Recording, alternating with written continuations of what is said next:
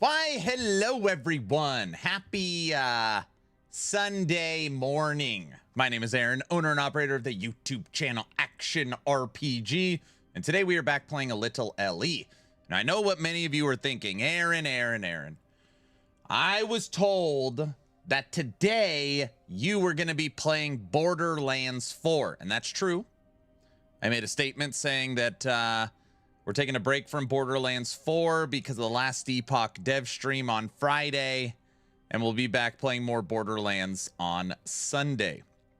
Now, the truth of the matter is, my 10-year-old had some nightmares last night, and I ended up not sleeping in my own bed, and I'm freaking tired, and the thought of having to, like, pay attention, I don't want to pay attention and think, so I play the game that I know.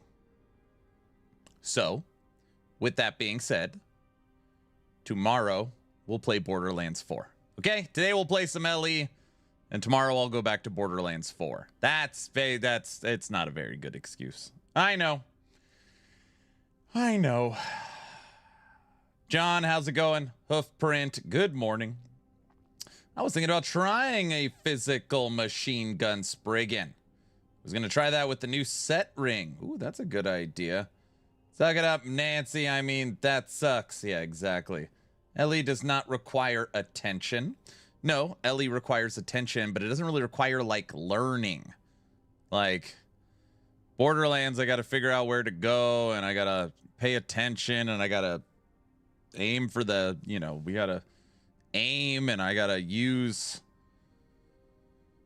lots of buttons, and a total of 4 sets. That's the plan, huh? 4 set physical machine gun Spriggan. I could see that.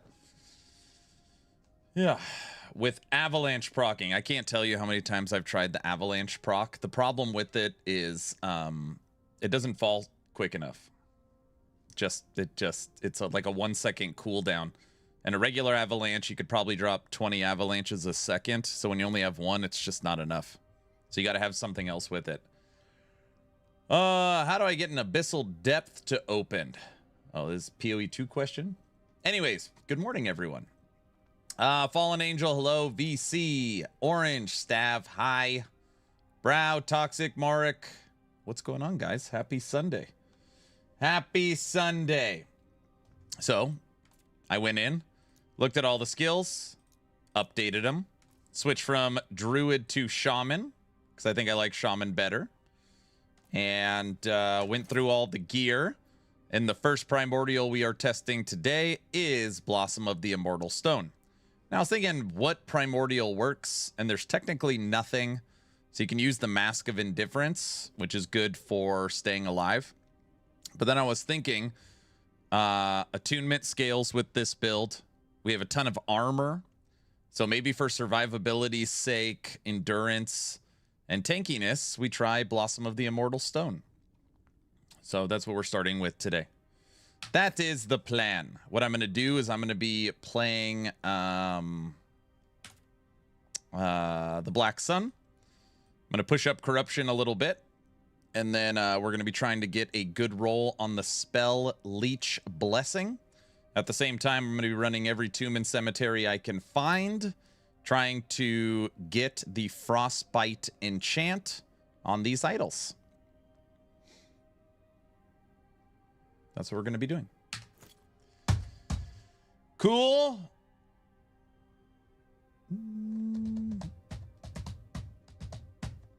Guilty says it's random. I've gotten maybe 4 or 5 in 28 hours of playtime. I think they're pretty rare. You're talking about in Abyss for PoE 2 when you get to go down. Oops, I forgot to make my Spriggan.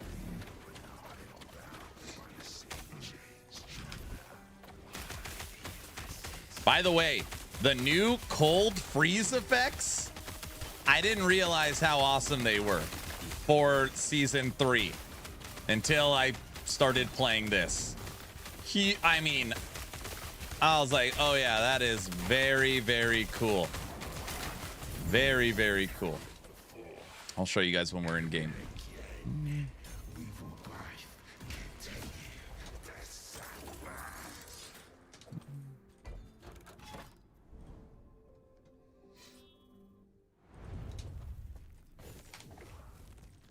We didn't have a 5th skill, so I had to take Summon Spriggan because we lost Entangling Roots.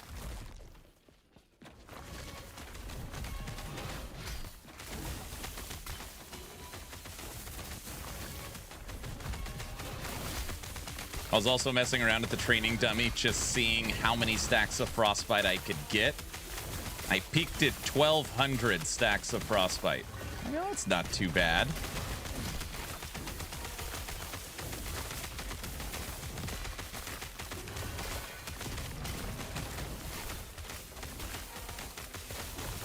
I have not played around with the Dragon Bow. I have not. Granted, if I was going to, I would use it for Shotgun Marksman. Right now, we're updating all the builds on actionrpg.com, and I am determined to finish Primalist and Acolyte before I move on.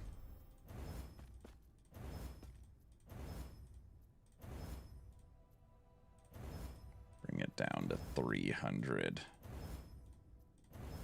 Okay, perfect. All right, so we're going to start at 300 corruption on this today. And again, we're just going to be grinding for a blessing and get some cemeteries. Granted, I don't... Maybe someone could... What's the new way to enchant idols? Didn't they add something where you could re-enchant idols really easily?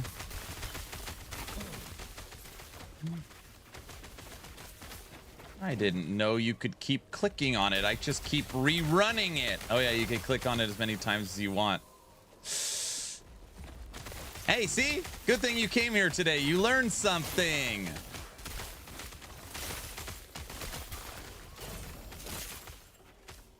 I didn't know you can re-click on it. That is pretty funny.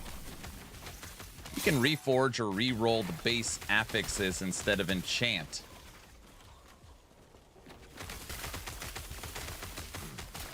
And reforge or re-roll the base affixes. Oh, the actual idle affixes? Oh, you can't. Oh, I thought you can. I thought there was a way to spend amber now to just infinitely re-roll the enchant.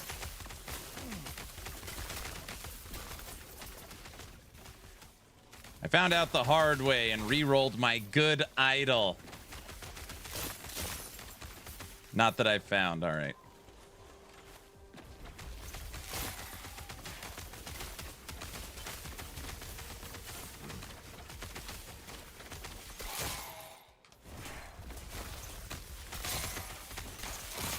Which Beastmaster is more fun to play? First off, I love your question. Thank you. I almost never get that question. I always get what's strongest, what has the fastest clear speed, what's done the most corruption. I almost never get the question, what's more fun? So thank you. Lightning Retaliation Wolves is a lot more fun. And they're cool looking. And you get a wolf pack, you know?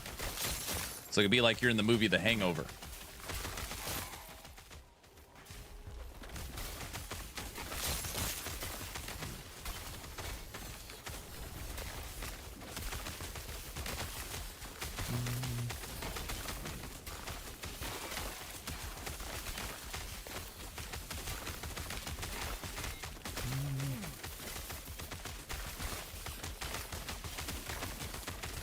Are drops active for what game? What do you mean?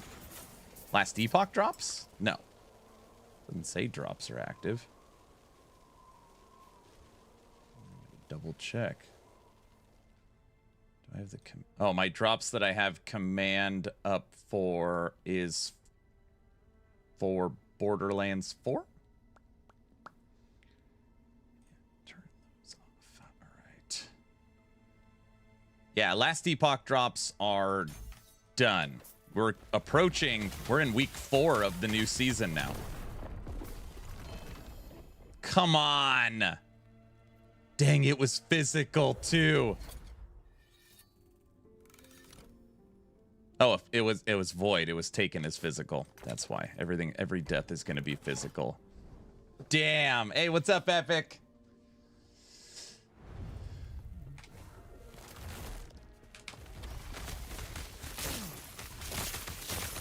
The fence. Believe it or not, there is no fence cam. There's no subathon going on, sir.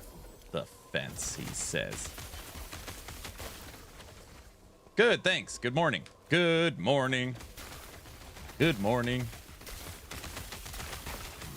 So you could re-roll the affix. You could re-roll, instead of the enchants, the actual affixes of the idol. That is quite interesting.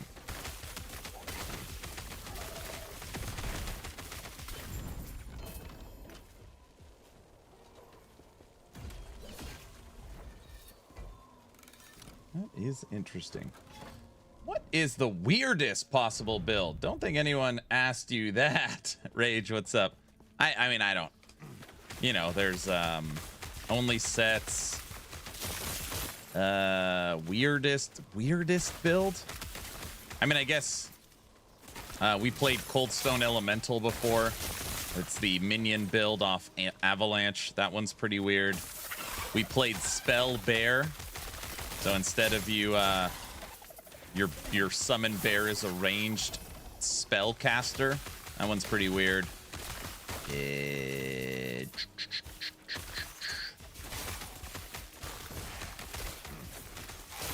Got my first T7 enchanted idol affix. Nice. What's up, Shrimp?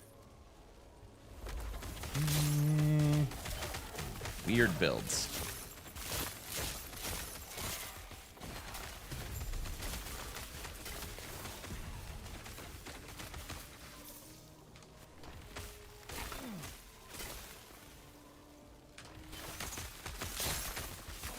You done that rogue that uses Acid Flask as the primary damage dealer yet? Wait, are you making a joke? Is that a joke, or are you... I can't tell anymore.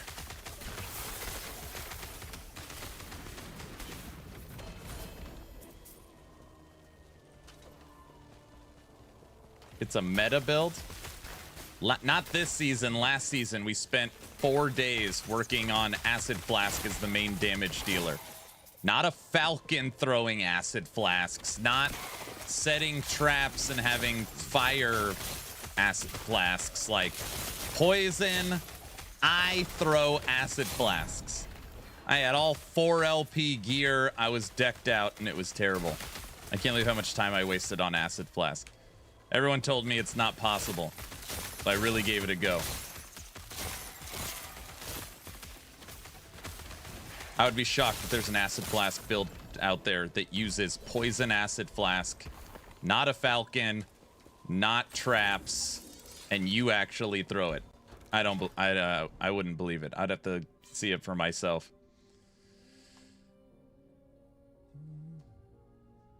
Oh. Fun subathon story. The time it took for the last one to end, someone made a cover of my subathon song and used it for their subathon. No crap. No, you can't boost avalanche fall rate. If you're talking about on the set. Teddy, good morning, sir. Hello. This is a Frostbite build.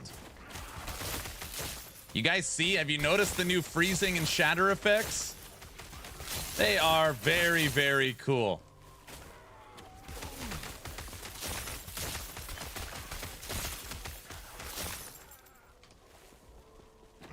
Good morning. Aaron, well, you are the guy to see about the uniques. Far out builds. Yeah, I mean, I know people are always like, you know, Aaron, you should probably follow because you're in this is your job. I have no idea what people are playing, or I don't watch other build makers, you know. It's like, dude, did you see the... No, I mean, I would say 95% of the time, if that's the question, Aaron, did you see this build? The answer is no. I am streaming, making YouTube videos, working on the website, or I'm spending time with my family. That's about it.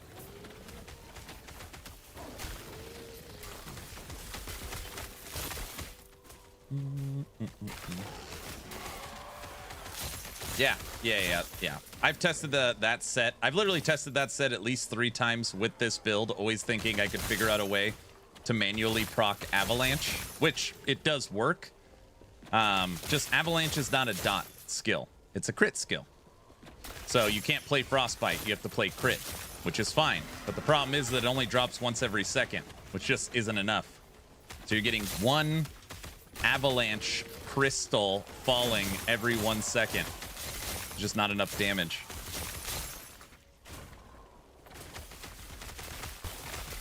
And you... Nope. Set items cannot have LP. Nope.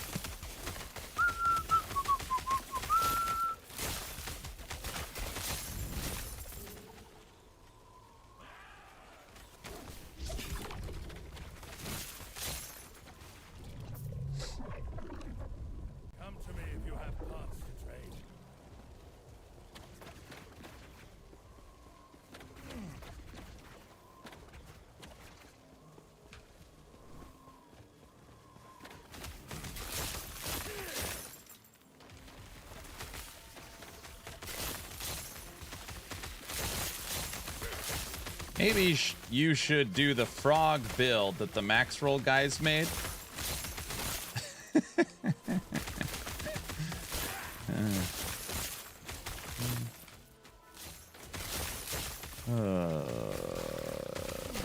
Ba-da-rum-bum-bum.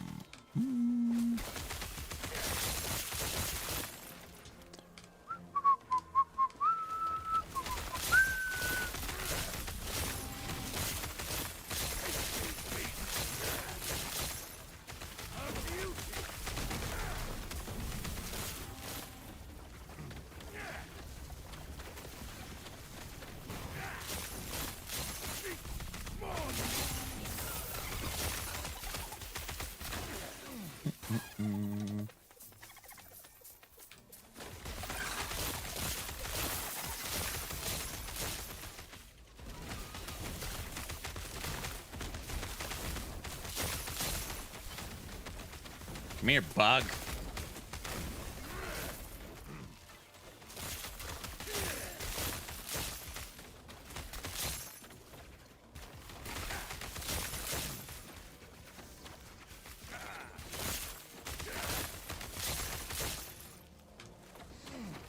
I combined my Spriggan build with Tornado to make Storm Bolts, and the main DPS worked for Aberoth so far.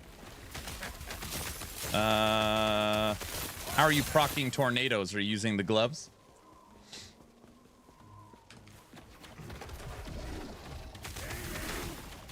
Either that or you have to use multiple forms, which we're not going to do. Then you have to keep going in and out of human form, which the playstyle, I don't like that playstyle.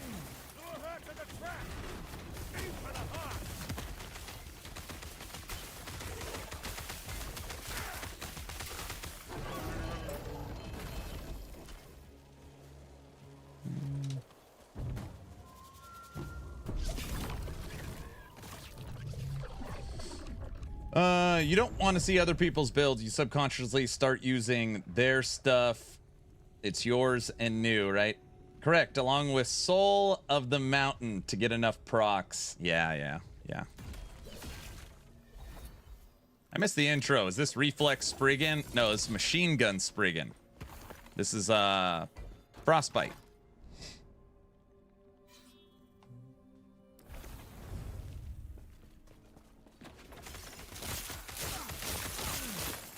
You guys see the new shatter effect? See all the enemies freeze and it like shows them in ice?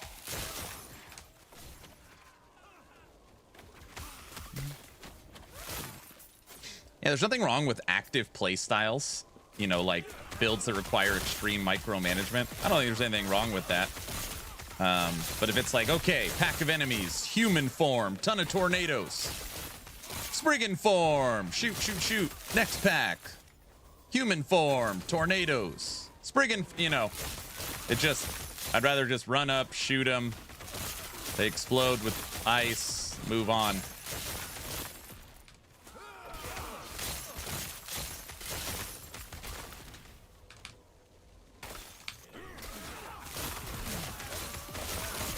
Yeah, that's why we're playing this actual Echo. You need to have Life Leech to offset it. So we're going to fight Rye to get the Spell Leech node.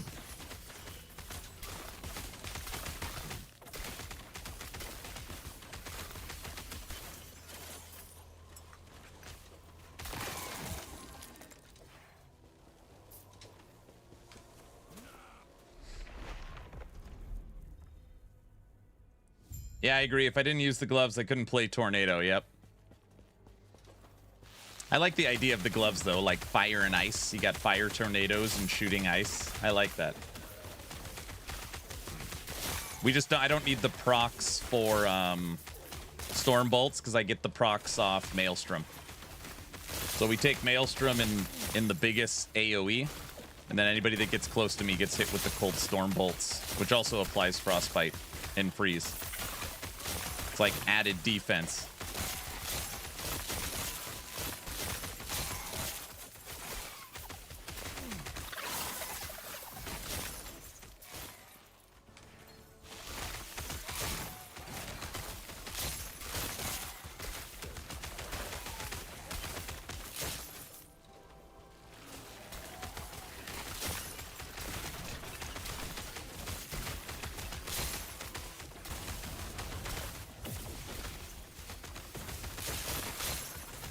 Back in maps again after my Totem Warrior was destroyed in survivability.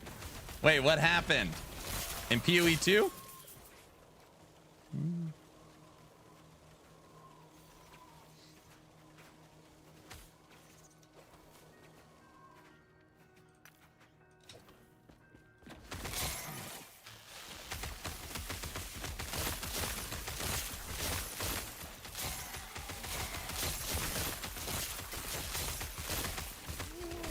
Didn't they say next update we'll have more Uber fights? Nope. I can say with complete certainty, the only thing I know about Season 4 is we will either get a Shaman or Rogue skill. That's it. I couldn't even guess. I have no idea. The fact that we did, I mean, I guess, sorry, said stupid. Yes, of course I could guess. The fact that we didn't get a new boss this season would lead me to believe that we're getting a new boss next season. But that's just me. Yeah, they haven't said anything.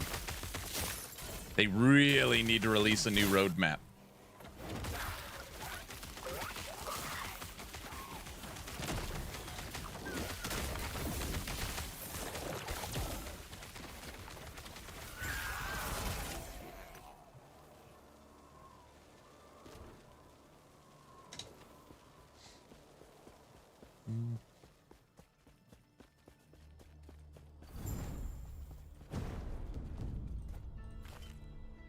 You can reforge the idol. I see. I get it.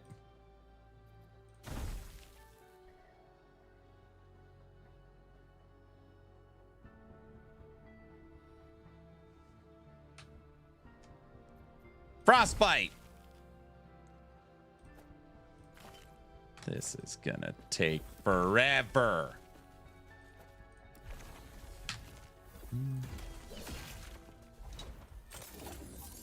Yeah, PoE 2, one of the supports I was using was bugged apparently, and I went from T15 maps in survivability down to T8. Oh yeah, that's busted.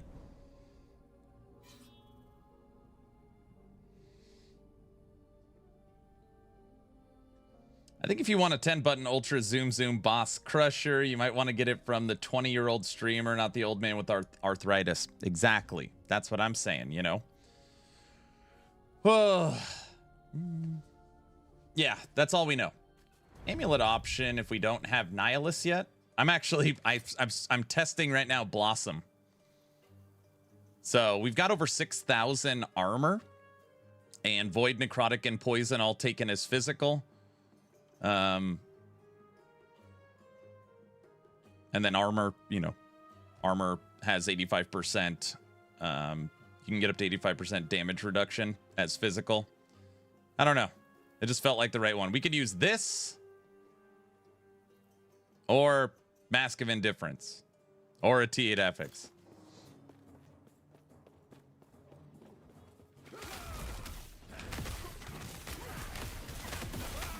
Use Evolution's End instead of Nihilus. Wait, why?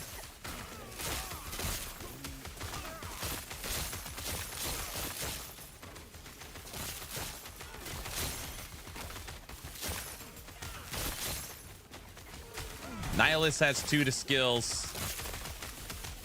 Oh, I'm sorry. You're saying until you get Nihilus. I thought you were saying Evolution's End's better than Nihilus. Like, what? Yeah.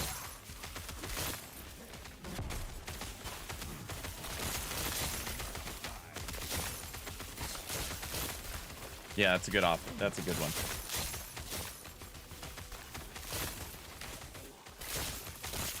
Do you not like Soul of the Mountain? It's just a different build. If you go Soul of the Mountain, you switch out all of your damage over time for attunement. I think it's more of a crit build over a dot build. This build, you don't need attunement. This is a Frostbite build.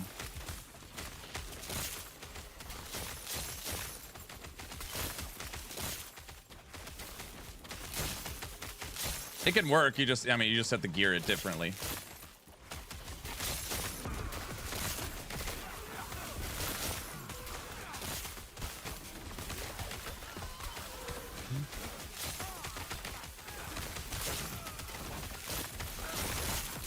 Aaron, how's it going? I got my bear mastered 84. Look at you. Progress. Progress.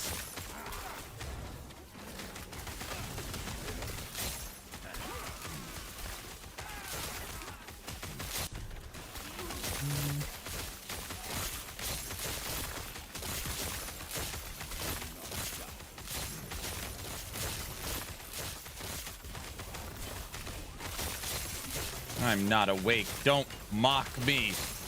Wake up, guilty.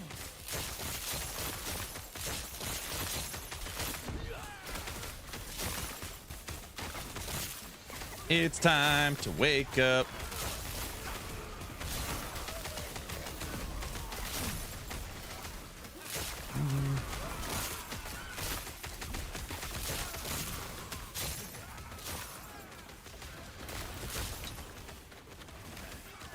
Get out of here, Firebird. Cool car. Dun, dun, dun. I'm just telling you that the Halvar set with Avalanche procking, I've tried it multiple times with this build. Even when we could build our own set, I tried it. And Avalanche just can't be your main damage dealer because it does not fall quick enough. That's all I'm saying. I'm not saying you can't make it happen. I'm just telling you in my experience, one Avalanche boulder falling once every second was not enough for sustain.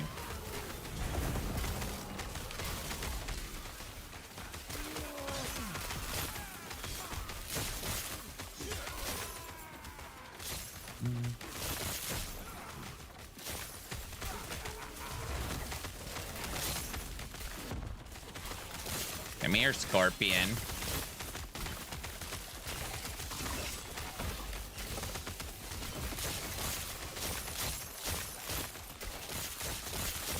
Freeze him. Attunement. Yes.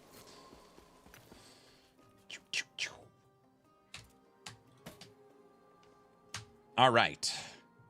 Freeze rate per stack of chill, 54. We want this in the 60s. And then attunement at 8. Bam. 61, 8. Oh my gosh. It kept the health at 12%. It rolled the attunement up 1, and it rolled the freeze rate at 61. Perfect. Perfect.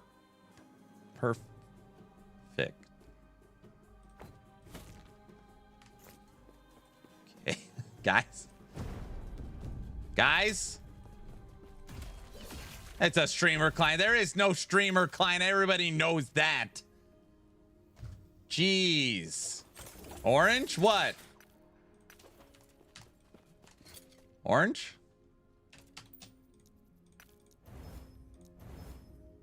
It is true I'm on the streamer client. That's not what I said. That's not what I said.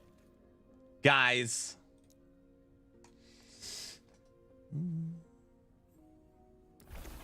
Guys.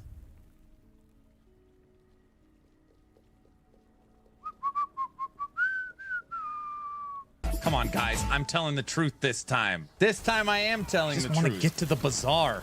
We're not going to the bazaar. All right.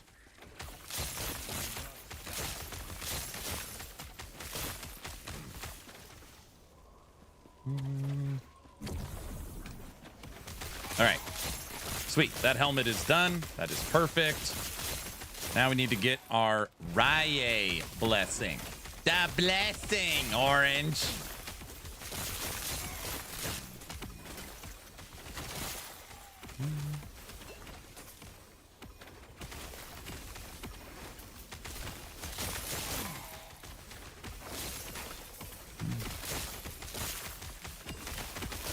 Ooh, I hear some thunder outside my window.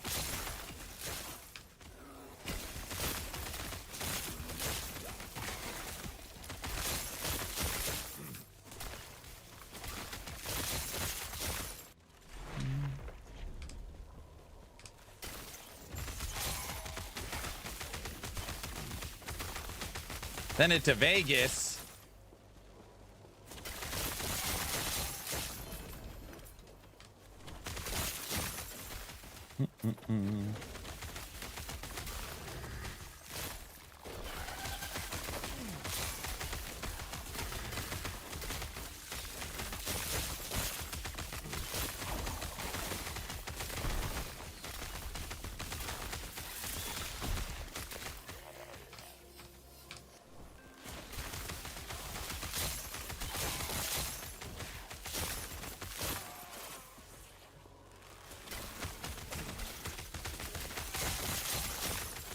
Good day, Aaron. I lost my ace off yesterday in the casino. Wait, are you being serious? What casino were you at? What were you playing?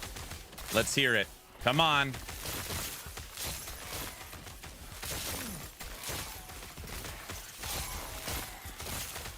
Or is the casino like a metaphor for like prophecies in last epoch or something?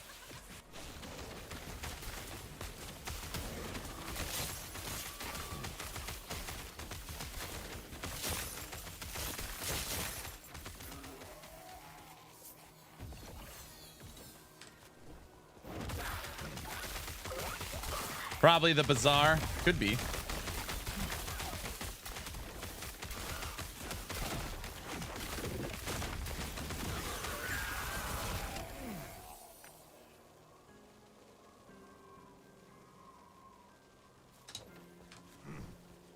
Derby City slots. Oh, you were playing slots. Well, I mean, you know they're the worst odds. Just work on one at a time. Frostbite. All right, increased damage over time. At least it's a workable one. Frostbite. Damage over time. All right. That works. I've never heard of this bazaar. Aaron, do you think you could do Uber Aberoth with this and be able to do 2,000 corruption? Be able to do 2,000 corruption. Oh, man. Oh.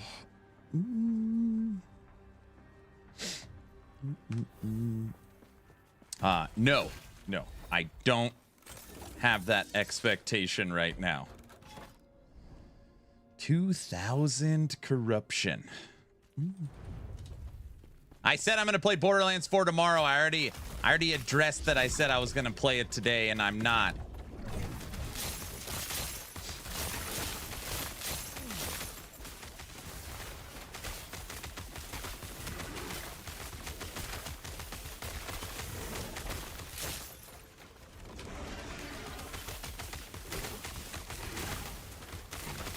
You're gonna buy Borderlands next month?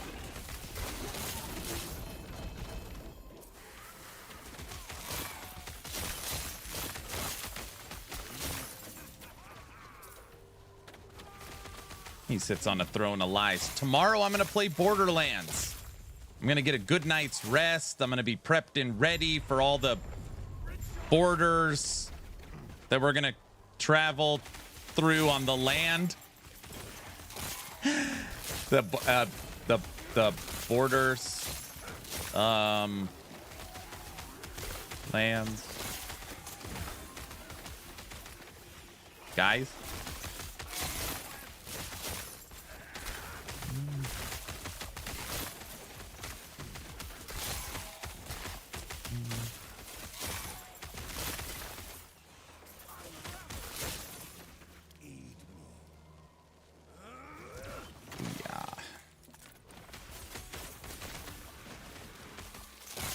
I'm annoyed I can't play it on my rig. Borderlands 4. So we had 6 crashes. Then they released a hot fix, and then we had no crashes.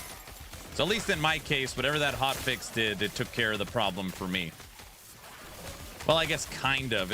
We were struggling to get a really smooth stream in, so we did have to mess with the settings and drop it to 1440 instead of 4K. To get like a clean stream, but we didn't have any crashes after we fixed it.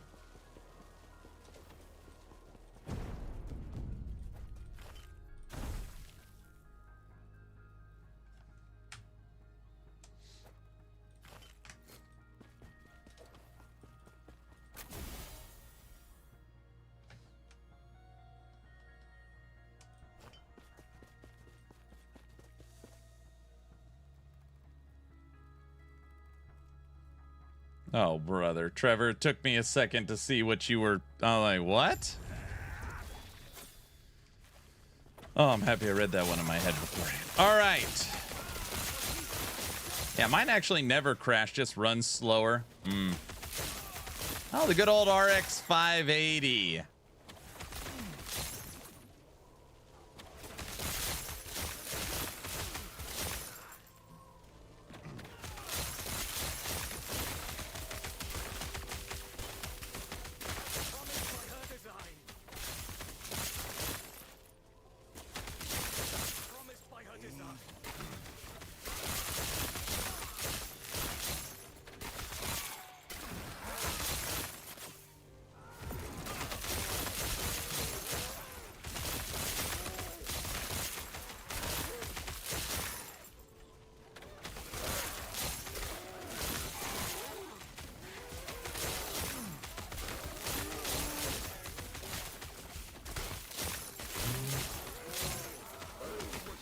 What's everybody doing today? Anybody got plans? Sunday fun day?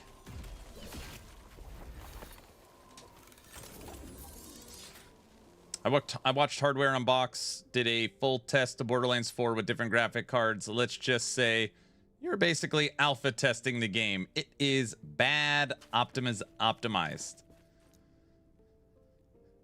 What? I mean, I don't know. For sure. Watching the cricket match, watching football. Where's your Rams jersey today? Surely you cannot be rooting for the Titans. Me and my brother were going to go to Nashville for Titans Rams today because he's a Rams fan and I'm a Titans fan. And then it ended up falling through. But, yeah, certainly I'm not rooting for them, you know. You know.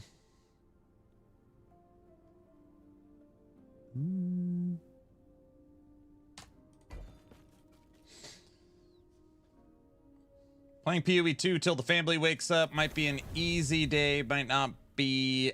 Wait. Might be easy day, might not be, since my sister-in-law is in labor. If baby comes day gets crazy. That is for sure.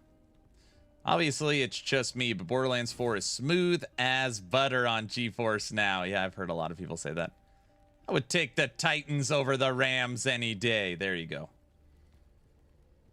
Watching a Pakistan-India cricket match, huh?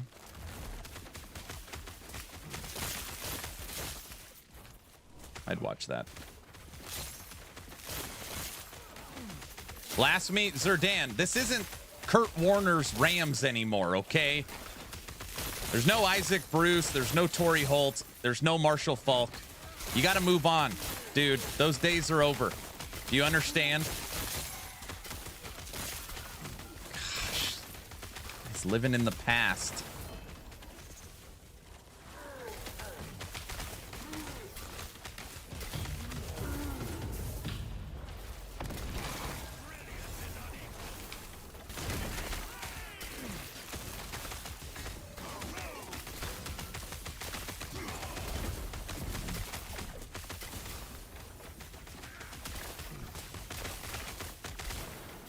I do miss those Rams days when I was younger, oh brother. I knew it.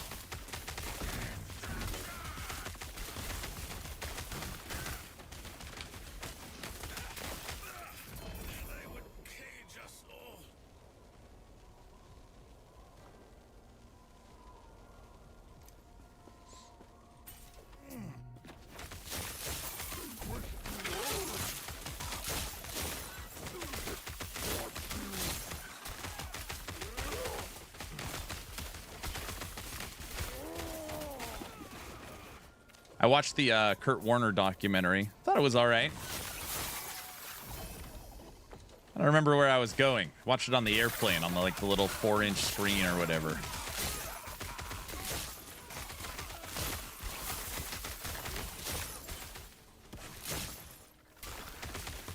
Aaron, I was wondering if you tried Sentinel this season. In your opinion, what is the strongest Sentinel build to push high corruption and Uber Obroth? I tried Judgment, but I can't get the Generator Spender playstyle. Yeah, it's not my favorite either. I have played 2 builds. Both of those builds are at 1500 plus corruption, and they are both very strong. And the only thing, I have not played any Forge Guard or any Paladin. I've only played Void Knight. And for Void Knight, it is Echo Rive and Echo Warpath. They are both incredibly strong and broken. They're very good. They are very good. Both are capable of beating Uber Aberoth if you spend the time to gear it correctly. And, yeah.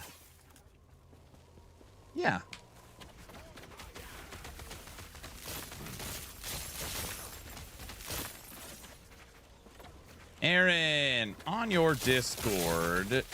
Wait, Aaron, on your Discord, in general chat, I sent you a link you need to check out. All right, copy that.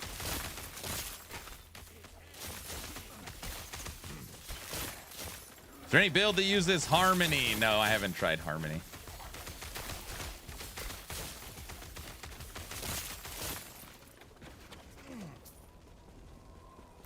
Is it possible to really get to 1,000 corruption on a season? Yeah.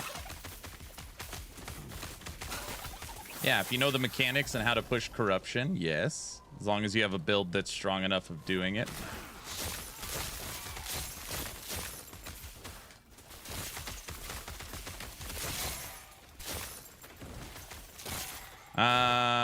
So if you go to actionrpg.com and you go to Void Knight, those are both the builds that are getting updated. I've already tested them, and they're getting updated on the website, so you could start there. And they're just small tweaks and changes from the existing. They were both over 1,500 corruption last season, and now we're adding in the primordials. Damn, I need more farming them. Ice Cloud, most people just don't know how to do it. So this is my boot camp series, building corruption. If you watch this, I made this for season 2. It'll teach you how to push corruption very efficiently and quickly. Just know that there is only one thing out of date on that video. On that video, I teach you how to use the Glyph of Envy, which is how you used to build corruption or stability. You no longer use that. You now use the temporal keystones. So other than envies are now temporal keystones. That video will teach you how to do it.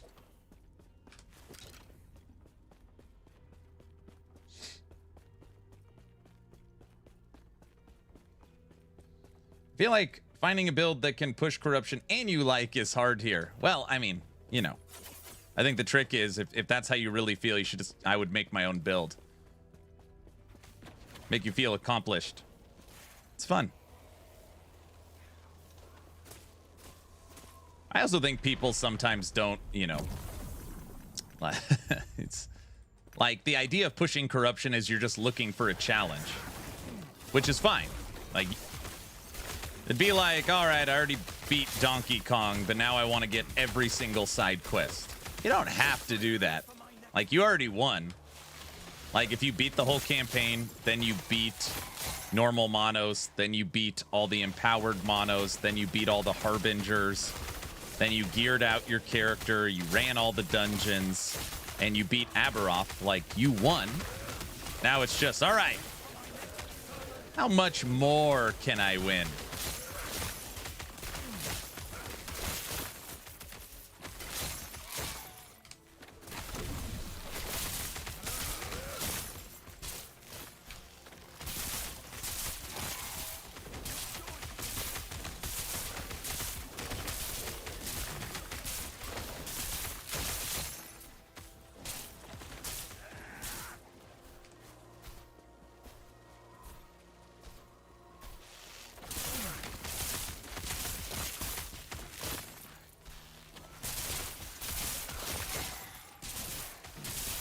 Pretty convenient that the temporal keystones can be used on the stability track. Oh my gosh.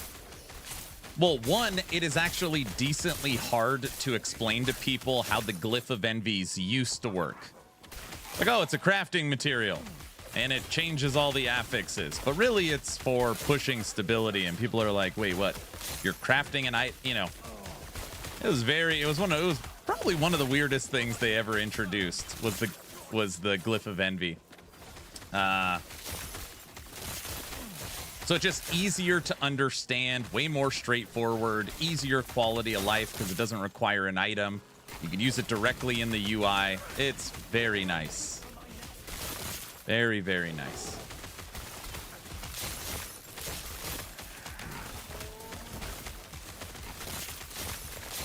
I think what's hard is that people that are maybe starting out and it's like, okay, I grind it out. I found a Shade of Orbis. What does it add? 8 corruption. All right, I killed it. I did it again. And I did it again. I did it again. It's like, how can anybody get to 1,000 corruption? This would take an eternity. And it's like, yes. If you did it that way, it would take an eternity. You're absolutely right.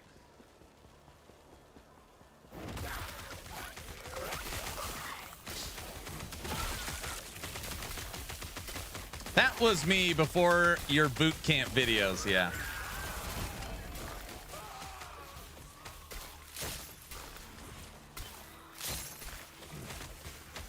Dude, I always look at these boots. I'm always like, what if?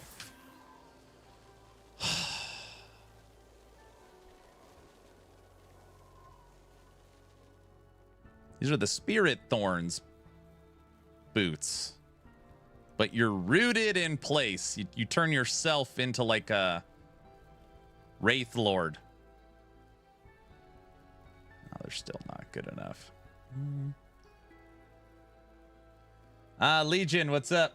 How are you doing today? What's going on? The Weaver beckons me, traveler.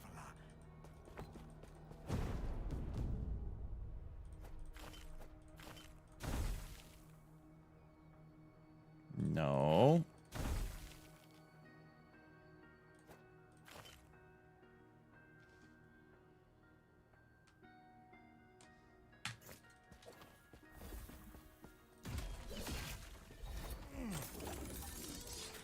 How could you scale a solo fire raptor?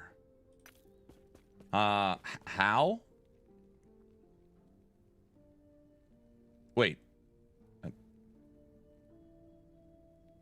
Well, I mean, just like how you would scale a bear or a saber-tooth, you would use this node, Loyalty, for 85% multiplicative damage, and you would use this node, Natural Bond, for 75% multiplicative damage.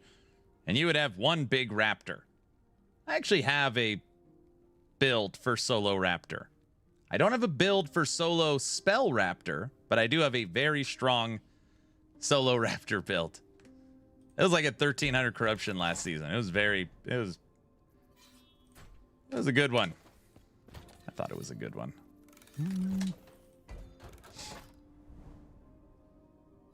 Trevor, I see you. I jump between streams just in case because we all know he has a lot of text to read on the chat screen. I could see it.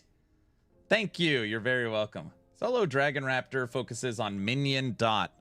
I don't know how you could possibly get enough hits on a single minion dot. I don't know how that's possible. All right, we are looking now. We're gonna fight Rye. We are looking for Spell Leech Blessing. The breath is huge damage, but how many stacks of dots? How many dot stacks can you get? I don't know. I'd have to look at it.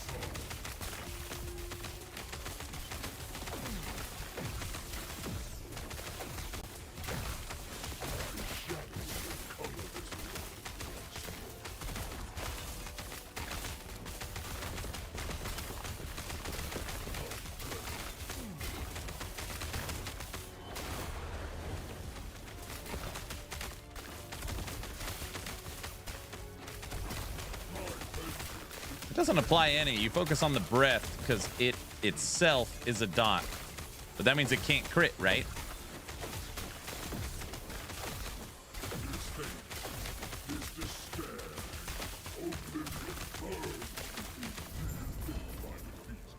And purple. Not that purple. Ugh. Don't like Rye. Yep, no crit. Like disintegrate. All right, I get it.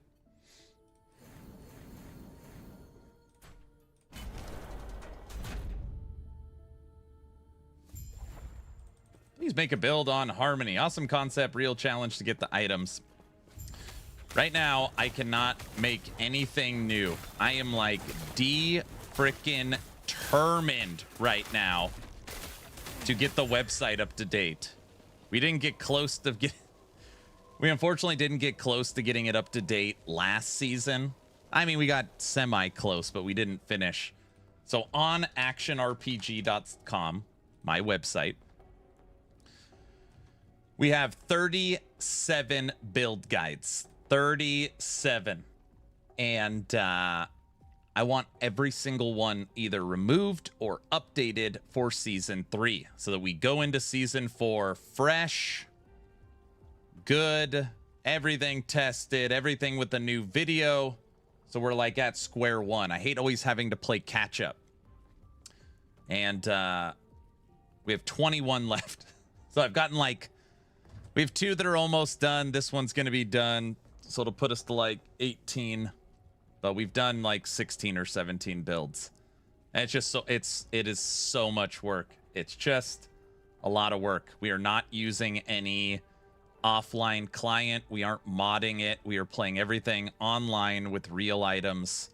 And it just takes a decent amount of time to get everything tested and done. So I can't, basically what I'm saying is last season it's like 3 days. Literally 30 hours of gameplay on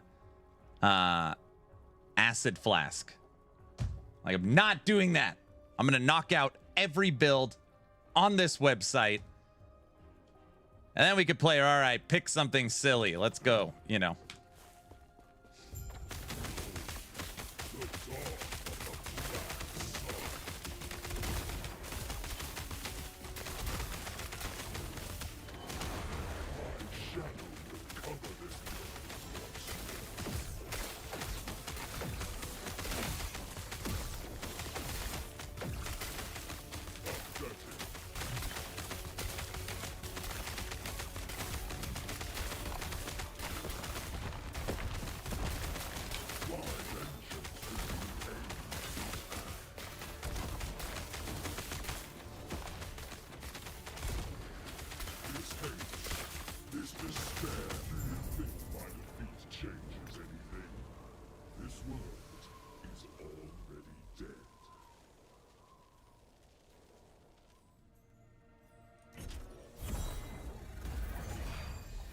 This build looks fun. It is fun.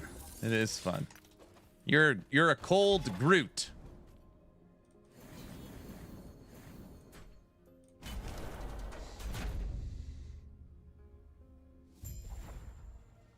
Aaron will get her done. That's the plan. It's not fun. It's cold. That's right.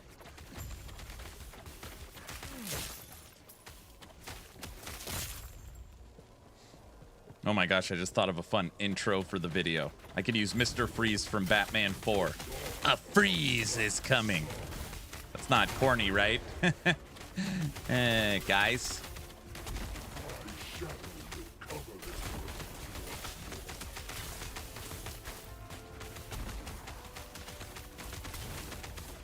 Yeah, I always make a build guide for Machine Gun Spriggan.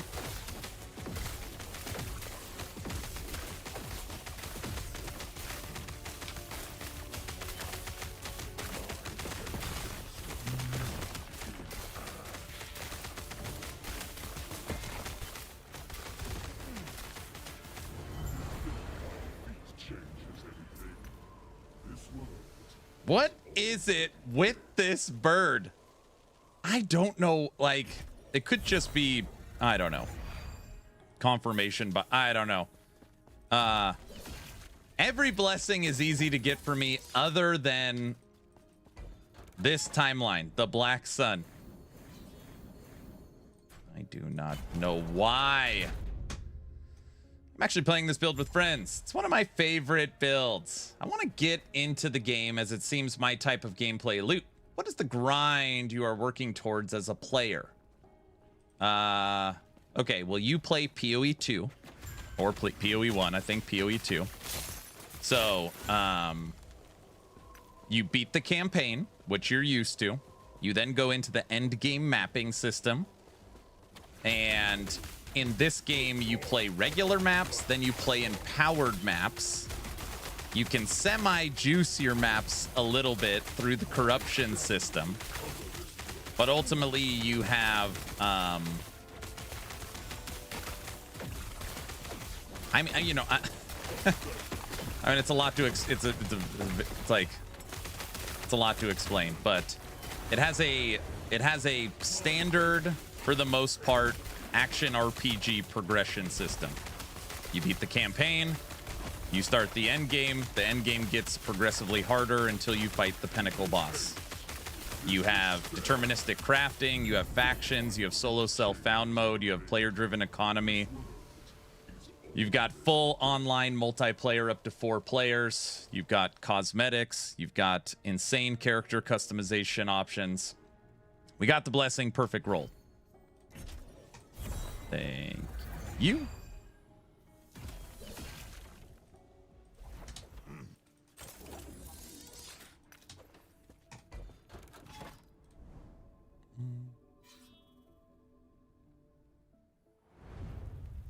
Do you happen to know a faster gold farming method than Lostwood Folly surrounded by 5 lost temples? I don't use any of those strategies. I make all my gold in the bazaar, so I could not help you there.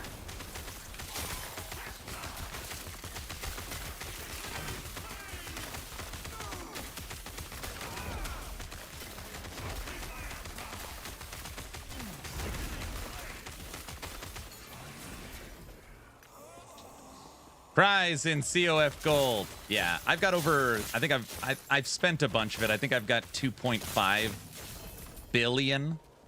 I believe I have 2.5 billion gold right now.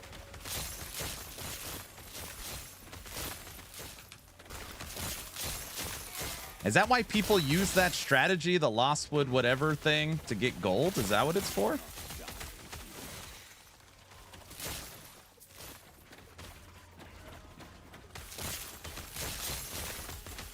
Be honest. Okay, why would I not be honest? Is there a viable endgame for Paladin Forge Guard shield throw? I've been trying to make it work and hit a wall. I think I had 1,000 corruption. I think I hit 1,000 corruption on my shield throw Forge Guard last season. We spent a lot of time on that build. Dude, I gotta update. That's on the list of updates too. I played a lot of that one. I'm hoping it's not a big update. For Amber as well? I see. Yep, for the gold shrines. How interesting.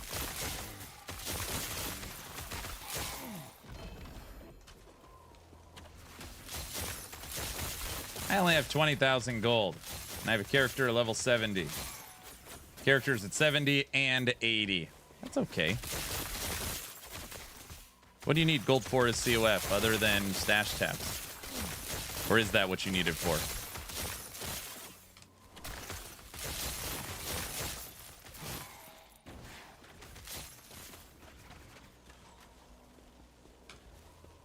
More stash tabs. Yeah, stash tabs. Respecking costs. Oh, like when you're done with one character, you want to flip to a different mastery. So you need 1,000,000 gold to flip it. I could see that.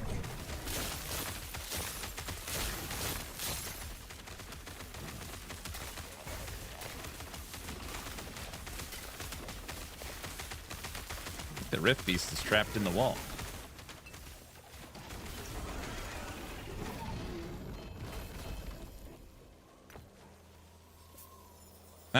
Butcher's crown dropped.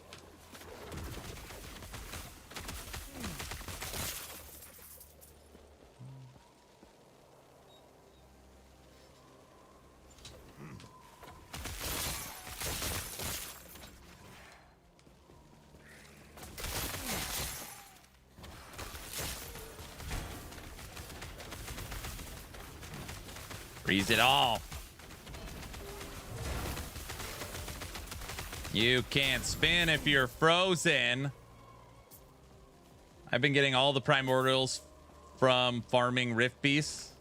I mean, anytime I see a Rift Beast, I'll fight it. That one just dropped one. Mid-roll, bad roll, mid-roll. Butcher's crown.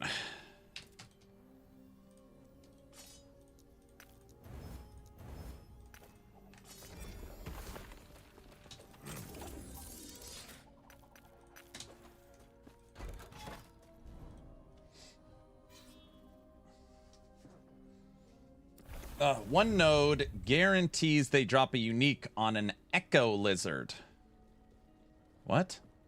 Lower right of the Weaver tree. The lizard's always dropping helps. It just started last night. Lots of uniques to sell will hopefully help. I think I always take the lizards. I don't know what I have. Yeah, I got all the lizard nodes.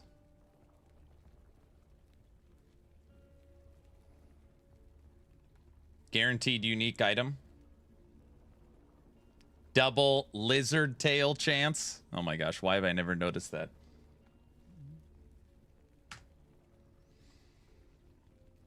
There are 2 maps north of the garden. You get to swap back and forth, and there's rifts in each map 90% of the time. So someone already found a hack for it. Of course. And it's being abused. Of course. Of course. Oh my gosh. So funny. Of course.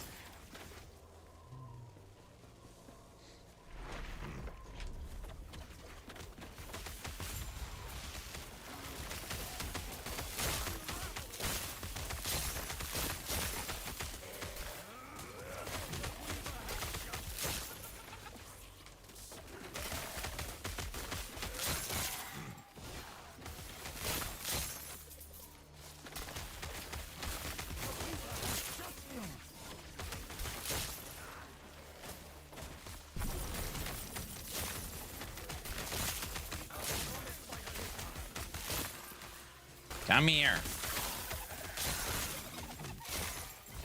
I swear, every time I hear about something in LE, it's about abused mechanic all the time. I don't know who's spreading this stuff. Almost every day I stream, it's like, dude, you're not doing the XYZ thing. I'm like, what are you talking about? Oh, all you got to do is the XYZ.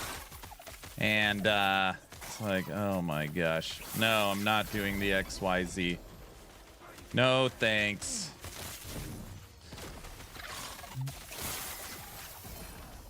I mean, I guess most of the stuff's on Reddit. I don't know if that's true, but I'm not on the last Epoch subreddit.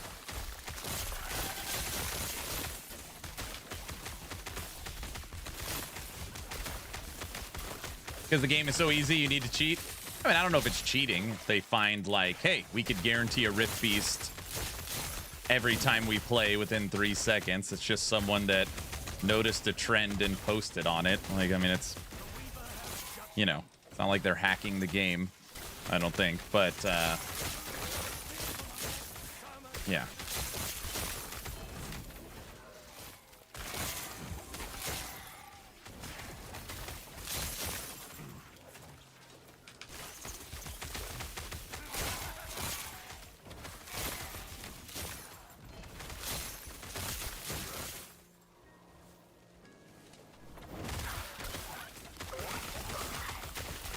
Die, you woven firstborn.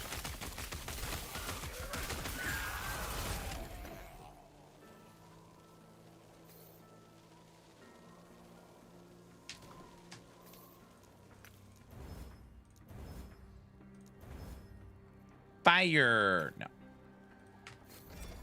It's kind of not, it's not cheating. It's kind of like being on the streamer client. Okay, listen, the streamer client I earned. You know what I mean? We are done. Jelly bean. Know what I mean, jelly bean? You hear that? It's not a very funny joke. Okay. That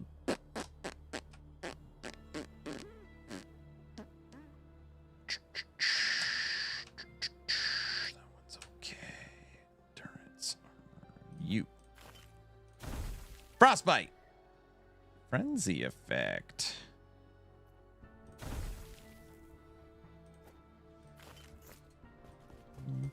You're back from outer space.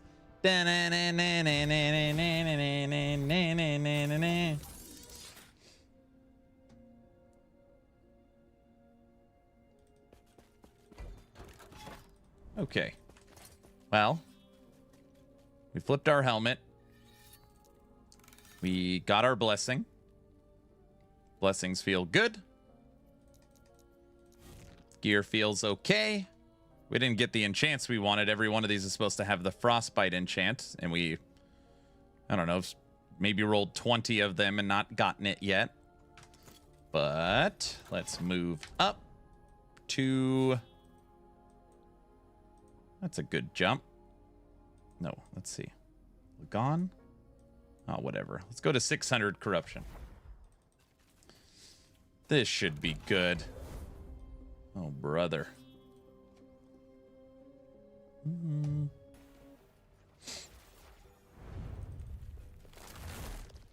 What's funny is that I don't even know what the anger's talking about. There's 2 maps north of the garden. Just swap back and forth.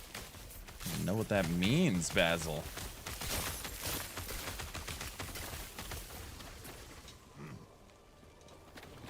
Hey, Vegas. What's up? Hello. We're blowing up icicle enemies.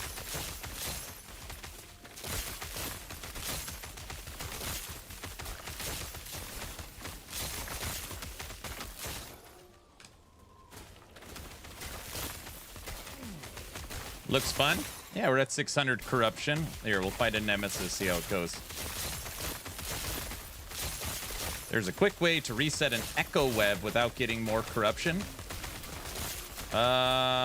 There's a woven echo. And you could fight a shade of Oribus and the corruption doesn't go up, right? Isn't that new?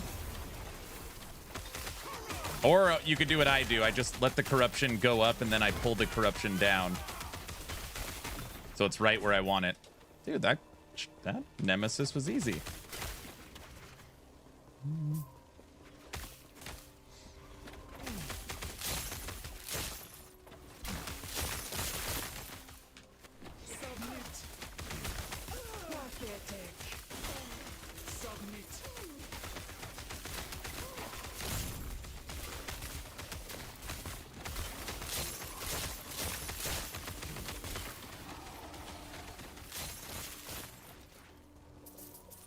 That feels pretty good.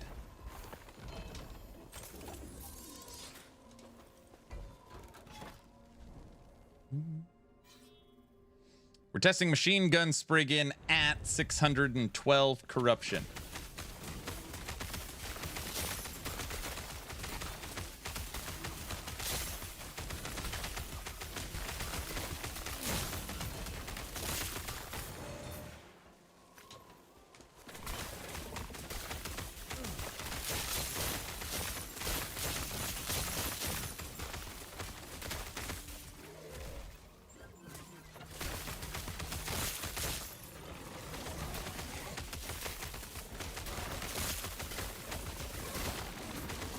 These guys make enemies around them not take as much damage. Take that.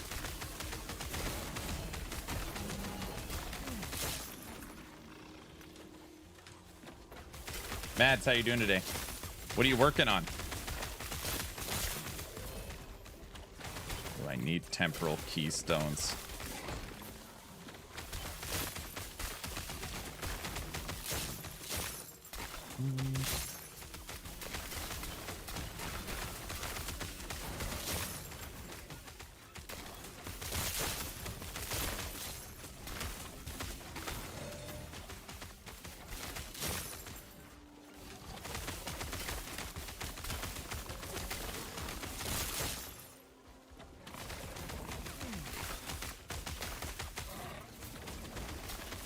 Hey, Brow, are you still out there? Trying to farm Shattered Worlds. I see.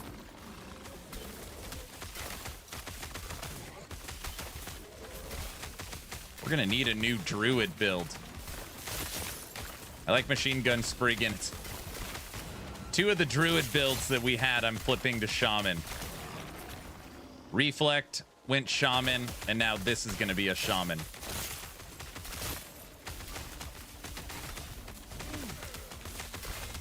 We need a new Druid build.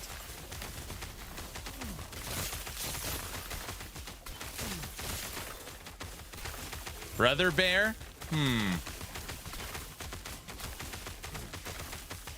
No, because the only current one we have is Werebear. We already have a Werebear build. So that would just be an update of the existing one. I don't know, I'm still upset about the Swarmblade situation.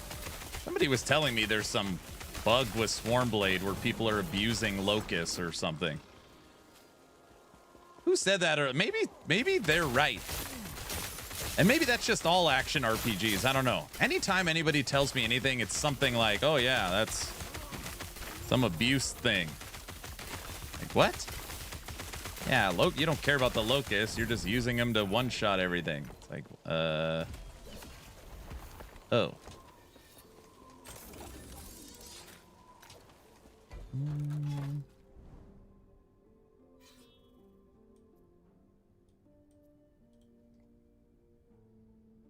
Yeah, that's the joke I was making. Hold on one second.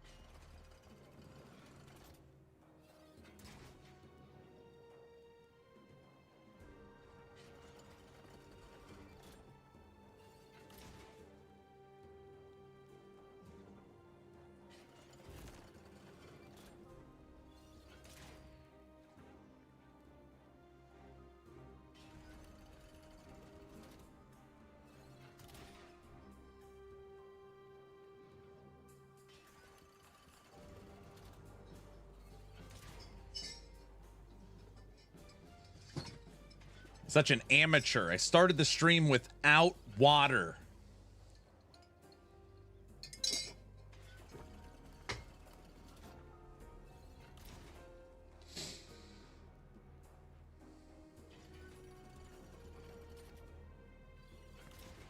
I'm seeing a Soulfire Relic, Fire-based Hungering Souls, and Curse of Perseverance, Hungering Souls fired sequentially, play well together on a Fire Warlock. That sounds fun.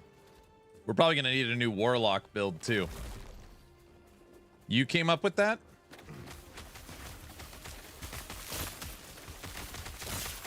So you're a fireball casting dark warlock?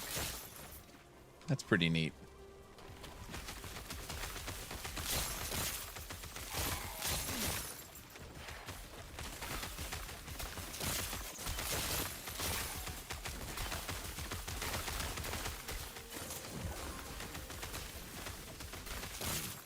Yeah, I have no idea if it's any good.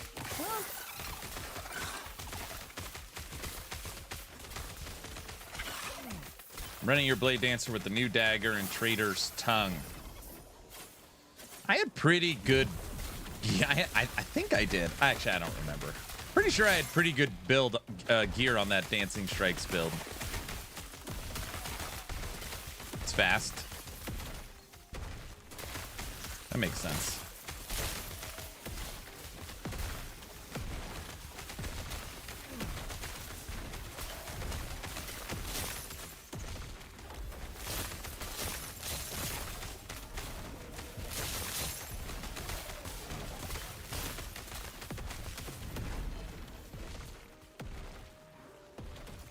Echo conquered.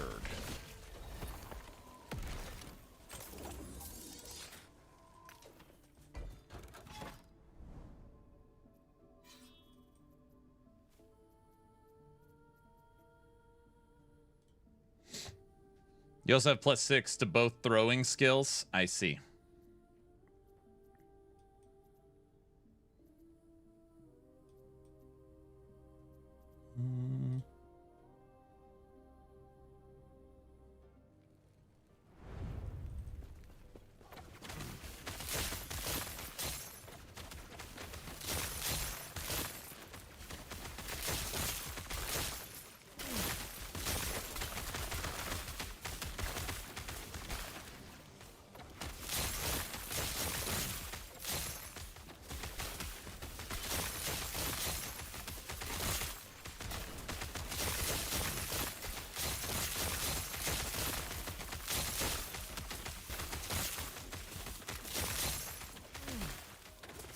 We had movie night Friday night. It was a lot of fun. We watched The Good, The Bad, and The Ugly.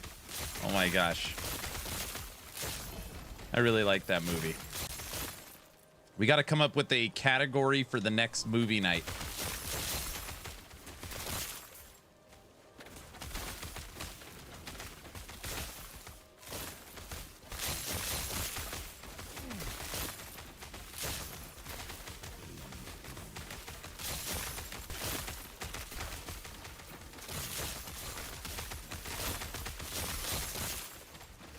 Time travel movies.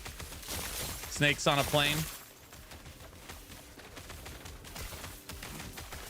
I've heard superhero. I've heard war or army movies. Brought up one last time. What was it?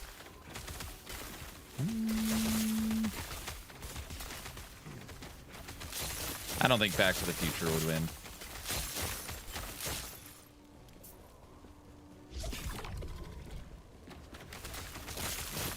Movies based on video games.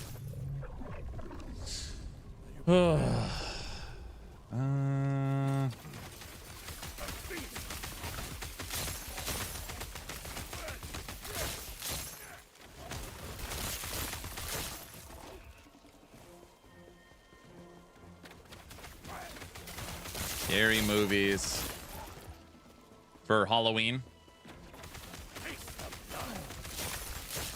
I mean, what are we in? September? That's actually probably what the next movie night should be. And we just categorize it as Halloween movies or scary movies.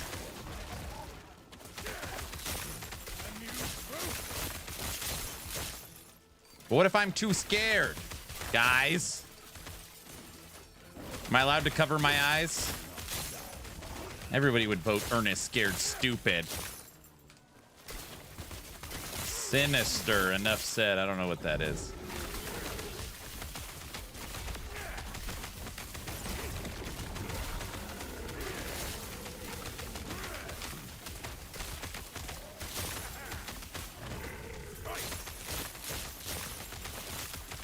Wifey will hold you.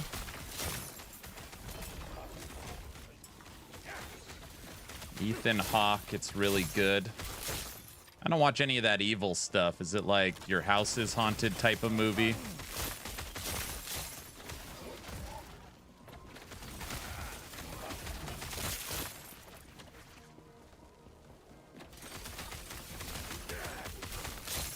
Yeah, you wouldn't like it. Yeah, I don't. Try not to invite that stuff into my house.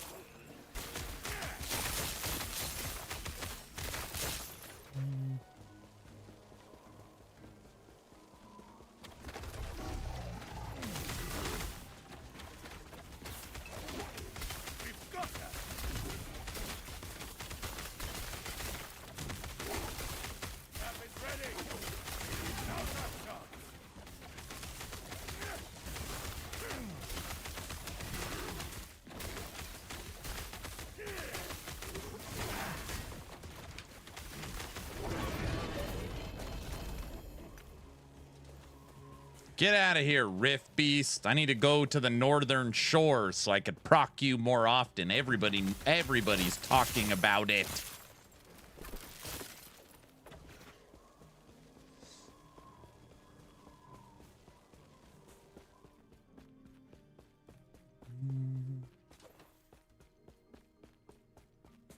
No video games as movies. The WoW movie will win. Is that what you want to watch? The WoW movie? It's okay. If that's what you want to watch, we can watch that one.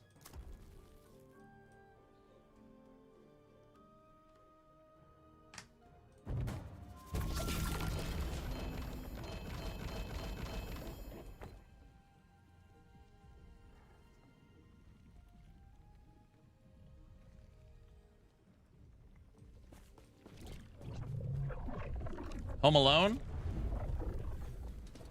I had a fun category. We were talking about it Friday. I was like, oh my gosh, that would be a great category. Even Guilty was like, yes, that's a good idea. And I can't remember what it was.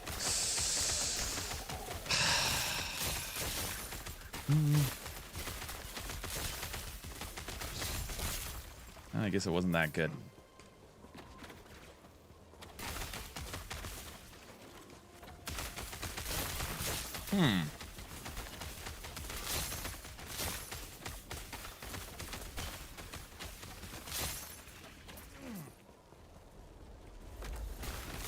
Trying to find a Frostbite build that could benefit from T8 freeze multiplier on a staff, Snowdrift. I think this could be a good candidate. Yeah.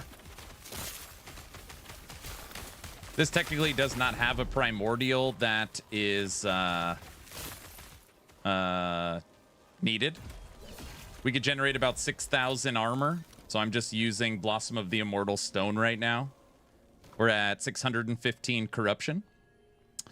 I'm using Frozen Ire. This is going to give us 300, a little over 300 freeze rate multiplier and cold, and 63 to base cold.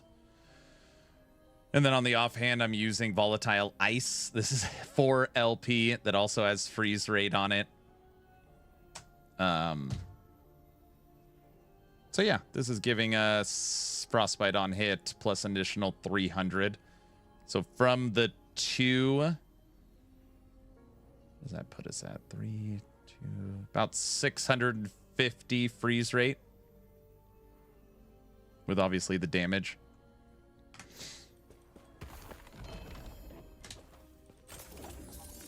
What? That's gotta be huge. What the hell is T8? Freeze rate on a staff. It's gotta be massive.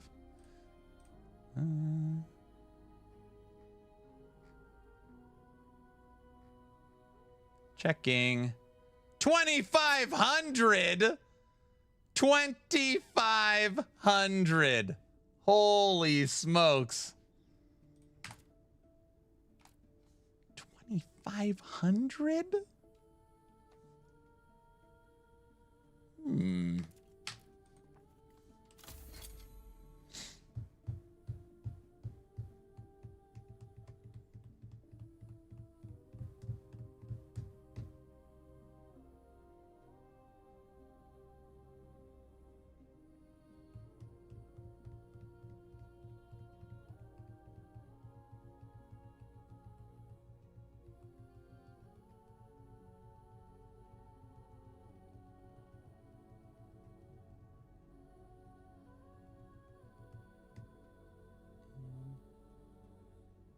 That's a lot. That is a lot. Kind of got me thinking a little bit.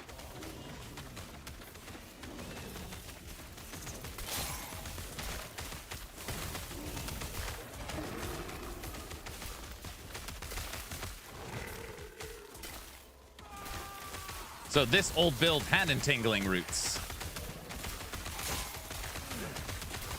You use Druid with entangling roots or Shaman with summon Spriggan, which I hate summon Spriggan, truth be told.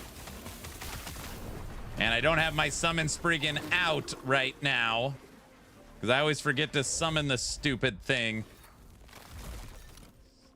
Summon Spriggan.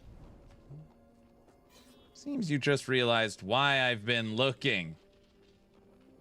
Actors outside of their stereotype, like Arnold doing a comedy. It'd be so difficult to come up with 25 movies. Oh, sorry, I'm not using a controller. I forgot. My bad. Can you show what you have imprinted? You broke the game. And I can't. The controller killed the game, medic. Killed it.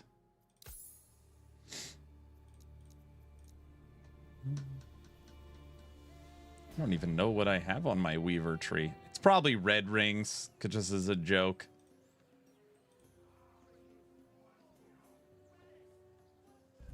That's what we've become? We're red ring people now? Oh man, I'm disappointed.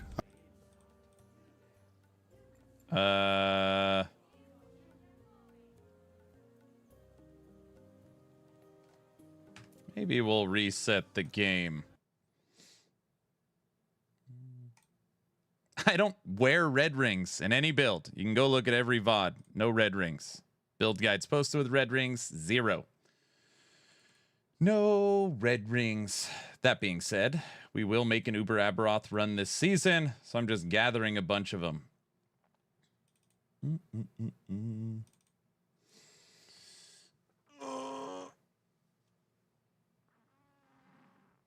Oh. 80s comedies.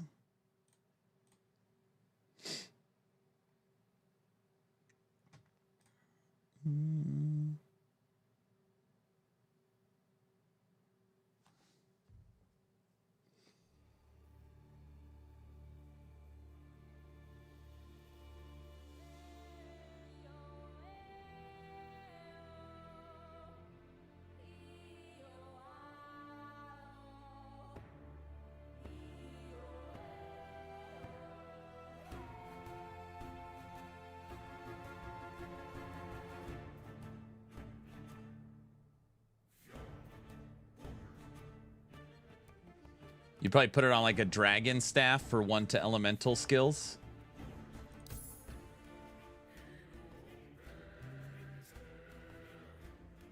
Bill Murray movies. What about Bob? I feel like Groundhog's Day would win.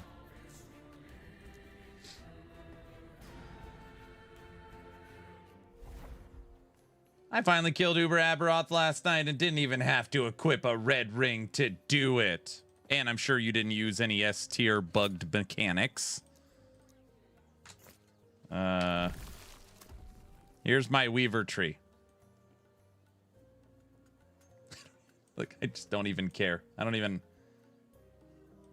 Oh, I mean, yeah, we got the...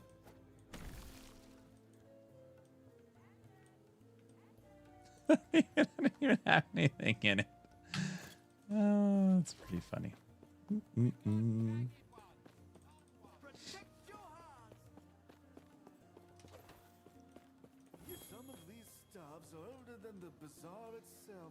Yes, yes, yes. I'm just gonna quickly look for something small.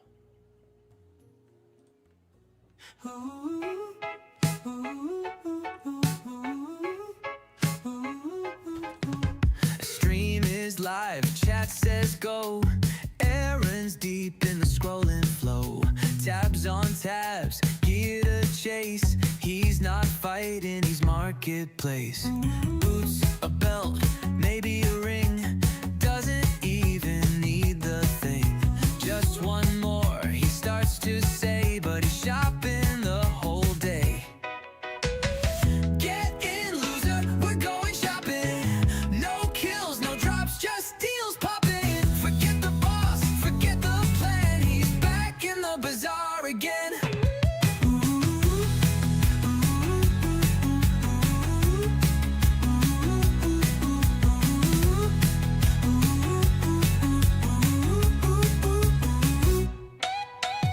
Echoes wait, but he won't run. Too busy chasing that perfect one. Chat says please, but there's no use. He's locked in hard on gear abuse. Clicking tabs and losing time. That stash tab life is feeling fine. Gameplay soon, nah my friend. It's scrolling, scroll to no end. Get in, loser, we're going shopping. No kills, no drops, just deals popping. Forget the boss, forget the plan. He's back in the bazaar again.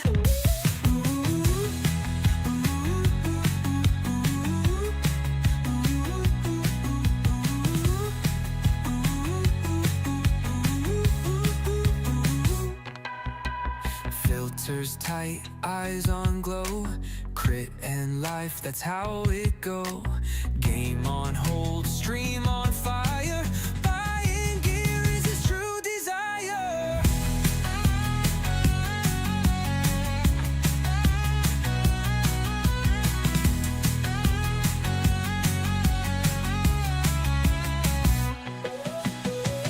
Get in, loser, we're going shopping. No kills, no drops, just deals popping. Forget the boss, forget the plan. He's back in the bazaar again.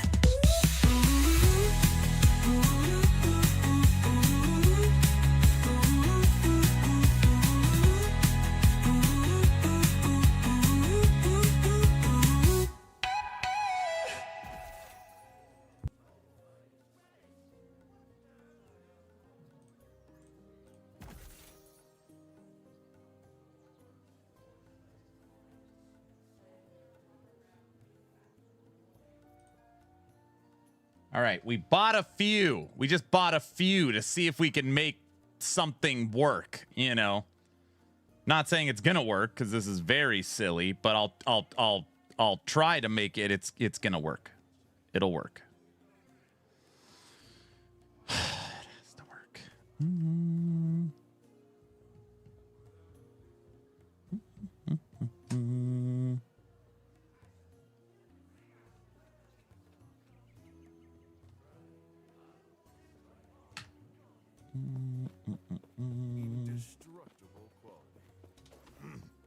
You like my Bazaar song?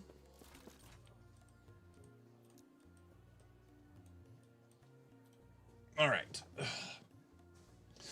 This is the funniest song ever. Wow, 1 billion gold. At one point I had 5 billion, but I spent too much of it. All right. No, I did not use gold duping. Blah, blah, blah, blah. You need to turn into something that doesn't suck. Ignite. Oh, that sucks. Next.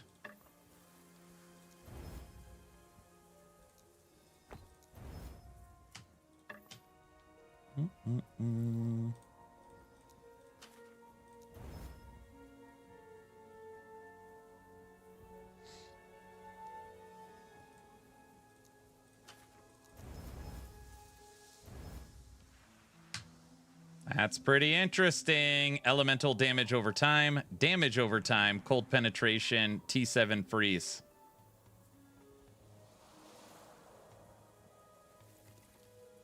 Doesn't have cast speed on it though, so that will be brutal, but that is an option.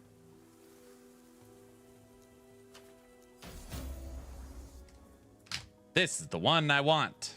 All we need is cast speed, cold penetration.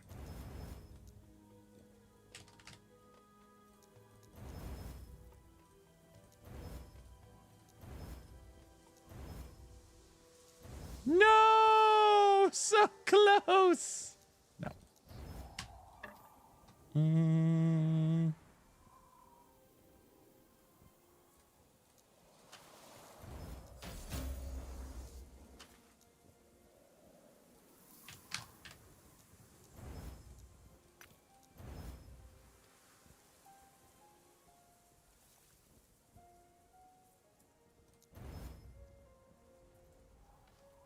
Holy moly.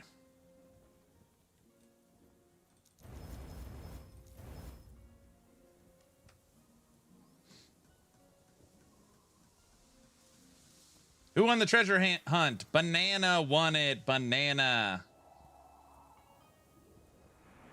$5 super chat. Thanks, Unicycle. April Fool's Day 2026. Dual red ring build. That's the April Fool's joke. I got to play red rings.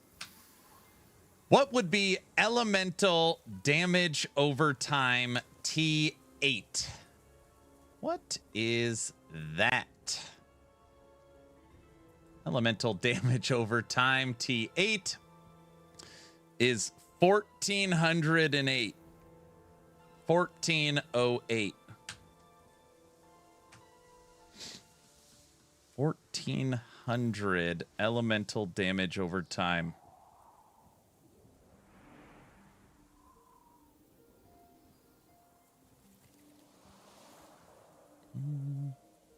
It's got 3 of, so we would seal with the T8 the elemental damage over time, and then the item would be done. So it'd be a 3 affix item.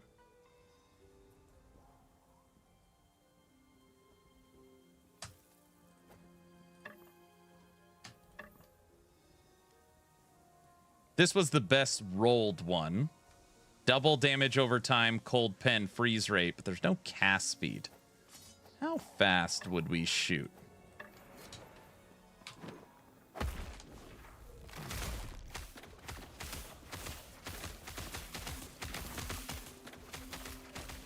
Pretty damn slow.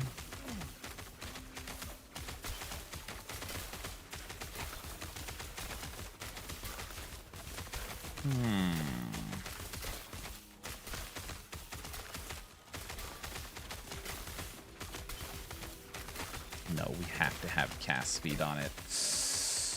Lions with 3 TDs.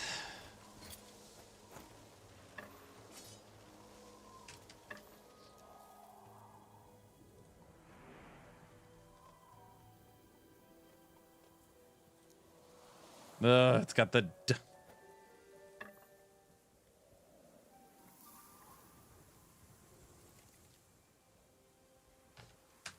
Man, that T6 and T7 is so nice looking.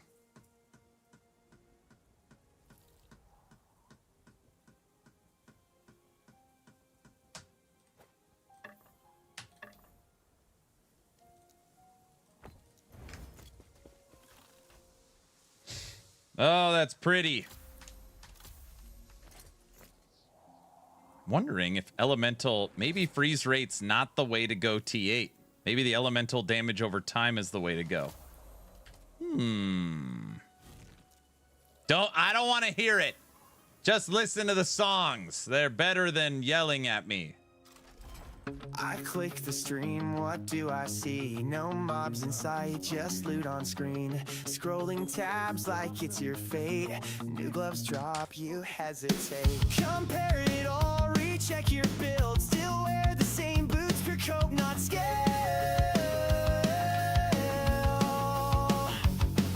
Stuck, re-rolling gear again. This ain't Endgame, it's just pretend. Every time I come in the stream, you're in the bazaar, chasing a dream.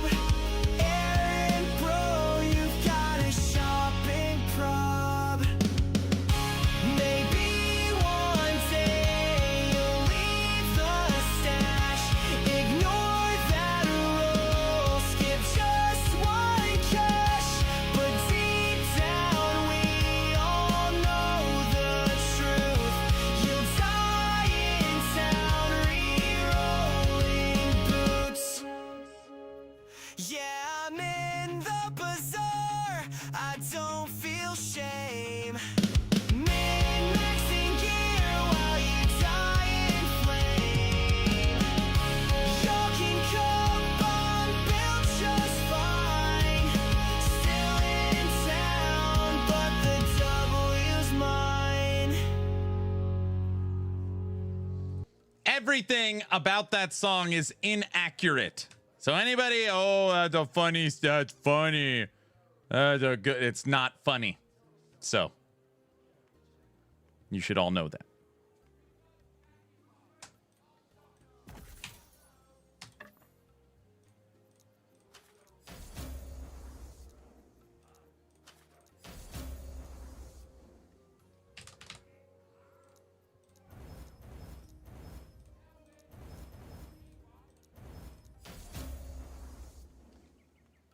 Holy smokes. Cast speed, freeze rate, cold penetration, elemental damage over time, T7.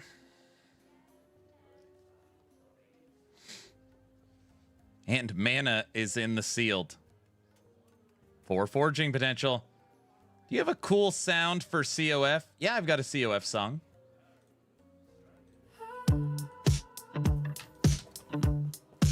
Propaganda? What?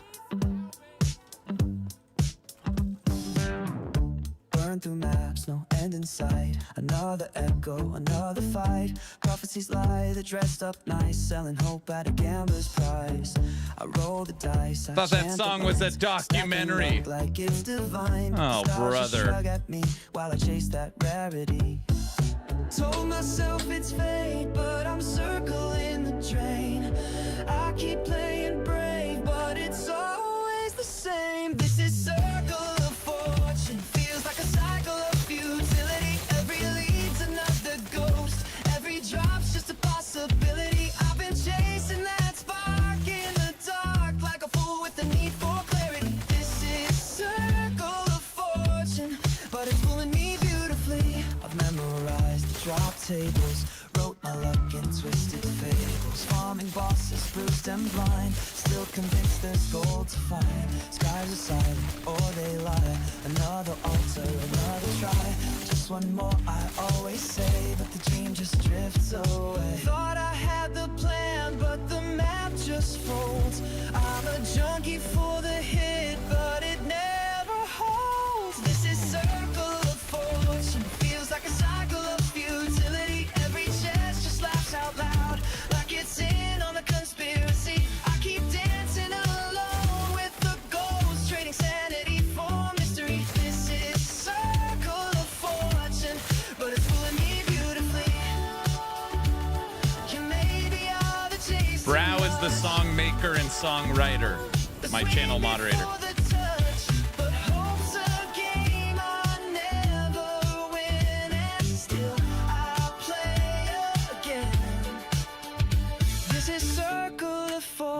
Feels like a cycle of futility. Every lead's another ghost, every drop's just a possibility. Still I chase that shimmer in the dark, cause maybe it was meant for me. This is circle of fortune, and it's killing me beautifully. You maybe I'll chase too much, a swing before the touch, but hope's a game I never win, and still I play again.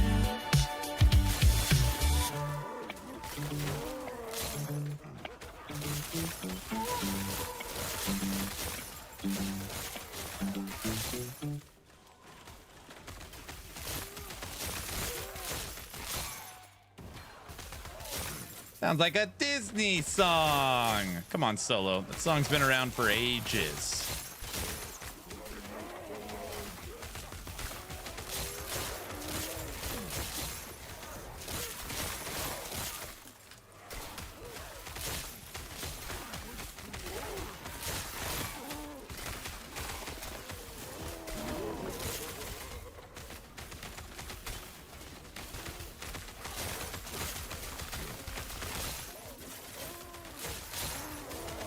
You must freeze.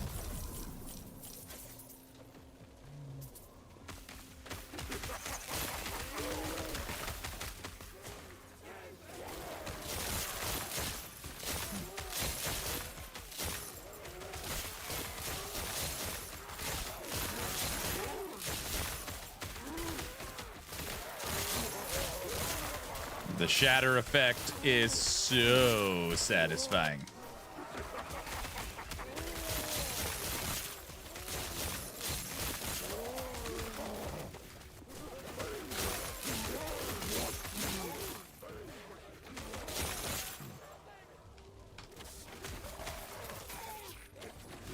Hey, we're gonna hit level 100 today. Not even paying attention.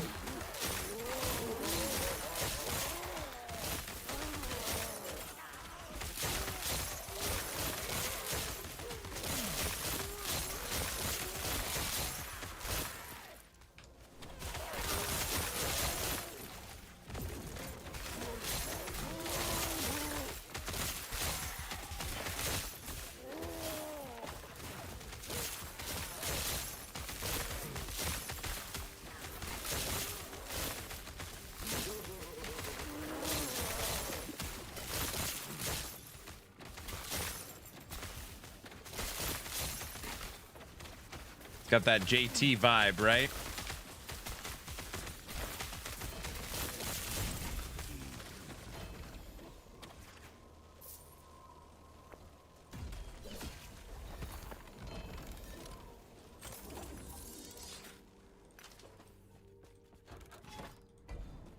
Edgy, it's not propaganda. It's not. Back to LE. We already prepping for season 4. Where's the pre-clock timer? I would say that currently speaking, I am currently sitting in a position of the least amount of knowledge I've ever had prior to a new season. I don't know what the theme is going to be. I don't know what the mechanic's going to be. I don't know what the new skill's going to be. I don't know because both roadmaps are no longer accurate. I actually have, I could guess. Sure, I could guess. I don't even know if they said December, but they also said they want to get away from PoE 2, which PoE 2 is already announced. Its next update is in December. So you would think logically they would push it to January, but I have no idea. They really need to get out a new roadmap. How high up corruption can you take it where freeze is still okay? I mean, we were just playing at 650. And if you really took that T8, I don't know, that would add 2400 freeze rate. 2800. And you'd get all that cold penetration with Frostbite through freeze rate. I don't know. So my current gear, at least 650.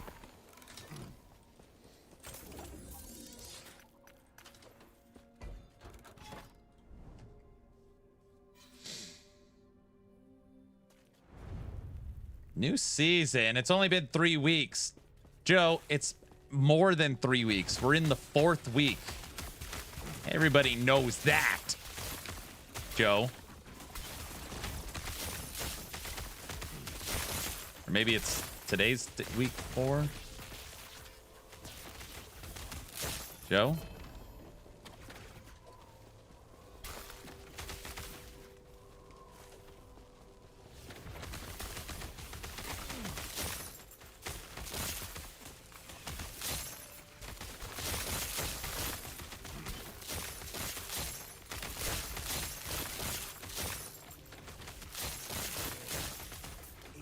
Where's the last point gonna go? Wait, what point?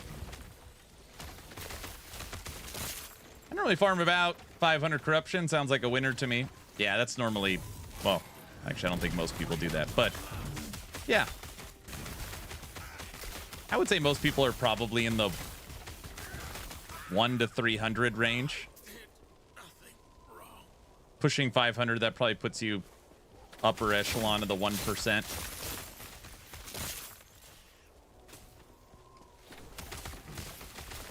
I love runes of Havoc, Redemption, and Refinement. I know the crafting's so good, right?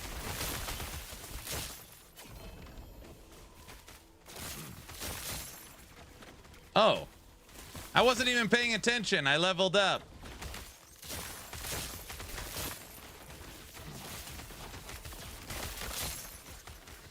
I'm at 1.7 thousand corruption on my mage. Yeah, but you're probably playing some, you know, some like S tier broken thing, you know?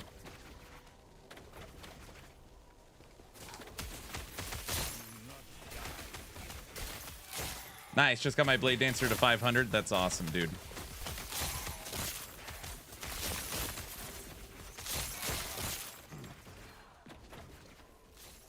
Yes, yeah.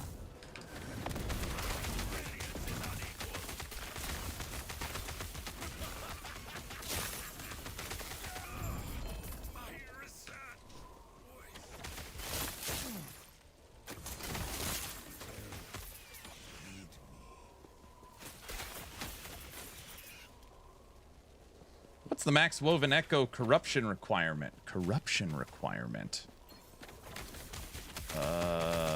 Corruption requirement? I don't know if I understand your question. What do you mean? For what?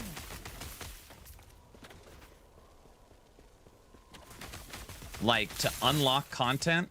Uber Abroth is 500. That's it. After that, you have the 10th Harbinger at 300? Right? I think that's it. Just those two. No?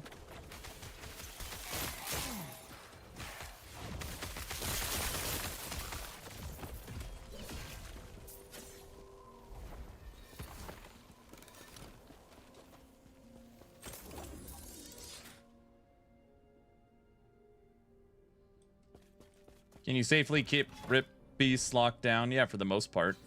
Around 2,000 corruption, you see more double T7 and triple exalts. Yeah, but why? Yeah, but why would you need them if you're at 2,000 corruption, you know? Like what would be the purpose of those drops? I need them. Yeah, for what?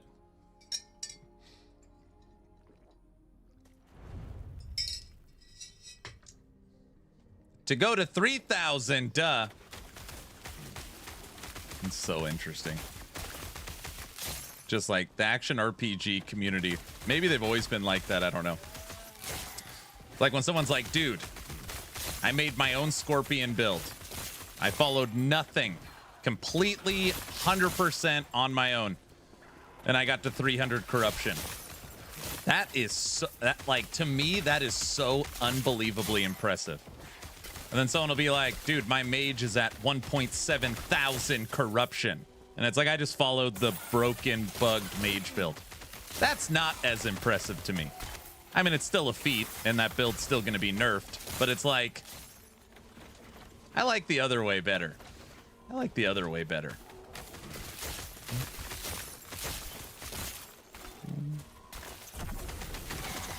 I'm like an old grumpy guy, you know?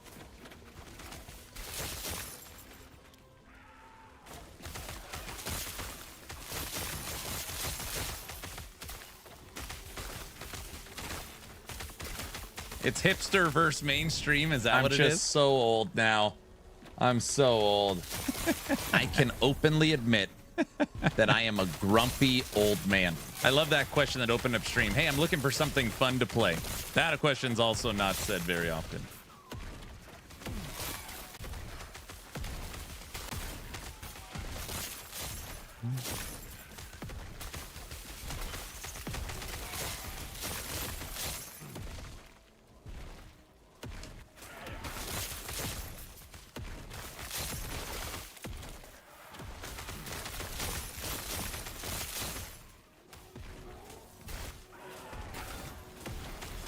I'm just so old.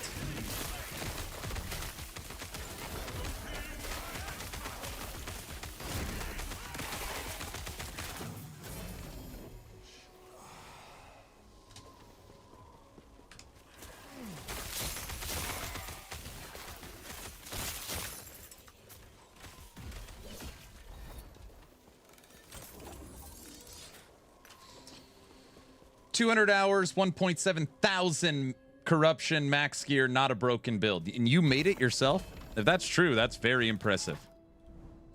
That is impressive. Ugh.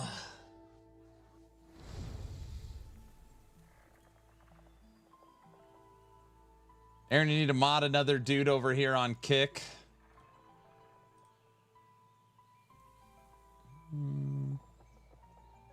You taught me how to do it like super quick for solo.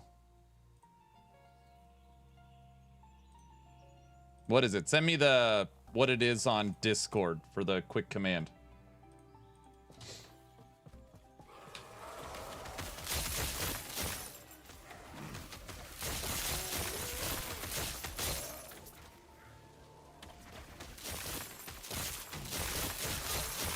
What's the best corruption to farm efficiently?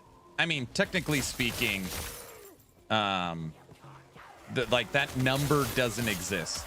The highest you could go where you stay alive and you can move at a reasonable pace. So whatever that is.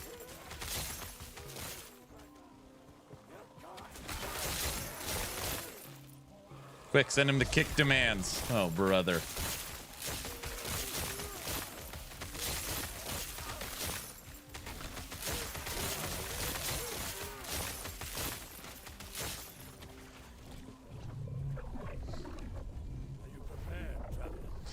They talk about updating Thorns needing to be nerfed, but what about last season's Void Knight builds that are still at 2,000 and 3,000 corruption? Yeah, I mean, I agree with you. We were just playing Rive Echo Void Knight at 1,500 corruption. And probably all of Sentinel or all of Paladin and Void Knight, they could literally take every number on every node and chop it in half, and it would still be unbelievably good. So I'm not disagreeing with what you're saying. The argument comes in that Reflect is not only the strongest, but also it is the least amount to do. So it's the least amount of effort with the maximum amount of results. That's the current conversation around Reflect.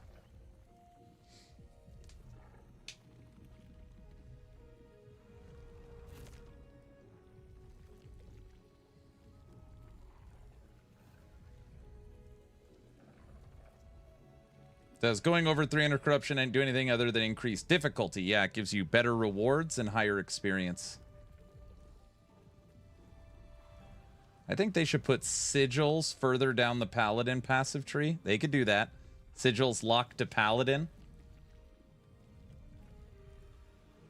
That way they're not universally used in every single build. Reflect players complaining about something. Dude, Reflect is so broken. If Mike, senior developer, co-founder of EHG, 2 weeks in a row now has said, oh yeah, like, we do think that Reflect has a place in the game, but it definitely needs to be brought down to earth and reeled in. If he is saying that out loud, that means it's like, it's a done deal. Like, for sure, 100% Reflect is going to get a severe nerf. And I guess I shouldn't say severe nerf because I thought Sentinel, they talked about Sentinel getting reeled in and they basically did nothing. So, yeah, I don't know.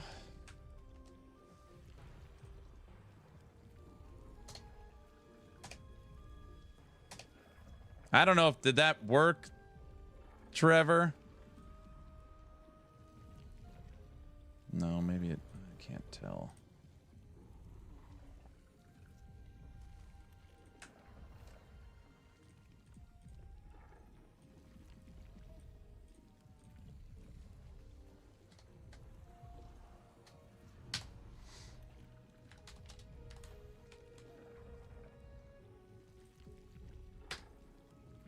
I don't know. I put it in. Enjoy it while you got it. At least as a Void Knight, I could die if I don't play correctly.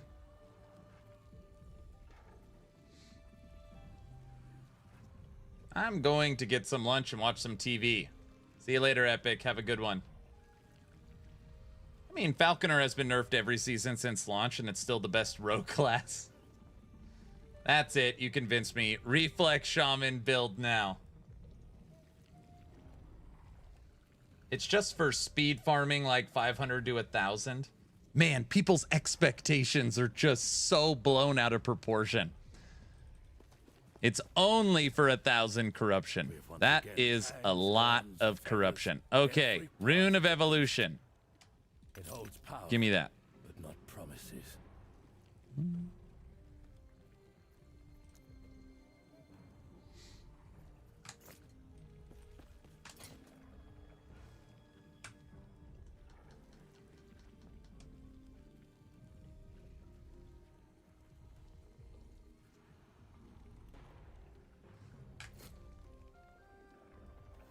I'm not sleeping while playing. What's the point? I know, right? Makes me eager for our next.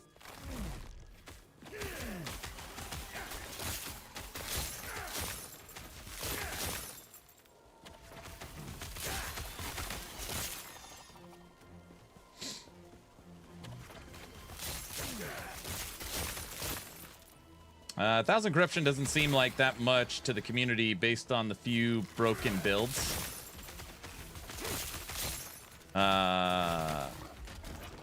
Yes. Yes. Yes. Now, again, this is prior to Season 2, okay? Prior to Season 2, the Sentinel rework.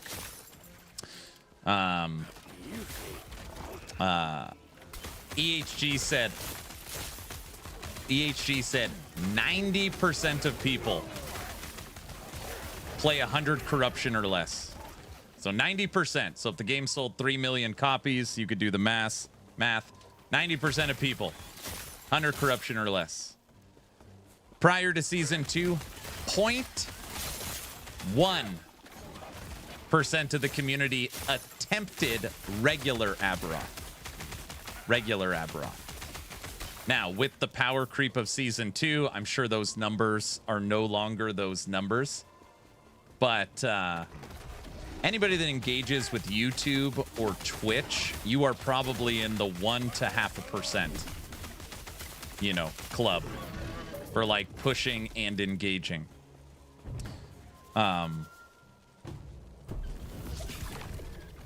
And there's so many people that are like, yeah, that's funny, Aaron. Yeah, like, yeah, right. Like, everybody does 500 corruption. It's nothing. It's like, no, that's extremely incorrect. That's not true. Even during the subathon, we rated 3 or 4 people just trying to, like, give back that only had 1 or 2 people watching.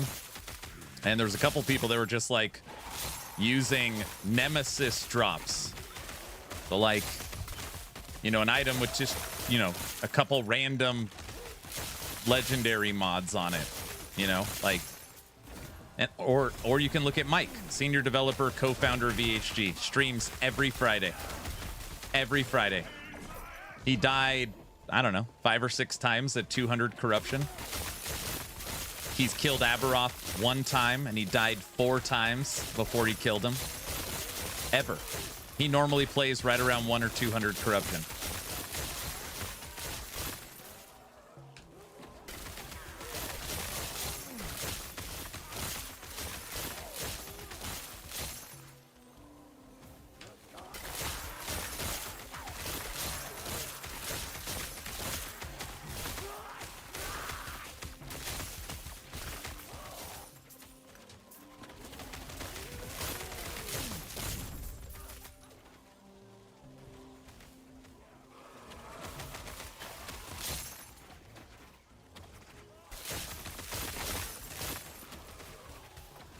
Fight Orbis, sometimes 3 to 20 times for 50 to 60 corruption. After this fact, why nerf builds every season?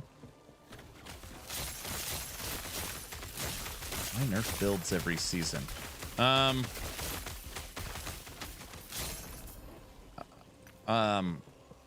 gonna believe that your question is asked with like good faith and not understanding the question, or not understanding why. If you do not have balance in a game, you don't have anything.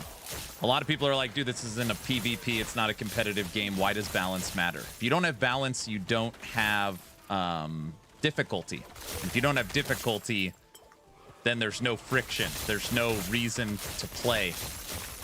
You know, you need to have something to shoot for. You might not know this. The game is designed for 1 to 500 corruption, period. That is why Uber Aberoth has a 500 corruption limit. And EHG allows you to push corruption indefinitely for a couple reasons. One, there's people that just think it's really fun to go as crazy as you can. And two, it gives them, believe it or not, data on maybe things that aren't correct. I mean, you know, you'd have to be pretty naive to think that they don't use it as balancing techniques as well. So, if you have a mage that is currently doing 4 times more than what is supposed to be possible or balanced, you might think that that is not good for the health of the game because you're setting unrealistic expectations. On top of that, if you are playing level 55 or level 60 monoliths or level 2000 or 3000 corruption monoliths, what's the difference? Same enemies, same area, same challenges, right? I mean, what is the actual difference in gameplay? Answer? Nothing. It's the same area, same enemies, same objectives. There's no difference. So you set up the expectation of some pretty boring grinding. Crits hurt more, maybe? Yeah, but it's the same playing.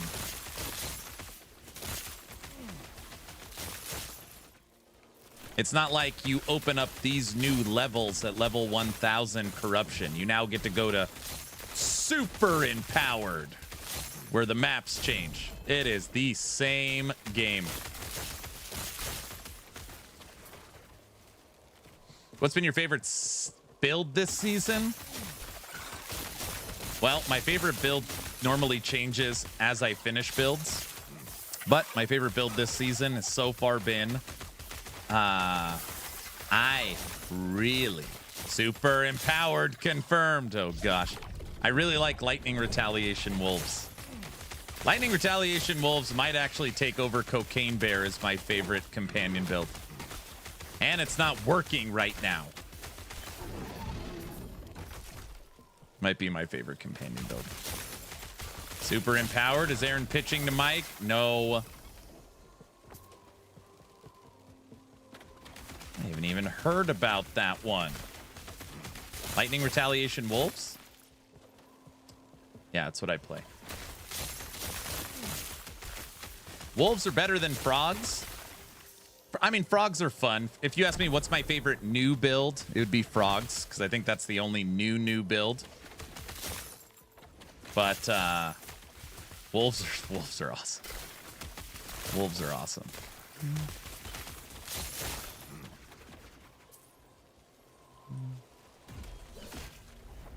I think it's right here. I think we got it up to date. This is my website, actionrpg.com. Last Epoch. Primalist. Beast Master. Frogs. Lightning Retaliation Wolves.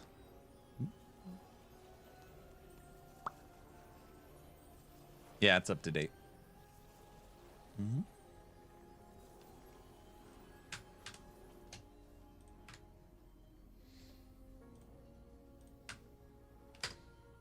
Hey, Luz.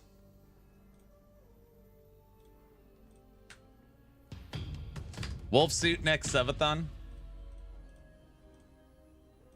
To be clear, most people have never heard of it because Maxroll doesn't have a Lightning Wolves build on their website. So most people don't even know it exists for that simple fact. Ugh.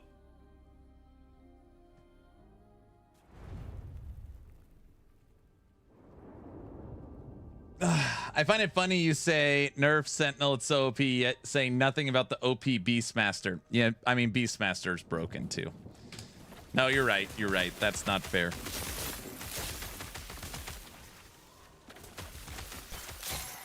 You know what's crazy about Beastmaster 2 is literally all of them are good. You could play raptors, you could play frogs, you could play bear, you could play saber-tooth, you could play squirrels, you could play spirit wolf, you could play lightning wolves. It doesn't even matter. You could play crows. They're all 1,000 corruption builds, and pretty easily 1,000 corruption builds. Yeah, Beastmasters, bro. I don't know how you fix Beastmaster. Probably reel in. They have way too much damage reduction. Reel in damage reduction. Nerf. You need to nerf again. Paleox. Like continue to nerf Paleox into the ground. Nerf aspect of the shark. Probably cut a bunch of their multiplicative damage in half. They're all so good. They're all so good. Have you tried Abomination? Yeah, I played Abomination 3 different ways. Yep. I'm not an A-bomb fan. Not because it's not strong and good. People always get this twisted. When I make a build guide, there's like something needed. Something required that it's hard to put into words. It's got to be like smooth. It's got to be fun, but it's got to be like... It's got to have like some nice feng shui. A-bomb is like the opposite of that. It's like, all right, first you got to use all these skills. Then you got to make it. Then you got to buff it.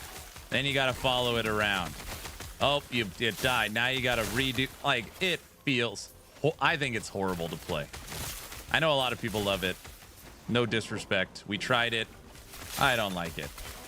There's just something feels so off about Abomination. Oh, and now you could snapshot the skills. You got to spec into these skills, then unspec, and it's like, oh my gosh. I get it. It's so clunky. It is. So, and then you're like following around this one dumb minion that's sliding all over the map, and then I don't know. I don't like it.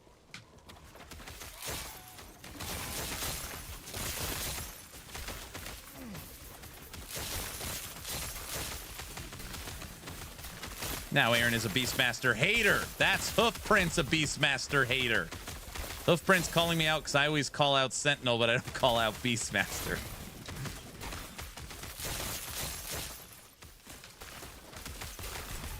Beastmaster really is broken. Beastmasters, I mean, you know, you could look at individual builds that need to be changed. Beastmaster's broken, pretty much the whole mastery. Reflect is broken. Paladin and Void Knight are broken. I don't know what's going on with Falconer this season. Is Falconer doing 20,000 corruptions? I don't know what's happening with Falconer. I don't know if that needs another nerf.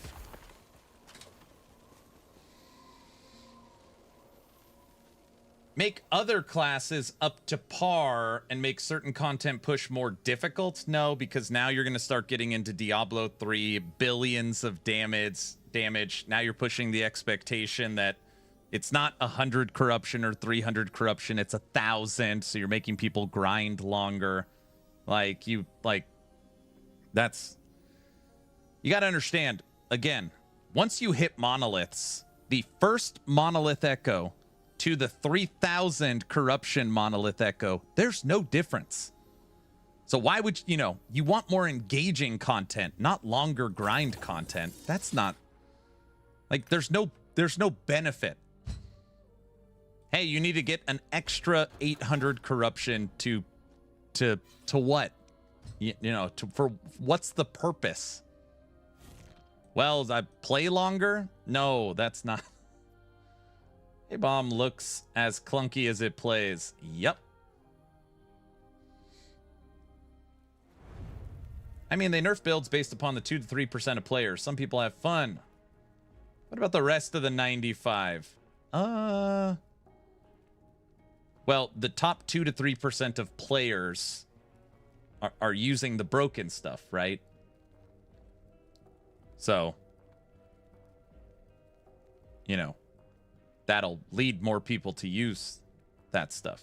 Normally people in your situation are just like, hey, I like my build, so just leave it alone.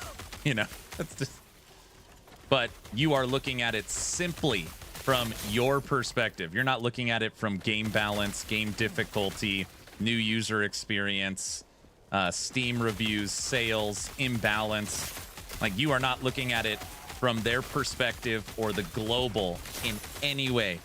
You're only looking at it from, I like my build, so please don't nerf my build. Luz, how are you doing today?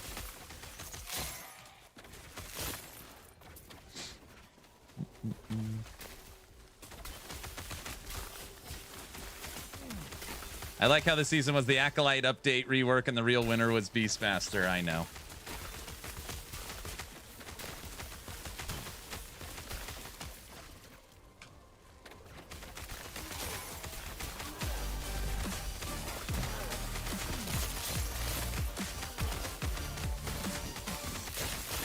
Uncle John, I need to think of a time where I could start streaming at, like, I don't know, 5 a.m.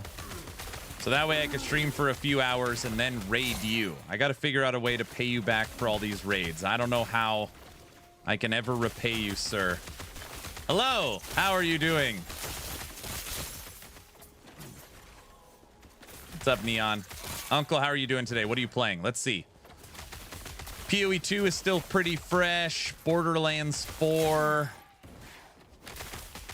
I'm gonna guess Borderlands. I don't know. What are you playing?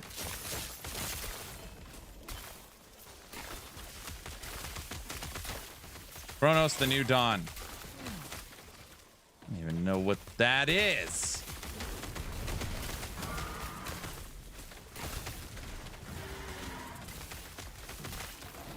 Oh, it's a scary game. I see. Just curious, did you play any Borderlands 4 at all?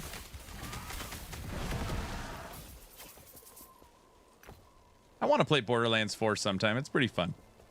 My community told me to get it, so I got it. Let me give you a shout out. Everybody, if you don't know Uncle, he's a much better video game player than me. Give him a like, follow. I mean, most of you are better than me. He's awesome. And he plays a lot of different games, too. I play A-Bomb, and I summon it once or twice per session, like in a few hours. Yeah, but you still got to do the full setup. And you were probably snapshotting it at some point, or snapshotting skills. And you're still following around one sliding around minion. You know?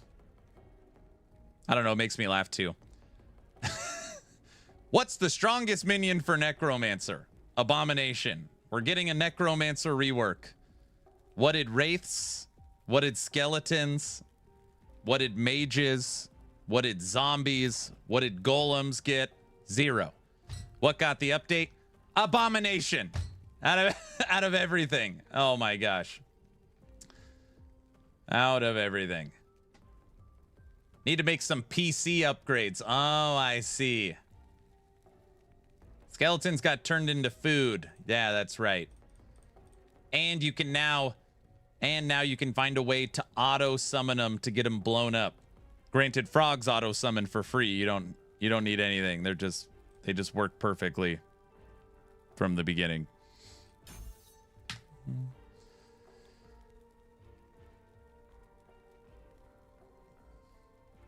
I also agree on Abomination. I have a full army with it and only build it off volatile zombies before summoning the rest of the army, but it's still clunky. Yep.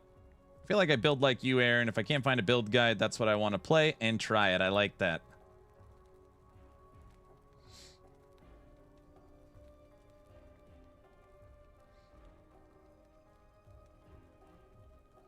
You need more builds that can all do equal. If Uber's 500, it should all be the corruption you need. If Uber unlocks at 500, you should be able to attempt it at 500. I don't disagree with that. So it's interesting. We were, Uber Aberoth at first was kind of designed as a I guess that's not true.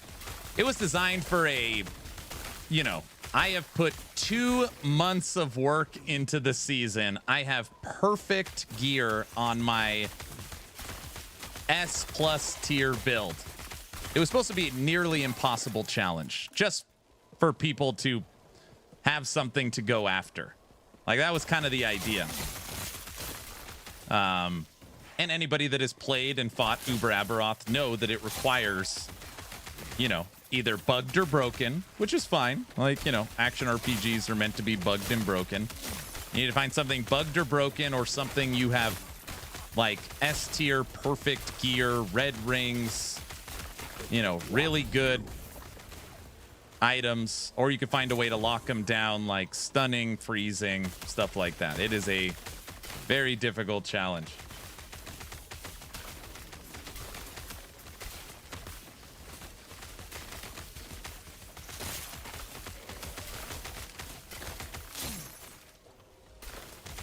And now people kill him in under 30 seconds. Exactly. And almost universally, the people that are killing him in under 30 seconds, those are the builds you just know. Like, you just know. By the way, everybody, don't ever get tricked. It's not all the time, but if you're ever watching somebody kill Uber Aberoth quick, just make sure they are playing online. Don't let them trick you. It happens all the time. Uber is a nerf trap. I mean, I think there's regular Uber Aberoth kills that take you through each phase and you're fighting him regularly. The people that kill him without him moving, like, all those builds are going to get murdered. It's in as a developer plant. I mean, I'm not saying that, but it's yeah, I mean, it's a very tough fight.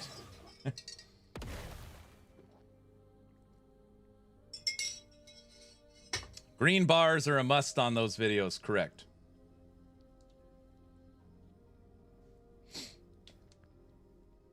What build are you playing? Machine Gun Spriggan? Yep.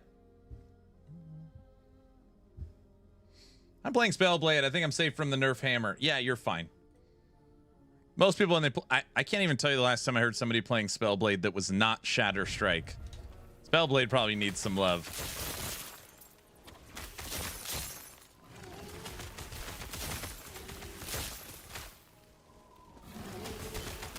Where are the green bars at? Okay, so if you're ever watching something, it's normally on Reddit, but if you're ever watching a build guide, ever, on any platform from anywhere, and you do not see these bars, see this? These 3 lines? You can't trust it. I'm not trying to be a jerk. It just means it's on the offline client. And the offline client, a lot of people played modified versions, which means they're hacking the game. So I'm not saying that the creator is lying, okay? I'm just saying it's impossible to validate it. So if they are playing without these lines right here, it means they are on the offline client. So it is impossible to validate what they are doing. What are those 3 bars? I've never noticed them. Yes. I mean, I'm talking 9 of 10. 9 of 10. Someone will send me a video or a clip. Be like, bro, did you see this? And I'll be like, yep, offline. Yep, it's on the offline client. Yep, it's on the offline client. Yep, yep, yep, yep. I literally put that in the intro of all my videos now. Everything is tested online and validated through the online client. Yep. I didn't even know know either about those bars. Yep, they're blue to me. They're teal. They're teal. I thought you couldn't mod last Epoch. So it used to be a bannable offense. If you literally mod last Epoch, you'd get banned. They no longer do that because it's so widespread and it's too hard to manage. So as the game really grew. But I would say it's more frowned upon now. But yeah, if you see a video and there's no green or teal bars. Just keep that in mind.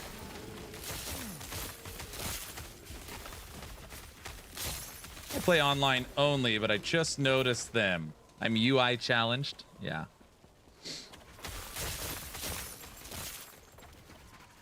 I tried Firebrand Frostclaw, but I need a specific weird gear. What if the bars are red? What should I do? It just means you have very high ping. They go green, yellow, red. They play offline and mod the game so they can beat Uber Aberoth. So, creators do it for testing purposes. I don't play in offline mode, period. So I only play on online. But I mean, just imagine for a second. I want to update this build, Cold Machine Gun Spriggan, right?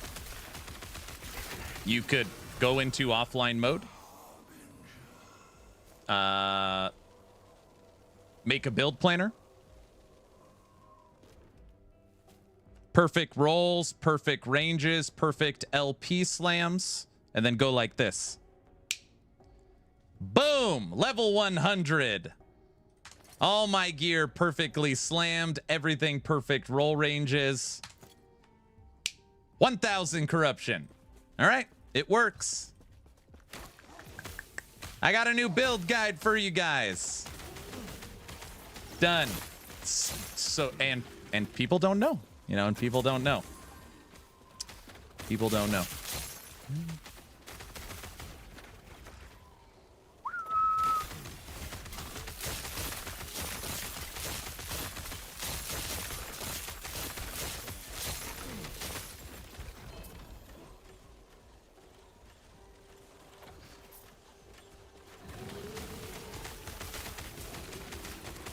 Modding offline is slightly worse than MG. Comparing the two is like such a false equivalency.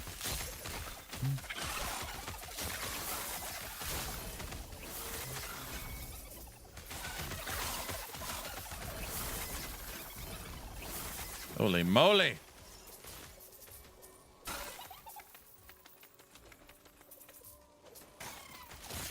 I know. I saw an Uber Aberoth kill with the Flay Lich that is online and not bugged. That's great.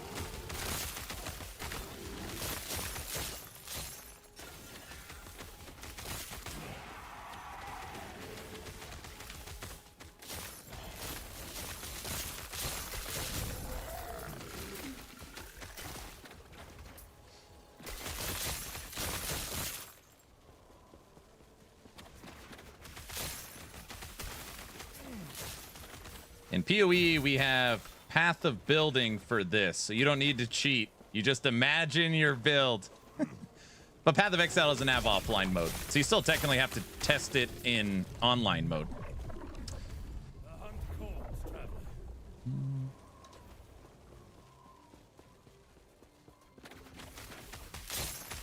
Yeah, it's pretty filthy.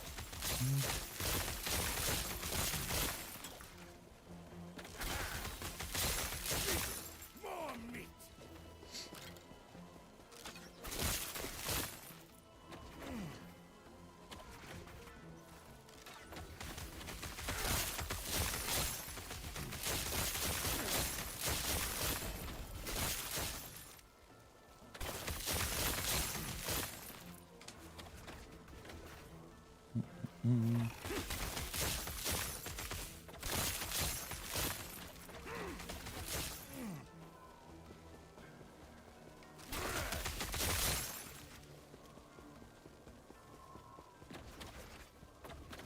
Aaron, soon D4, I think. I haven't followed it even.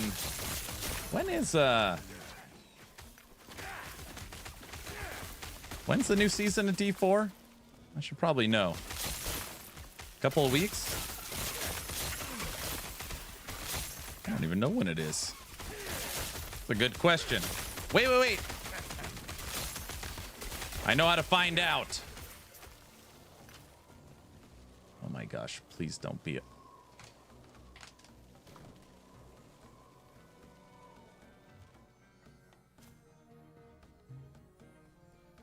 Let me look at my event calendar. Diablo 4 Season 10 launch September 23rd. Starts in 8 days. Huh? See that? Guys? The event calendar. It works! It's probably the wrong date, isn't it?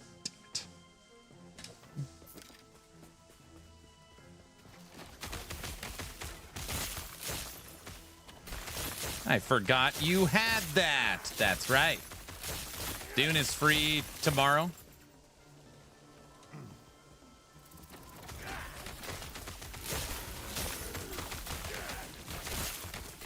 Chat there, we don't, sorry, there's no links in chat for obvious reasons. Too much bad stuff. What is the skill you are shooting? I don't recognize that skill. It's Thorn. Did you just try to link another website? Gosh. Dragonkin tomorrow. I know, I was just thinking about that. So funny you bring in Dragonkin. I think I'm supposed to be playing that.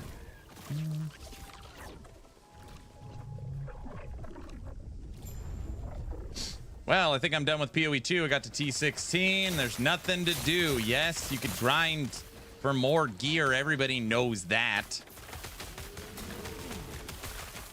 Dragonkin's Tracker class. The Tracker.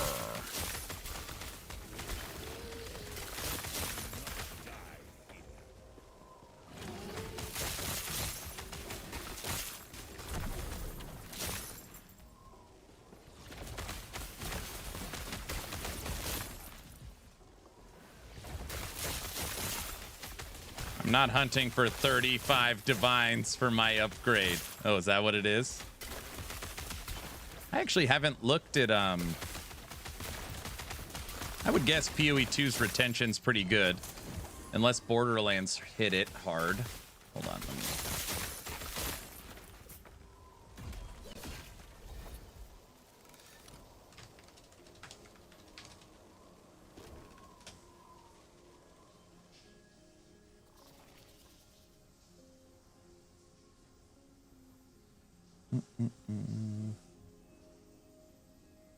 Yeah, it's pretty steady.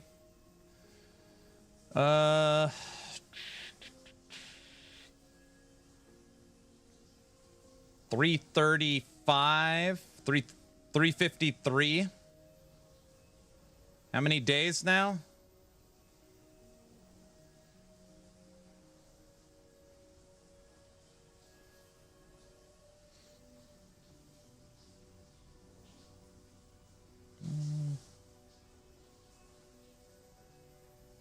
Yeah, it's holding pretty good.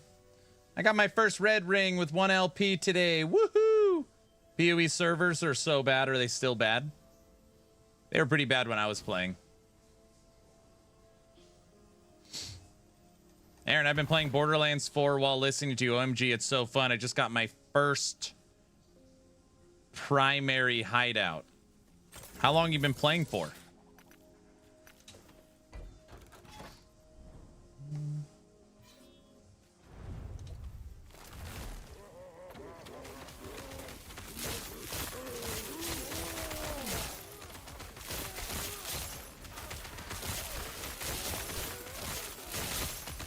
Freeze him. Freeze him.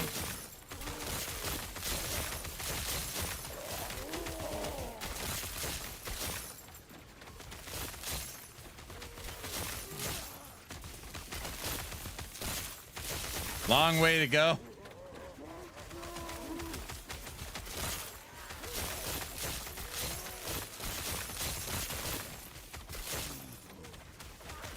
Oh, I told everyone at the beginning of stream we're going to be playing Borderlands 4 tomorrow. I think tomorrow's Dragonkin Day. I'm thinking I'm supposed to be playing Dragonkin. Ah, no one will remember. All right.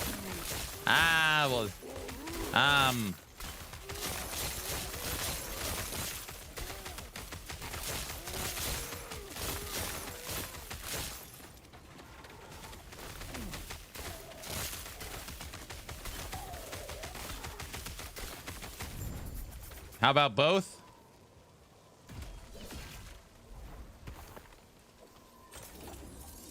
Oh, jeez.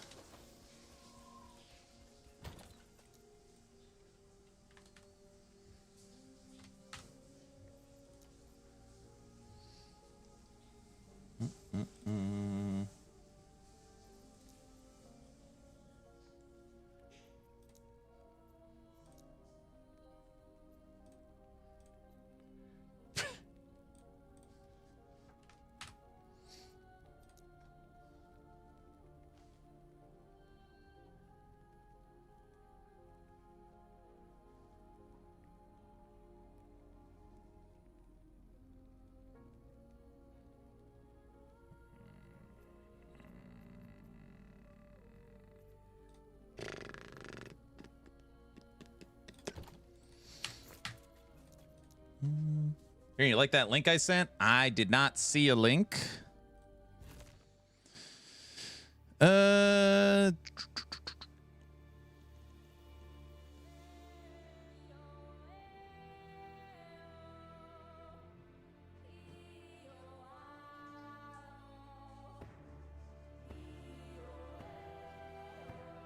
NVIDIA optimization guide for Borderlands 4. Oh my gosh.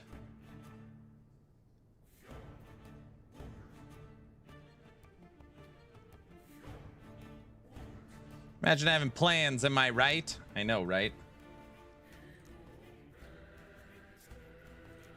No.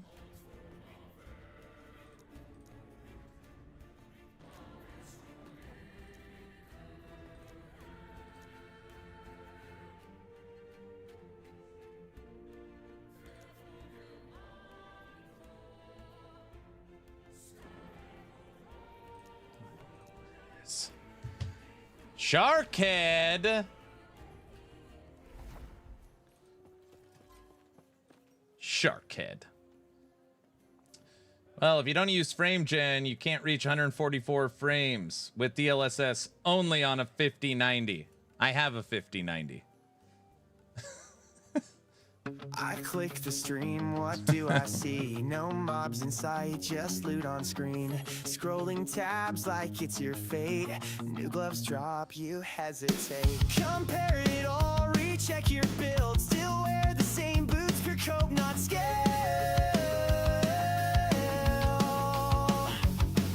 Stuck, re-rolling gear again.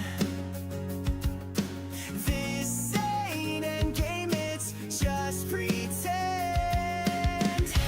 Every time I come in the stream, you're in the bazaar, chasing a dream.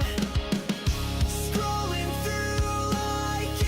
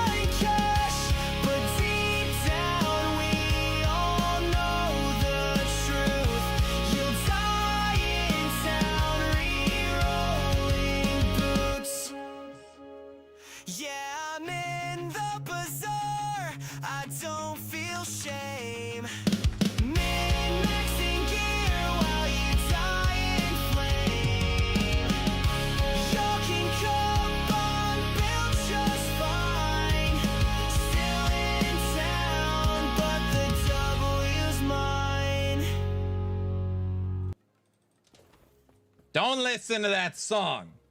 Lose, you need points? This is how you get points. This is easy. Go like that. Wait, where are all my points? A 4? Oh, brother. That's not very good.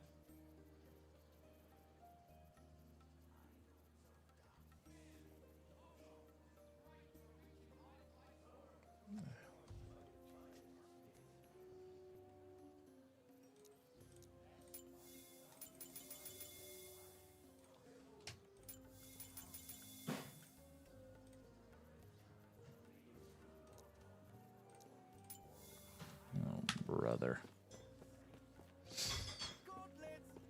You guys are all... Oh, nice one.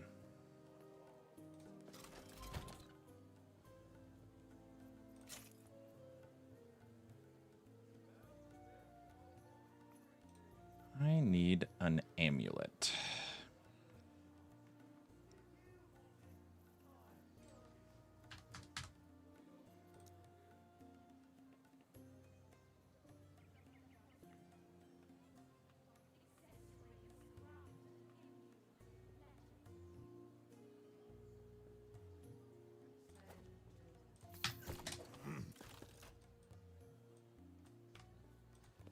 All right, should we do it?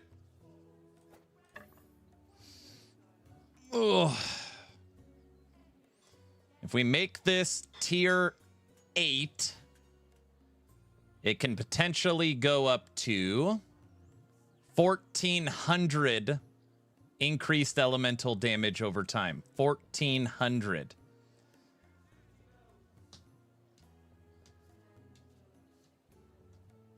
Hmm.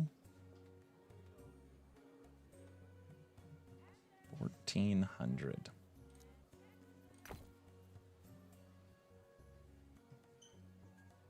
Man, I wish this thing had more forging potential. Because then we could... It's a prefix. Gosh, it's a prefix. No, it's a total waste. Ah! We need enough forging potential to put at least 5 more tiers in the prefix. It's going to go to 0. You're exactly right. Okay.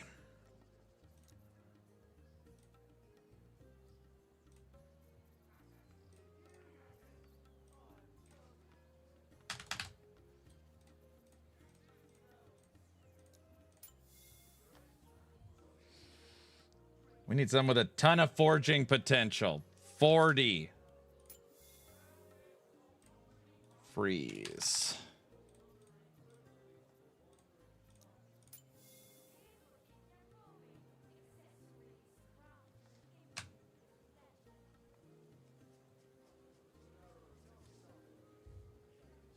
Man.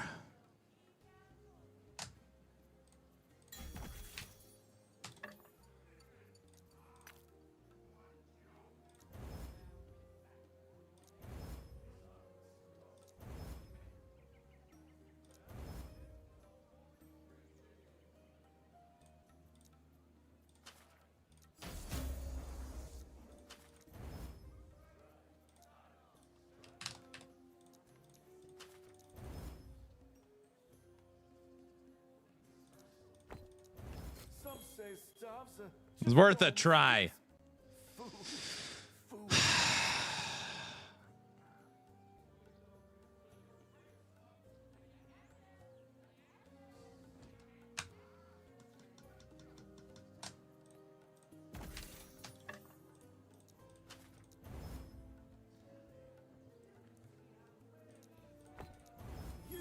The item we are looking for is next to impossible.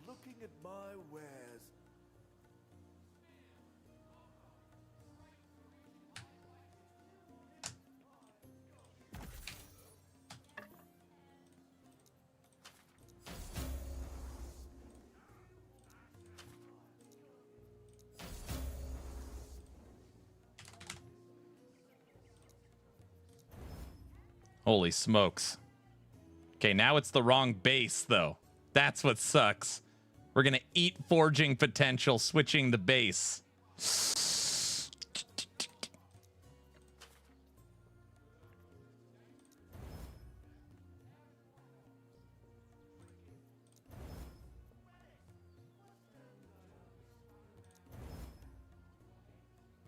That works. Okay.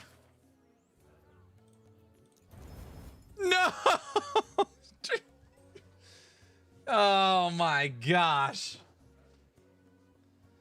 So this is what we're trying to achieve. Elemental damage over time, cast speed, freeze rate, cold penetration. What do you mean greedy? Oh. We've technically done it. It's right here. 4 forging potential, all 4 of the correct affixes, and a sealed mana regen. Ice can dot now? Yeah, we're using Frostbite. We're using Frostbite.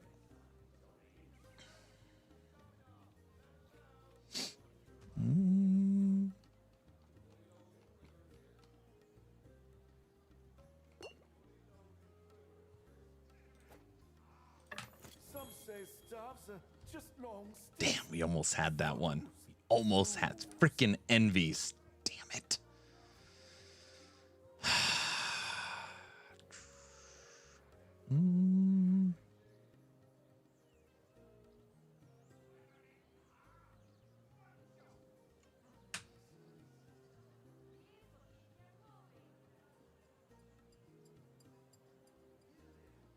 Stun, slow, freeze. I mean,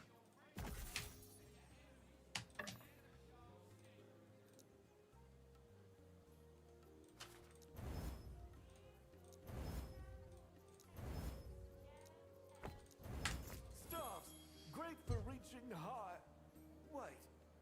wait, does the base implicit go into the unique? No. We're creating a T8 exalt. So the base is very important.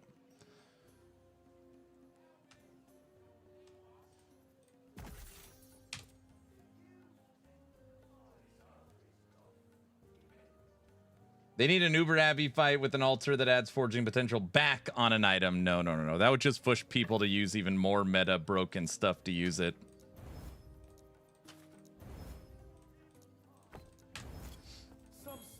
You never want to push people into requirements like that.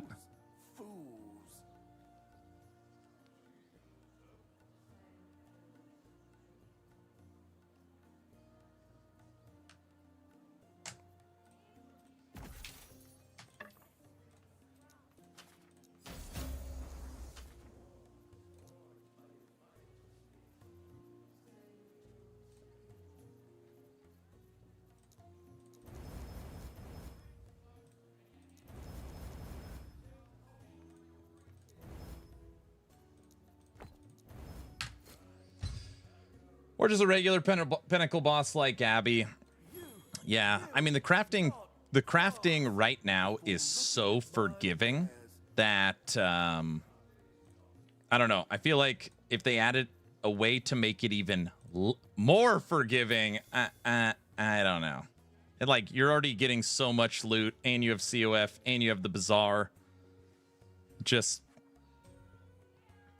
just so many ways already. All right, I'm flipping it.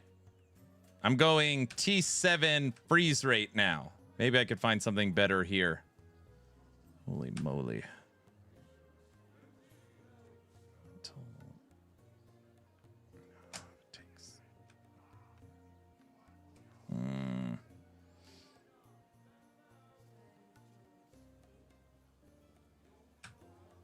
That's pretty. Oh, parry is T5.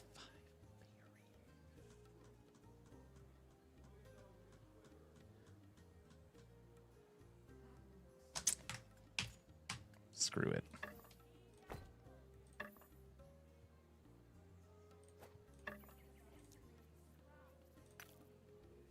Don't go to 0. 1 to 25, and we have 4. It's for sure going to 0. Oh my gosh, it didn't. 3, it took 1. It took 1. Oh, it gave us a low roll. 1176 increased elemental damage over time.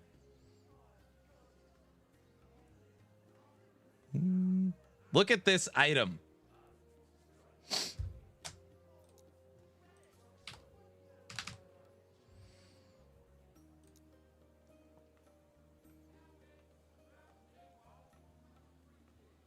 Use the glyph of order when you put on a T8.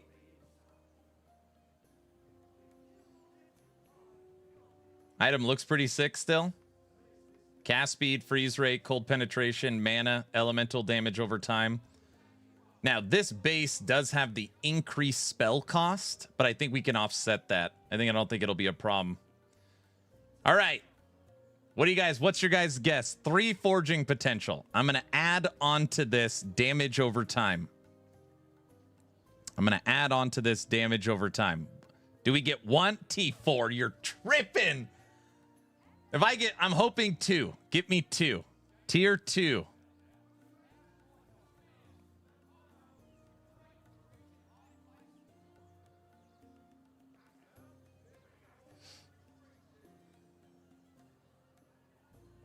T1, you think I get 1 slam?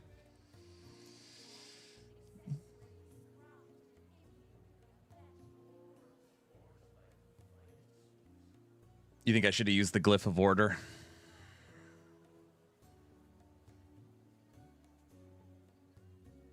Yeah. I guess you're right. In that situation, no. We needed the forging potential. Crit is T3. All right, increased damage over time. Oh, it took 1. Oh, back-to-back slams. It took 1. Oh my, wow. It's not rigged. That happens all the time. Yeah, 2 times. Yeah, see, that's what I said. I wanted T2. We got it. And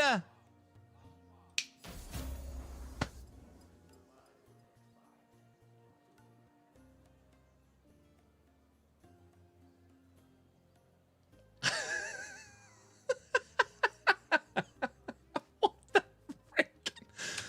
Look at this item.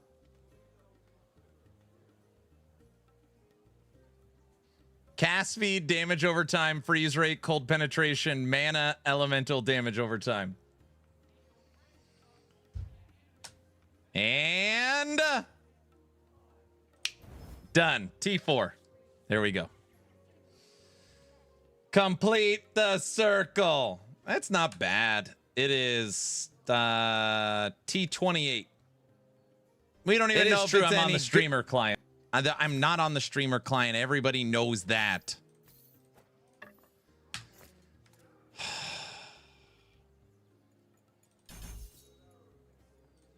Guys?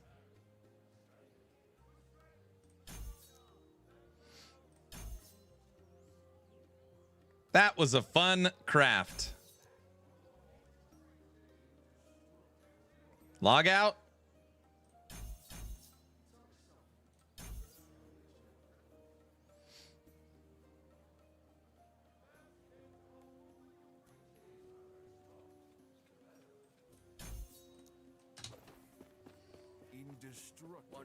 I won the bet. I wish I had that kind of luck. That's not that much. That's Jack. There is no streamer client. Everybody knows that.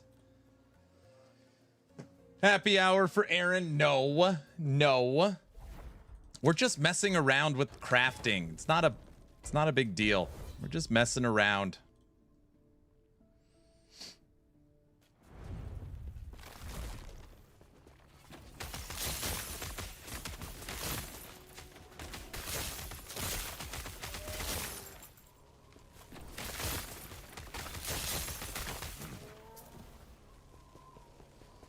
I made a 2e8 low life glove. Goes to 30%. That's pretty fun. Are you using the new body armor?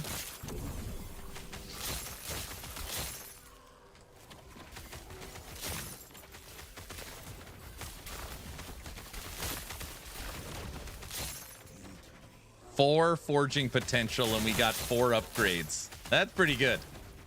Actually, no, 5. So with 4 forging potential, we sealed the T7 to T8 and then added 4 upgrades. So we got 5 tiers on 4 forging potential. That's actually not that hard to do. That's pretty common.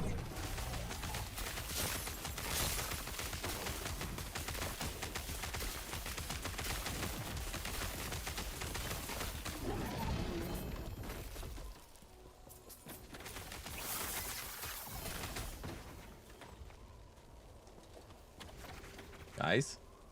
Yeah, common in your client. Come on. No, the body armor was bugged. I went ward with Exanguius.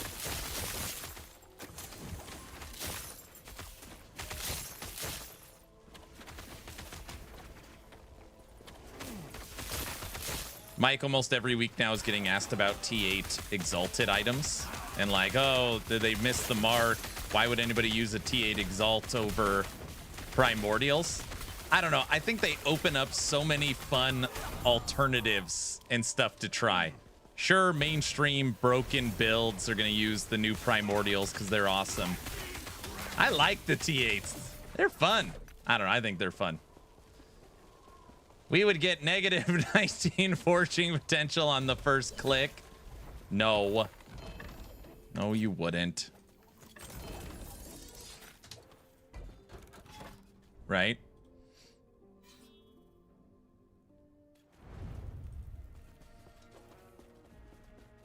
The streamer client reaches out and takes your luck and gives it to him.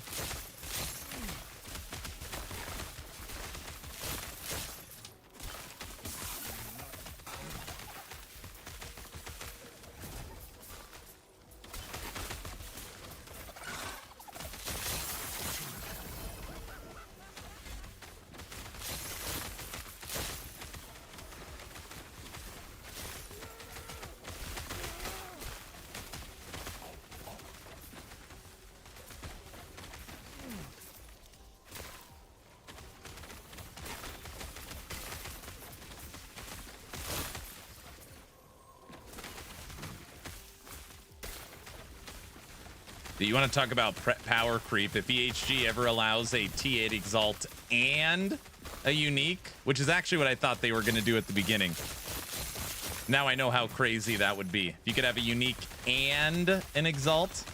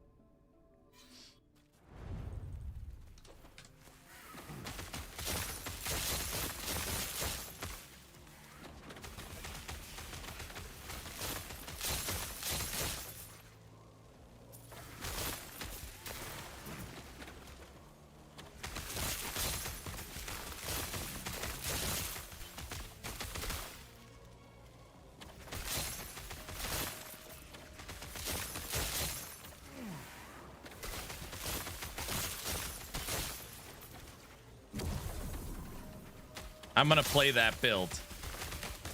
I'm going to play my fire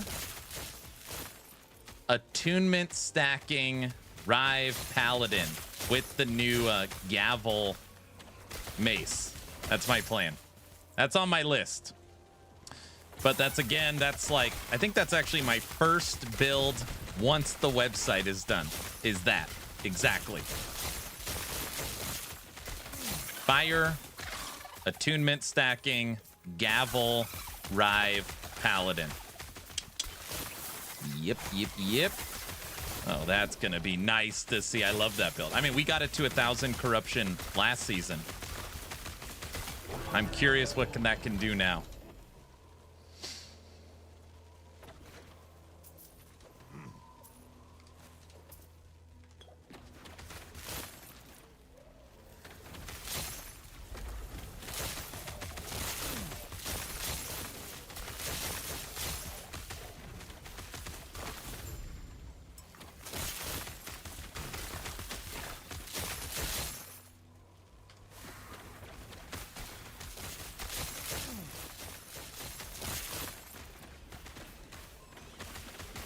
You want to know what's worse? Then having your favorite class nerfed is having your class get buffed until it's OP and then you don't want to play it because it's meta. I don't know how many people actually think like that.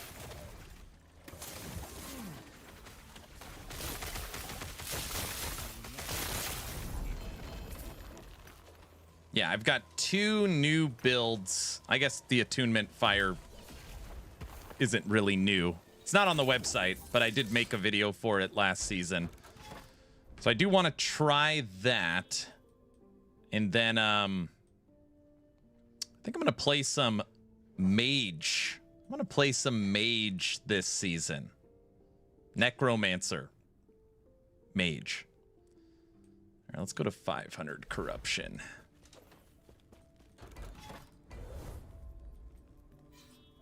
Play some Mage this season.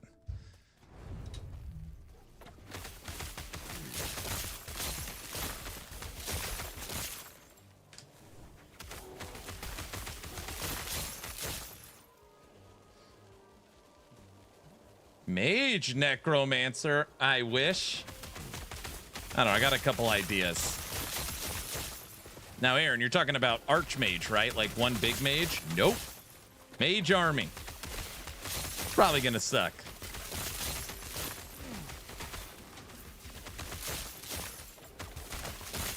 I feel like if you're gonna play Archmage, you might as well just play Wraith Lord. I mean, it's literally the exact same build. One big minion. And in that case, you might as well just play Abomination.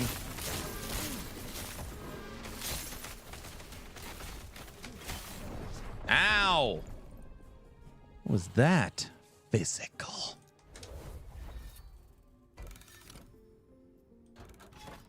That wasn't very nice. Oh, oops.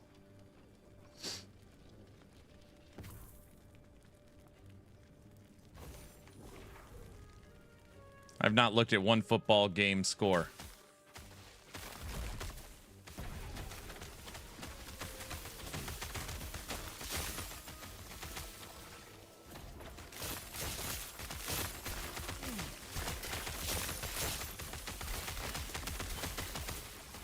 Oh, I just realized they took off Blossom. The amulet I was wearing took care of all my necrotic, poison, and void. We don't have any resistance. Lions crush the bears. Is your Beastmaster build hardcore viable? Sure. I normally spec very much into all the defenses needed, including DR. Yeah. Like, all of my build guides are not focused around offense only. All of them have their endurance, their damage reduction, lots of life. Normally some kind of ward mechanic.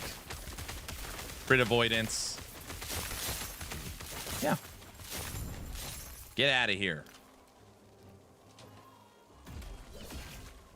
It is until you die, yeah. Well, of course. I have all ranged Fire Necro, Fire Wraiths, Fire Archer, Fire Mages, Chaos Bolts, and Fire Golem just because it's kind of fun. Yeah, I like that too.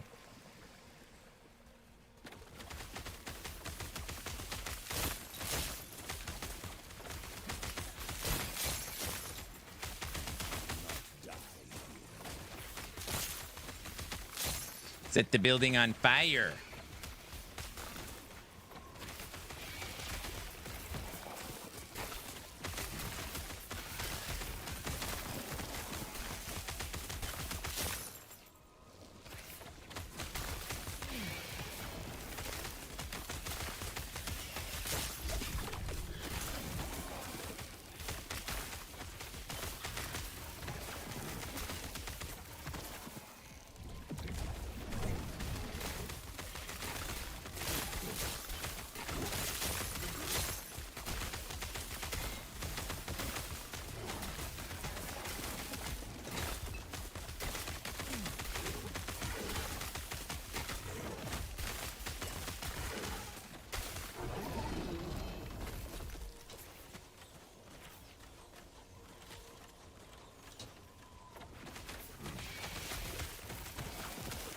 Yeah, everybody, tomorrow we're not playing Borderlands 4. We're playing Dragonkin the Banished new update.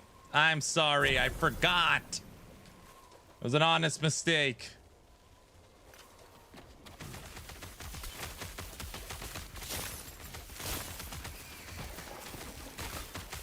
Guys.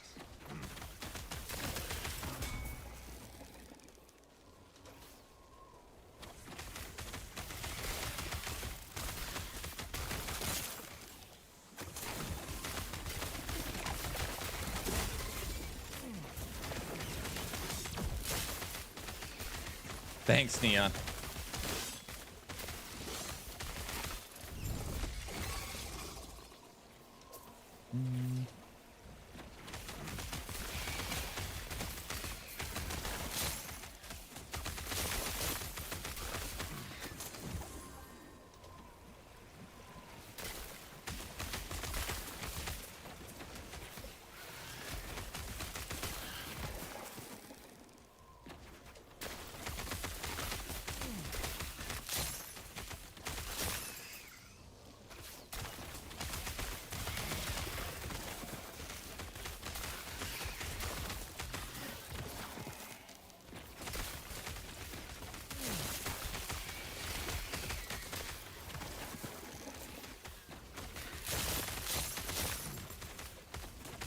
What's the story behind the game? Can you tell us? Dragonkin the Banished is the follow-up.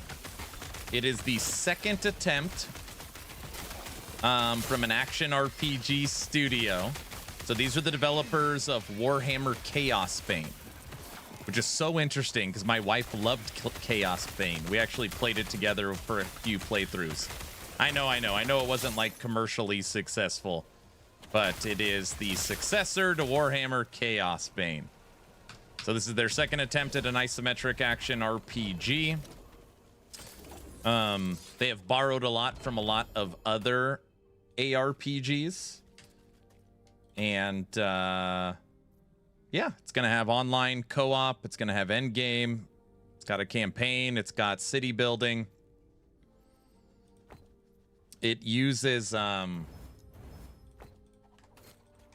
the skill system's very different. It is like kind of like the honeycomb you see in Undecember, the way you like position, but it's very different than that. But it's the same kind of UI structure.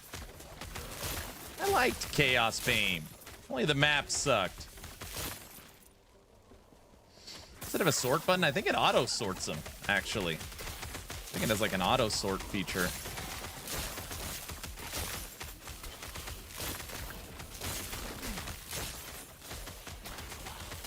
Yeah, it's got some really neat stuff in it.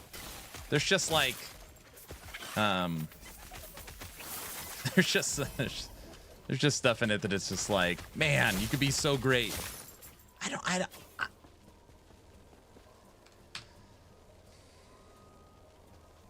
Again, this is just me, and I understand it's just my opinion. There's 1,000 of opinions out there.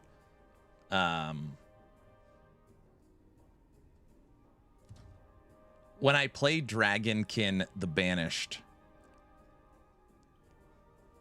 tons of after-death effects. Tons of getting stun locked. Generator spender. Enemies that hit you and then fly away. Literally, like... It's, you know, Adam, I could show off 10 very, very, very cool systems in the game. Things that they have put in that are different, that could set them apart, that are so much fun. And then there's these other things. It's like you just kind of want to like get on the rooftop and shout. Like, these are, I would say, universally hated mechanics. There's always going to be outliers that people think that it adds difficulty and it's fun, for sure. But I'm saying majority of people hate this stuff. Like, I mean, hate it. And it is just so prominent in the game. Like, that's always been my feedback. Like, dude, you've got to reel in this stuff.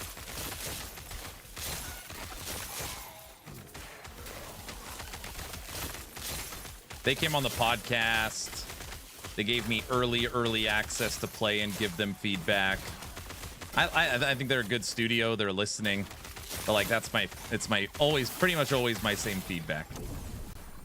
It's like people hate this stuff. I don't know what to say. I don't know what. I'm not trying to be a jerk. I'm here to support and try and help.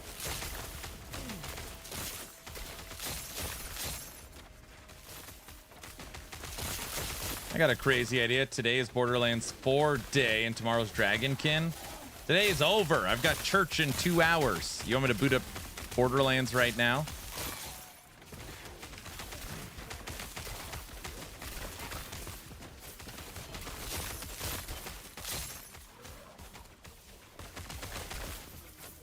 Borderlands is crazy. The developers put out a guide for settings based upon your GPU. I don't know if I've ever seen that before. Based upon your video card, set up these settings. That's pretty wild.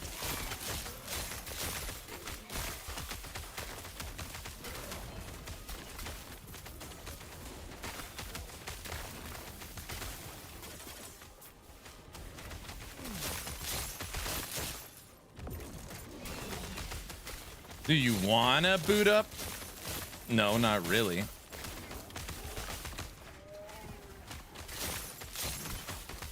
Man, I'm so undecided on this build. Do I want Blossom? Do I want a T8 staff? Do I want a T8 staff with freeze or a T8 staff with elemental damage over time? Last year of university, one of my teachers was working on Borderlands 4. So you're saying it's your teacher's fault it's not running great? Is that what we're saying?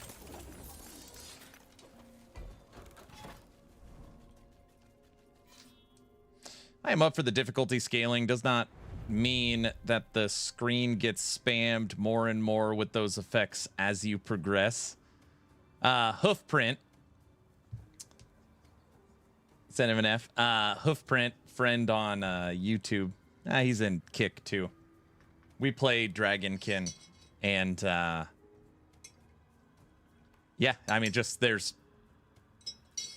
We were making jokes during this season because of frog builds. Everyone's playing the frog build, and in Dragonkin, frogs have the biggest after-death effects you'll ever see. You literally have to like plan for it. You literally have to save your dash, and when you kill the frog, you have to immediately dash out of range, or it'll kill you. It's crazy. It's crazy.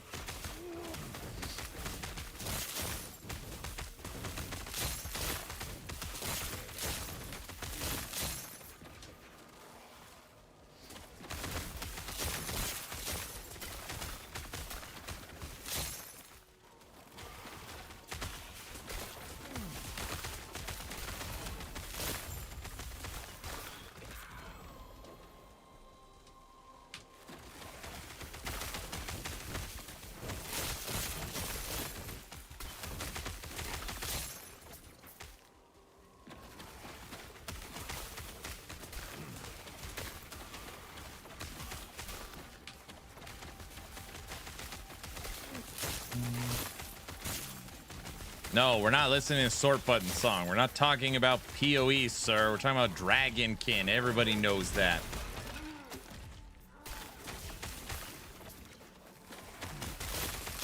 If I put squishy minion damage gear instead of tanky gear, the A-bomb double strike is over 200 million.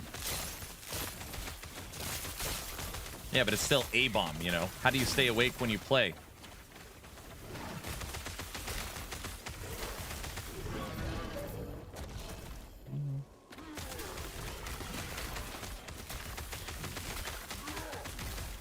Neon, don't laugh. I wasn't joking. I watch your stream. That's how I see.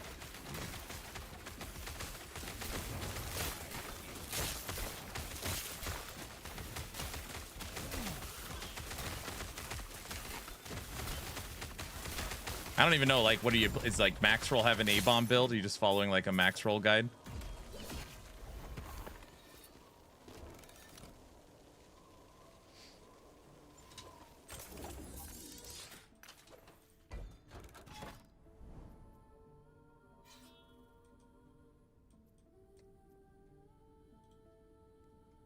Ugh, need an easy 0 button build to watch stream.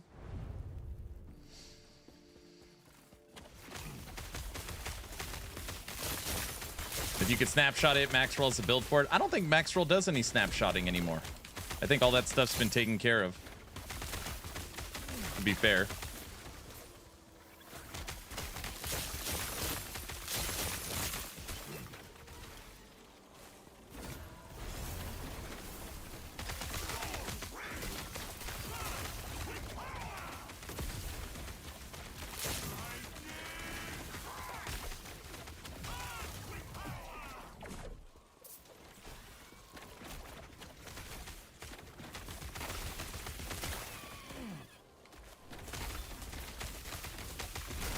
We tested A-Bomb eating 5 golems. That was the first one we tested because I was most curious about it. So we did that one. Then we did it eating... No, sorry. We did it eating zombies only for the fire tail. And that one was bugged visually, so you couldn't actually see the fire tail. We didn't like that one. Then we did eating 5 golems. Didn't like that one. I did like the, Wraith attack. Like, its big AoE, whatever that one is. I think that's the one I would use. I don't know. I just was like, man, this is rough.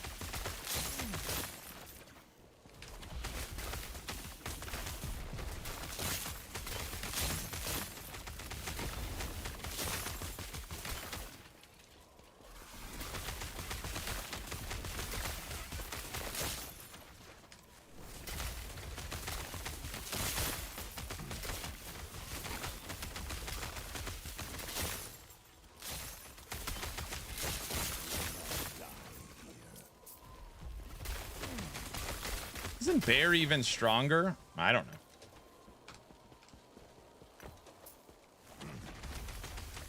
know. Frogs, Bear, A-Bomb.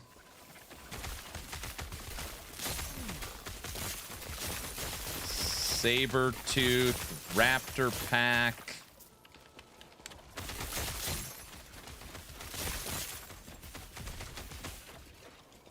They're pretty strong.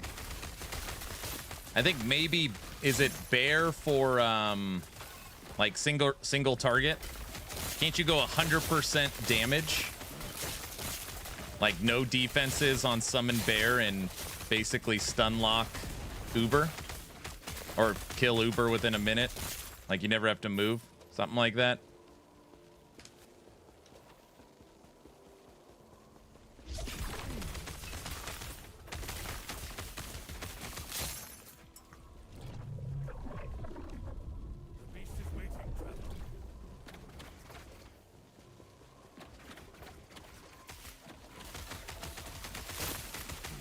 Dude, from now on, I am keeping my eyes peeled for these Nemesis exalts. I said I was going to, and then I kind of stopped. See if we can make some crazy T8 items.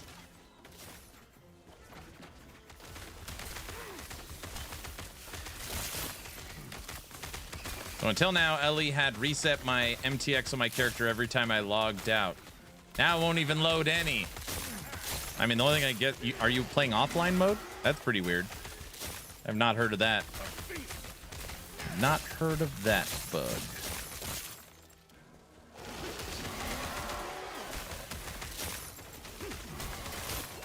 Guys, I found double dragon. Get it? There's two double, like the old. Never mind.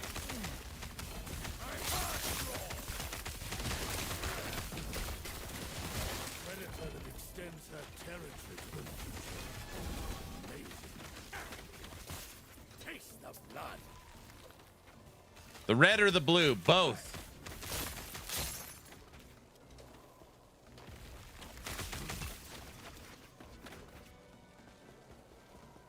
Fight for might. The call of the dragon.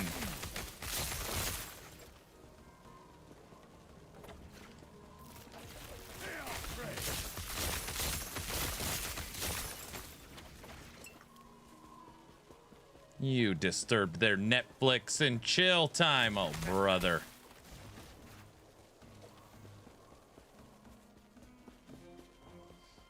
What are you, in an arcade? Kind of.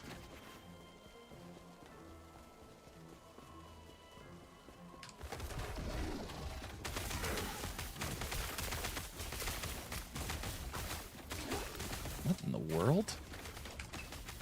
That was weird.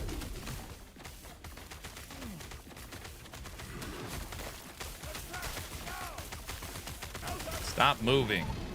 Thank you.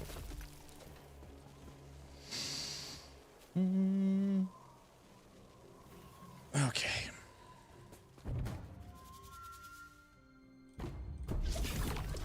We got next on the agenda.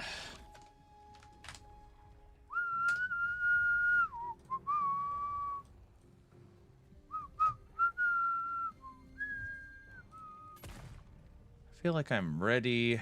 This one feels pretty good. Primalist. Let's just go build guides. Primalist.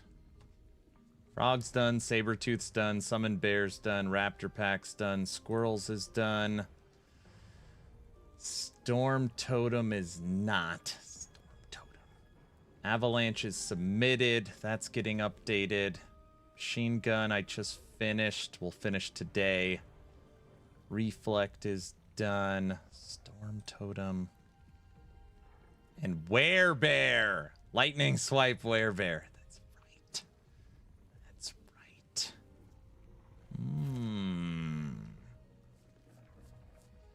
Two Primalists left. Storm Totem and Lightning Swipe Werebear. Okay, that's not too bad.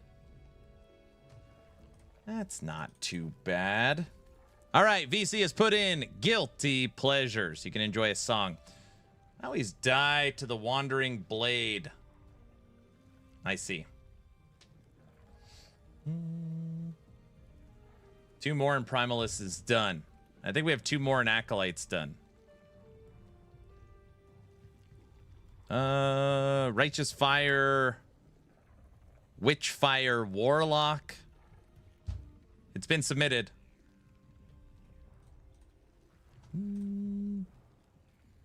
Checking. Done.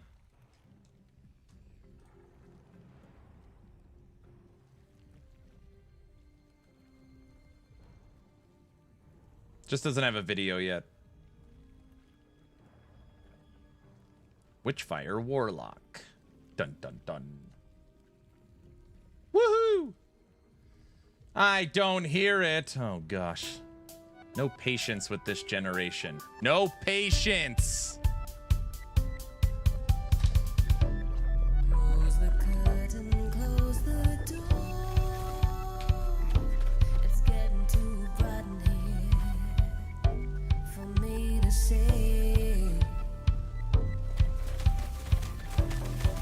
I've been standing here trying to figure it all out. If it's you or me.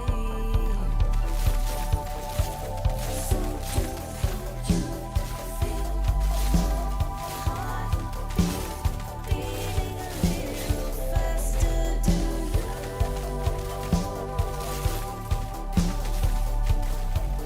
And feel my hand reach out to hold you? Is that something you do?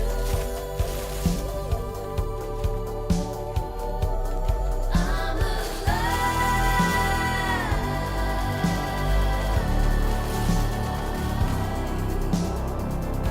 Taken notice of this situation.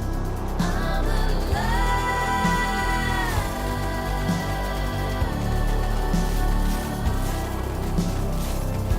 Taken notice of this situation. I can see around my our fingers interlace. What's swirling around me? Righteous Fire from PoE. No, it's Maelstrom. So do you feel my heart beating a little faster? Do you?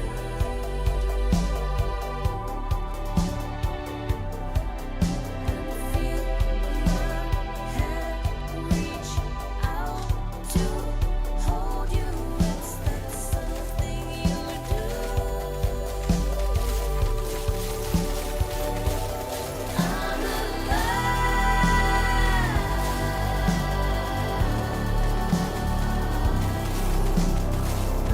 taking notice of this situation. I'm alive,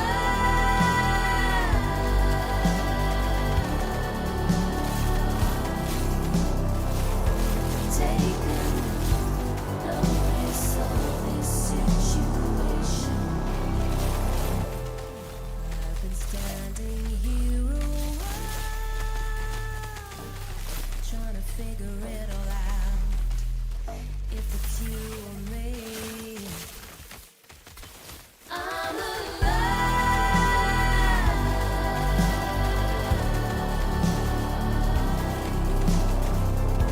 taking notice of this situation. I'm alive,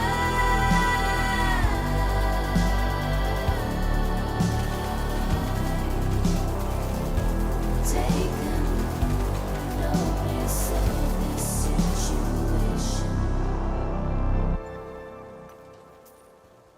You feel better now, VC? Good. The spell swirling around me is Maelstrom. It's automated through the Spriggan tree. You never actually have to click the button. It just manifests as you shoot. Pew, pew.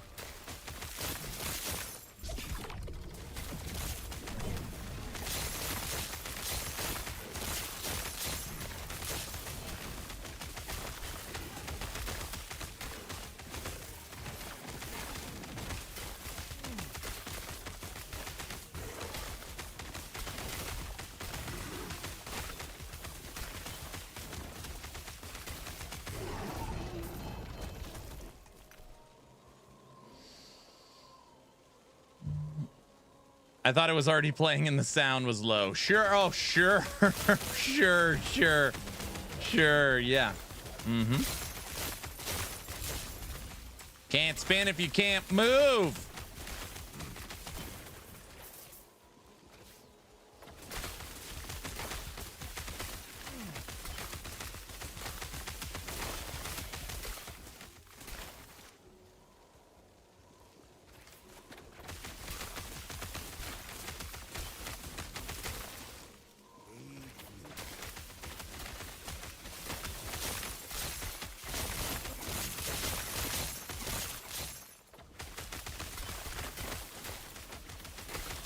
Is this a good controller build? This is a fantastic controller build.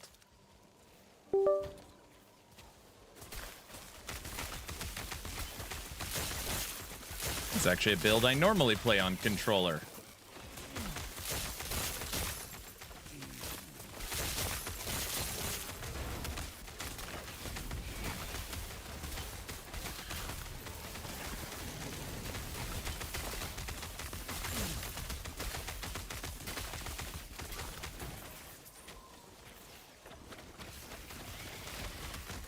Get out of here, flowers.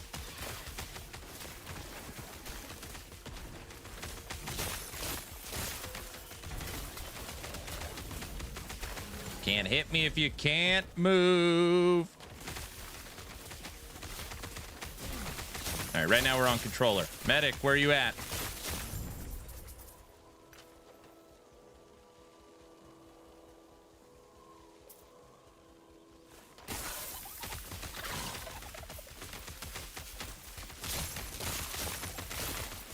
Yeah, approaching 600 corruption. This feels pretty good.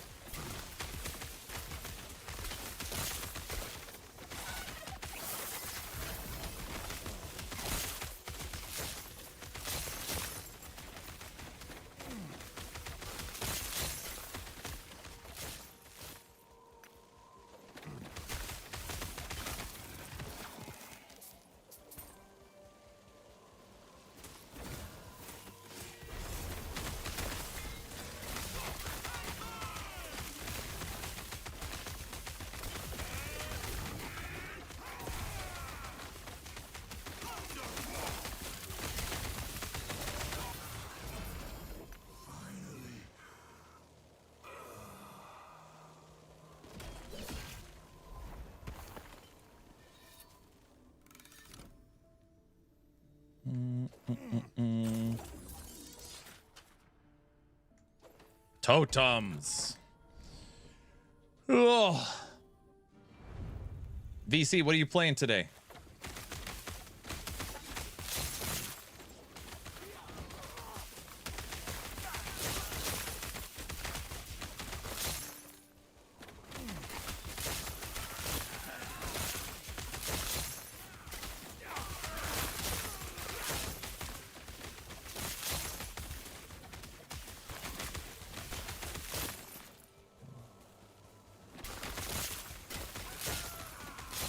Hamster, we messed around with a craft and we made a T8 staff.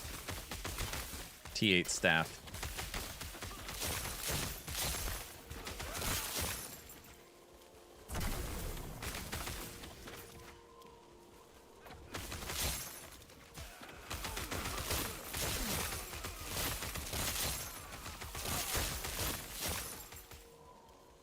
I'll show you after this echo.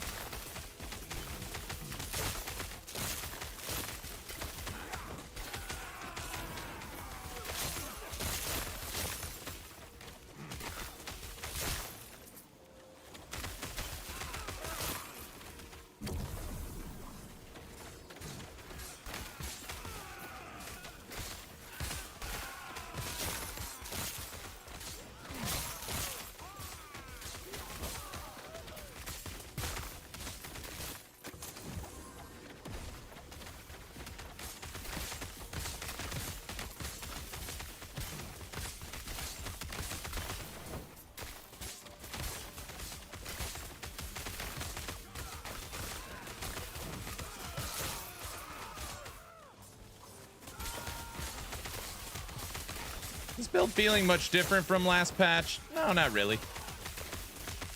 Well, I mean, I have made changes. We switched from Druid to Shaman. I like the Shaman tree better. We should have a Spriggan following us, but I keep forgetting to summon it. So I don't know. Maybe we'll go back to freaking Druid. I hate summoning the... I hate having to deal with that. So I'm undecided on that part, but... the Primordial I'm using is a staff. And we're a Shaman instead of a Druid. And that means we have different skill, different... I mean, I guess now talking about it out loud. Different weapon, different offhand, different skill, and different mastery. I guess that's pretty significant changes for day one of testing.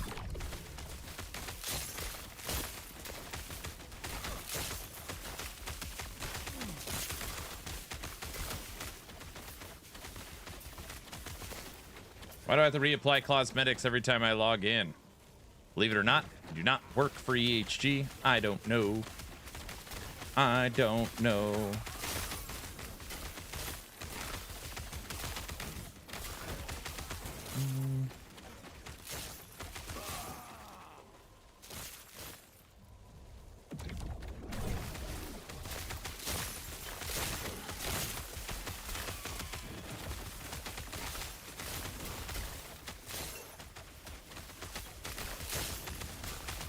You don't like a bald rip beast. Get out of here.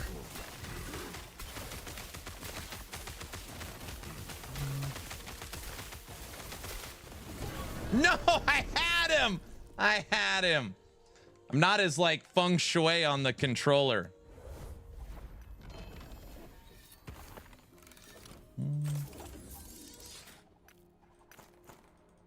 Bamster, check it out. We logged in and out. My cosmetics are still on. We killed him first. See, that's why we got the loot.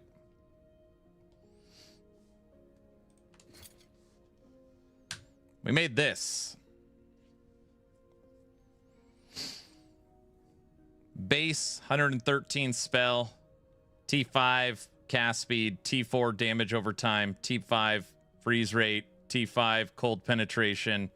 Sealed mana regen with a T8 increased elemental damage over time.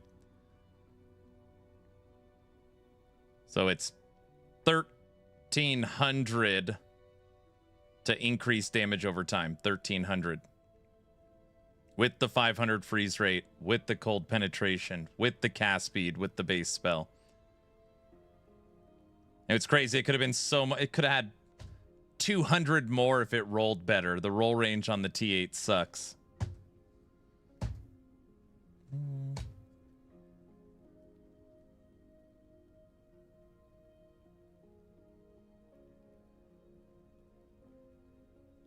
There's a guide to it in Google AI. Google AI.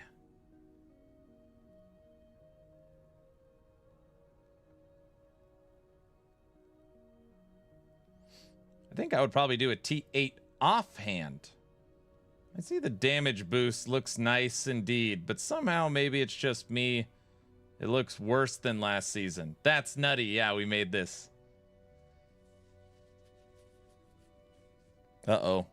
I don't know if Kaiser got any sleep last night. He's up to his normal. He's mad about everything. All right. Yeah, we're having fun with this.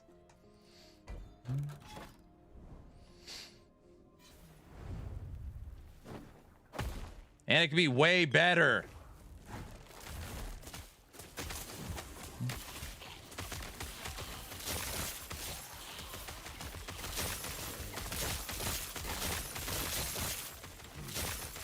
The new shatter effect on the game too is so satisfying. Very, very satisfying.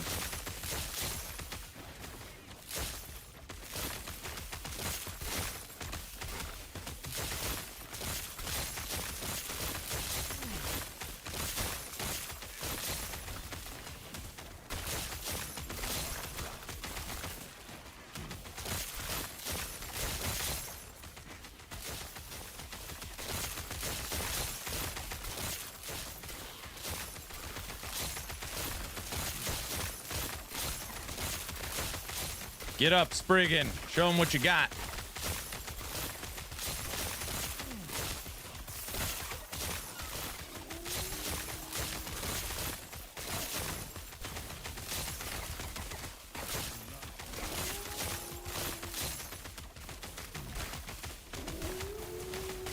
Yes, yes, yes. Roar all you want. Yes, yes, yes.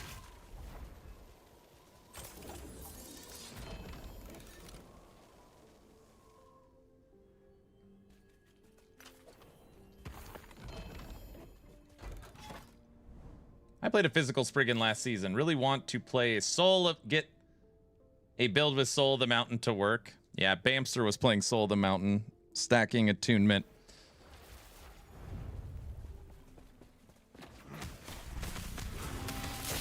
Whoa, T-Rex.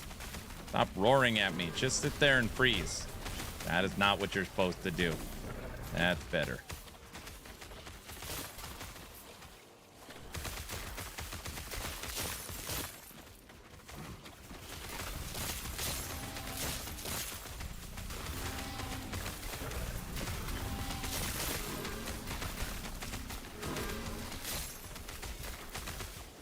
Bamster, it made sense to update this build next since I was already spec'd into Avalanche Shaman, which was cold. So I just... Alright, we'll just do Avalanche and then this. Then I'm moving over to Lightning Swipe Werebear and Storm Totem. They should both be quick because I just updated them 4 months ago.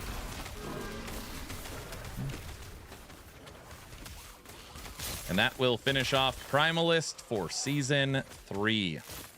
Machine Gun Spriggan, Lightning Swipe Werebear, and Storm Totem.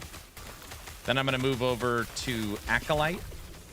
We have Bleed Warlock and Stygian Coal Lich. And then Acolyte is done. Storm Totem. Oh, brother. And froggies, they don't count. Wait, what do you mean? I made the frog build. We're talking about builds that are not updated on actionrpg.com. It is going to be such a great day once they're all done. I can't wait. I am determined to get them all done. It will happen.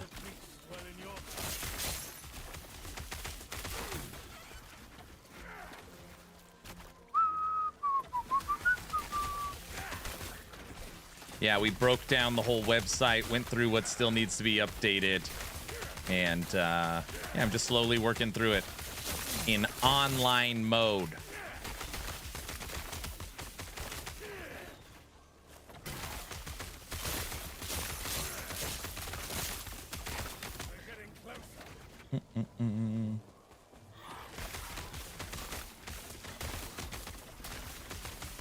Get out of here, bugs.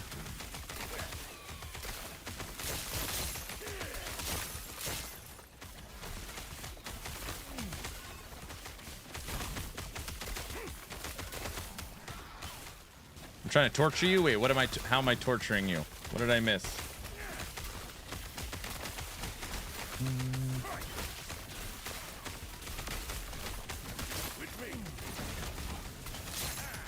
Oh, machine gun lich. Maybe I'll try and do that one off stream. Yeah, I don't like that one either. Yeah, it's brutal. People like it. I don't know. They like it. I've already almost got it fully spec'd too.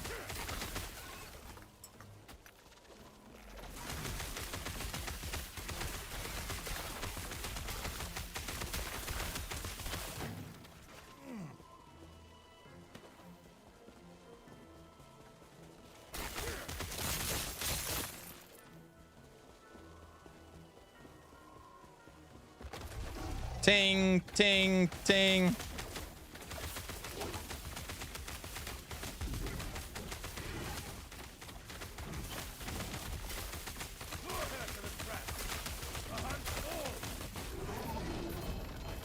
You lose. Evolve the Rift Beast. Yeah, we bought one of these runes of evolution.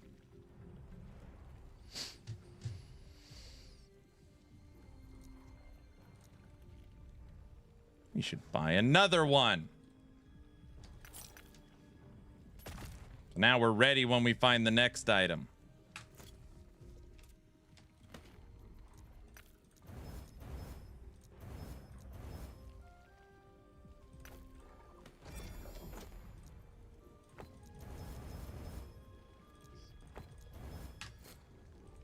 The hunt never ends, Travis. Aaron, you still have that sound in your head from Torchlight? Yes.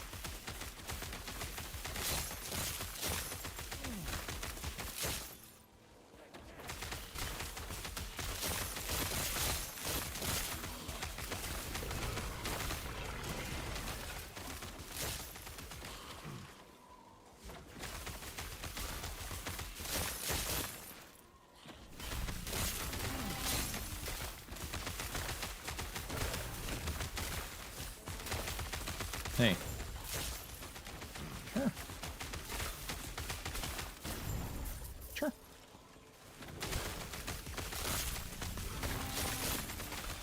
Next month is PoE 1. Don't say stuff like that. Wait a second. Do I have to play that, Toxic? And I'm not saying do I have to as if like it would be a chore. I don't mean it like that. I just mean that. What I said is what I mean. No. Okay.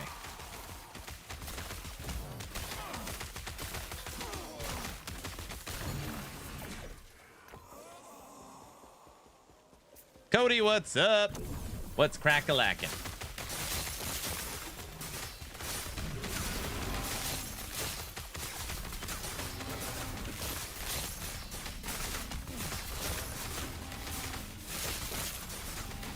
Shoot him, shoot him.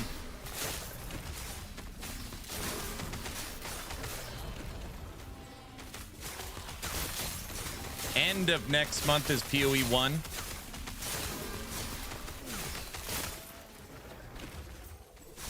Dude, can you imagine being a PoE creator? They must be eating so good. They must be eating so good. Every other month, you have a season to play in your wheelhouse for your community. Woo! Oh, they're just mopping up.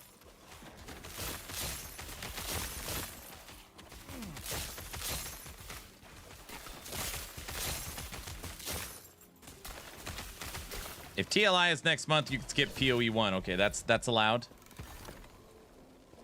Season to play if you could stay awake. Their communities can stay awake.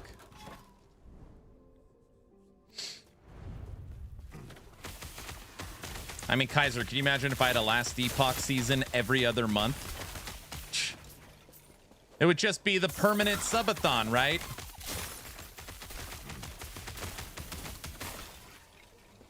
We're not subathoning anymore. That was a joke. What's TLI? Torchlight Infinite, Season 10. Subathon? Guys, I don't know why I said the word subathon. I'm sorry. Toxic, don't. Well, guys, I don't know what. Let's move on.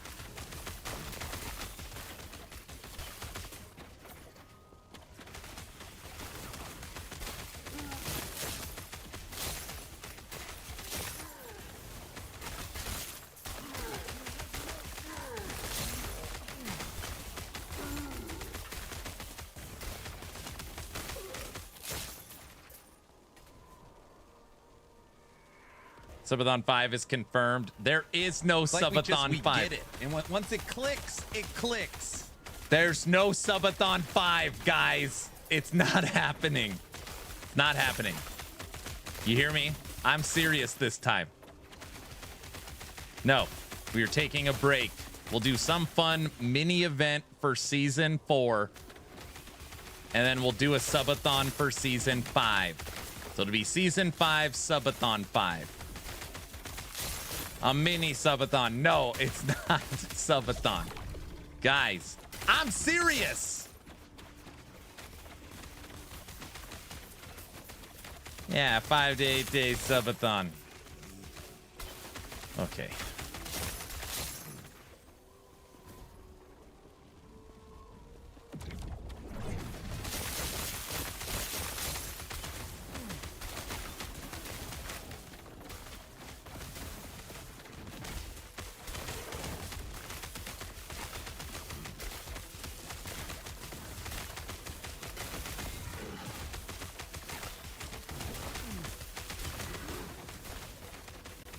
You are frozen, Rift Beast. You have to die, because I need all this stuff. A Christmas-a-thon? You guys, there is no subathons. We're done. Okay?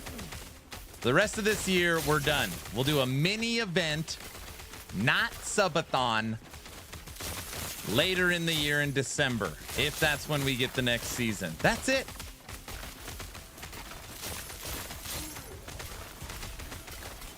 I can't hear you. La la la la la.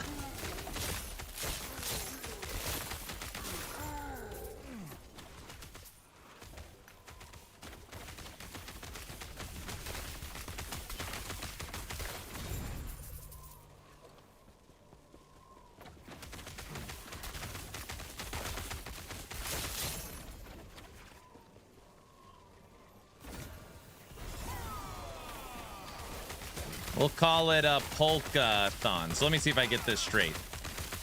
As long as it's not called a subathon, but it's the exact same thing, we'll be fine, right? Then it's fine. So we'll just call it something different, and then it's allowed.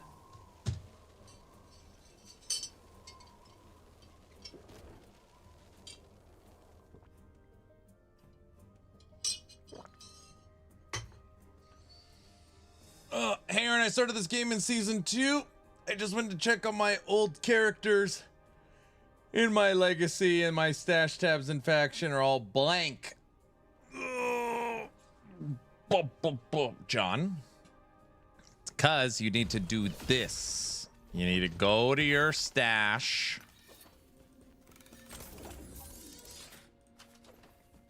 And you click on it.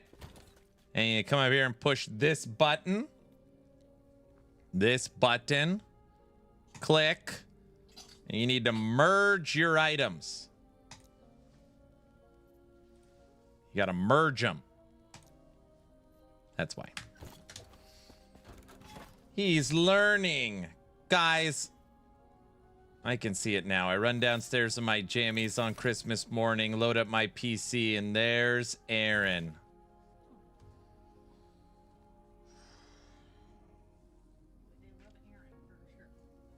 Right. Ah, thanks. You're welcome. I just hydrated.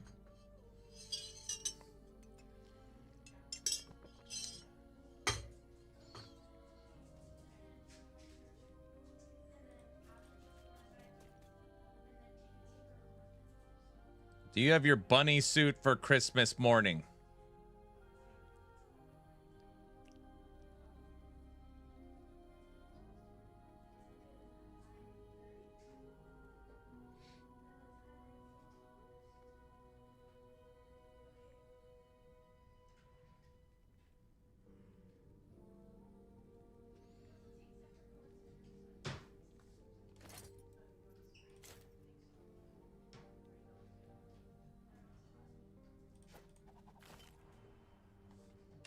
You want me to come, Sienna?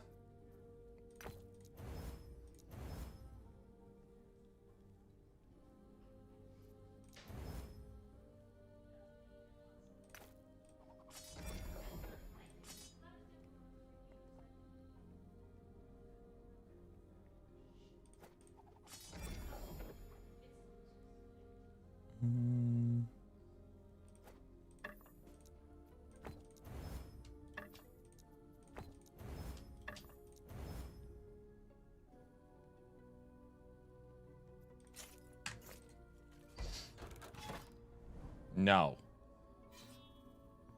Yeah, no subathons.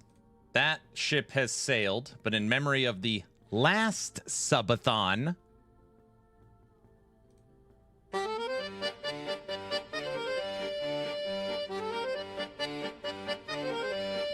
Systems online, camera lens glows. He feels the weight of what chat shows. Timer blinking, already cursed. One gifted sub, and it's getting worse. He stretches his neck, clicks go live. Another marathon, will he survive? He stares at the screen, feels the weight set in, and whispers, let the madness begin. Sub 8 on 4, he's burning out behind the screen. 1,000 hours, no in between. The days are gone, the nights won't end. No way to break, no time to bend. They push, he breaks, he starts once more. He gave it all, they asked for war.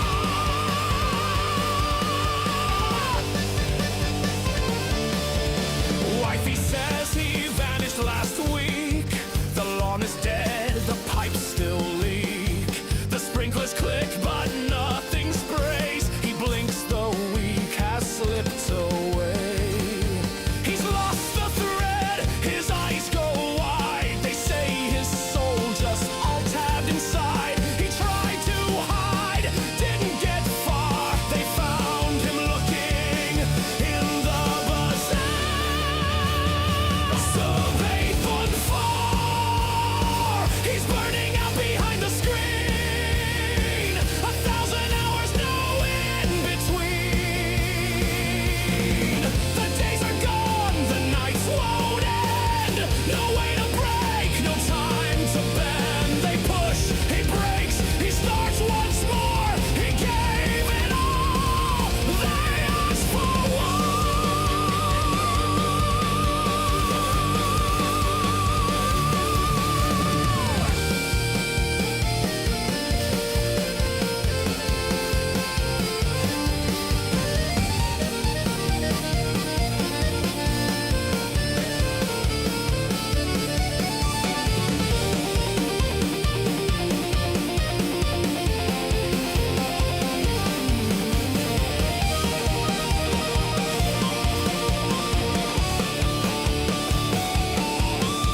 The hours blur, the days collapse. He runs on hope and streamer scraps. The camera's cold, the lights feel wrong, but chat says go, so he goes on. His limbs are lead, his mind's a haze. He's lived inside this stream for days. The echo's real, the voice is mine, but he won't fall. Not up this time. Sabbath on fire! He's burning out behind the screen. 1,000 hours, no in between.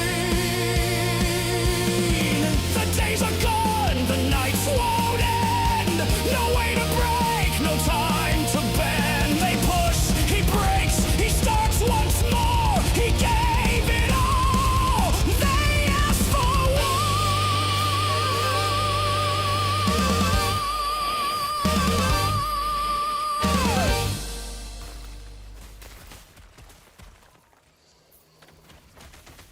All right, there. You are all now able to have a nostalgic moment with the previous subathon, knowing that there's no other subathons this year.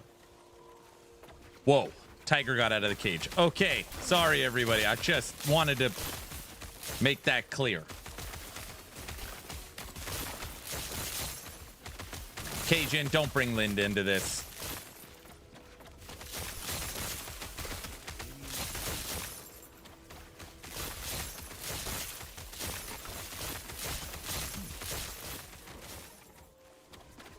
Did I show up at a bad time? No, I just happened to say the word subathon, and then chat was like, subathon mentioned, and you know, then it just escalated from there.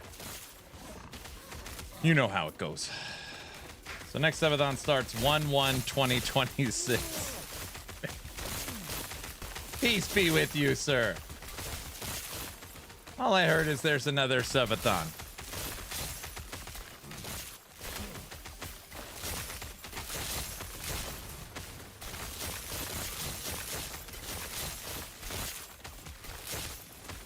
That's what I heard. Oh, brother. Honey, they're going nuts again.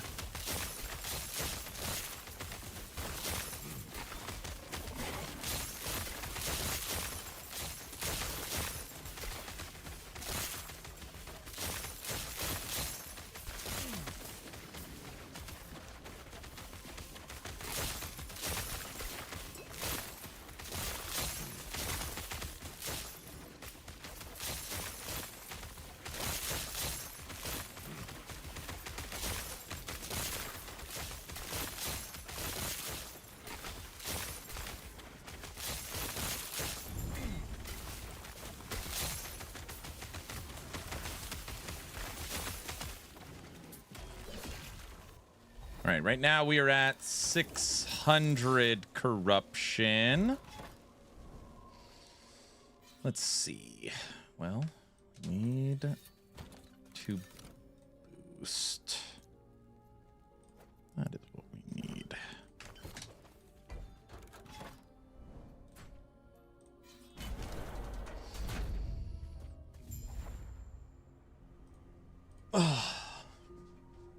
Dark Rider, no. Cajun, what are you up to today? Watching football? Yes.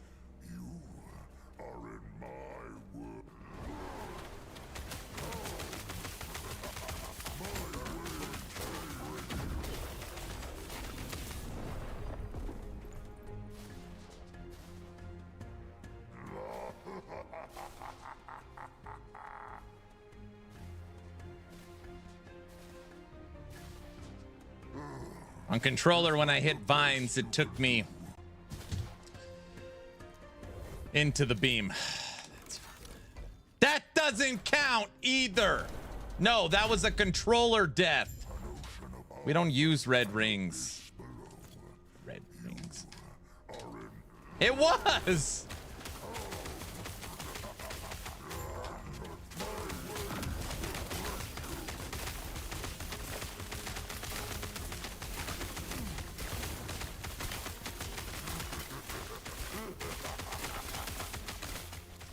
It's me!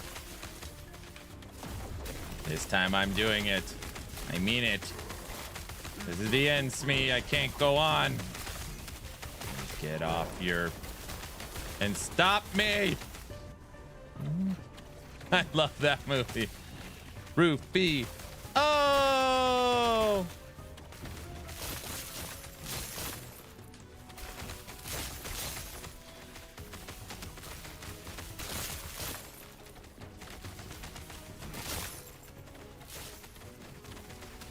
Wonder how many injuries 49ers have. Has anyone suggested a pirate movie? Pirates of the Caribbean? No, I haven't heard that category come out. Pirates? Should be happy, Raven. Spriggan. Or did you lose your love? Oh, yeah, you don't play Spriggan anymore. You hate it. Forgot.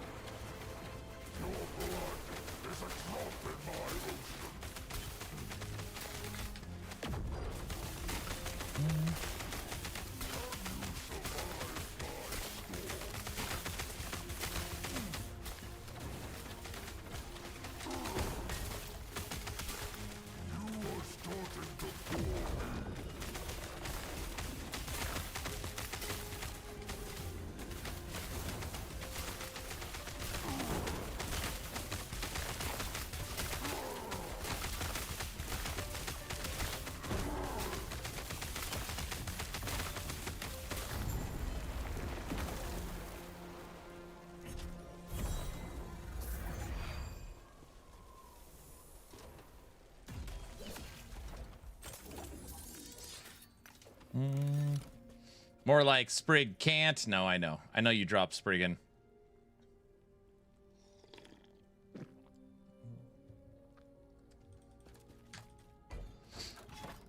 Spriggan. Cha-cha-cha. Spriggan. I don't know if we can kill Shade. We can try. Is it wrong of me to use Reflect Shaman to grind for gear for other builds as COF? Listen, it is okay for you to do anything you want as long as you are having fun.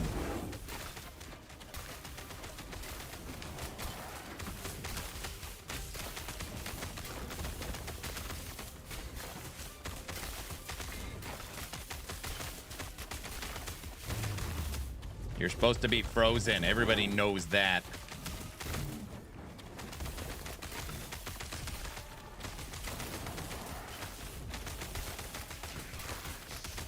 Luz, why are you excited? What happened? I haven't looked at any football scores. You're excited about something.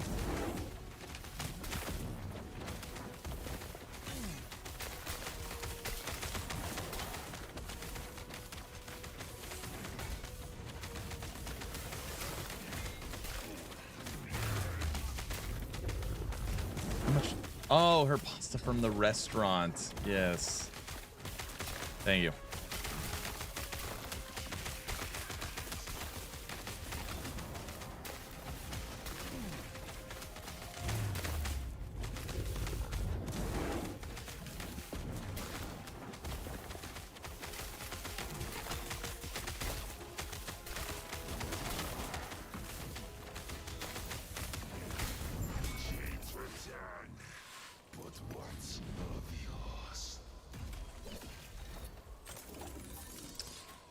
Should I switch from frogs to lightning wolves?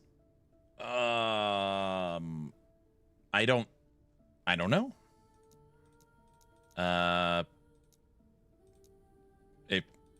If you're bored of frogs, like, okay, I've explored everything frogs can do, I want to try something different. It is a very easy switch to move to lightning wolves. I like lightning wolves. I like them. Okay.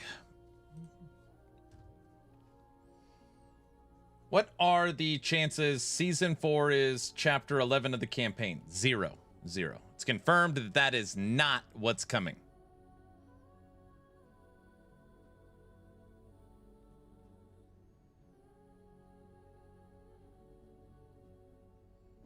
Do you think they're stronger than frogs? Oh, I don't know. I mean, it doesn't I mean, I don't say this to be disrespectful, so just please don't take it that way. You could play Spirit Wolves, Lightning Retaliation Wolves, Squirrels, Summon Bear, Sabertooth, Dragon Raptors, Regular Raptors, Frogs. Those are 8 builds that are 1,000+ corruption. It doesn't, you know. Like, it doesn't, you already won. Like, any one of those builds, you know, you won. You took care of it. You did it.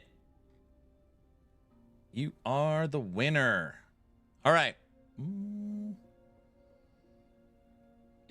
Oh yeah, 100% we are not getting skill sigils. 100% we are not getting chapter 11 of the campaign.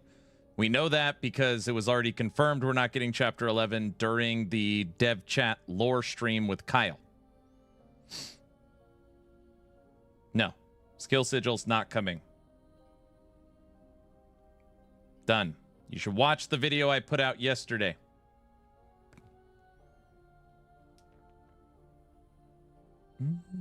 Okay, lunch is here. Let's find a video to watch. What do we got?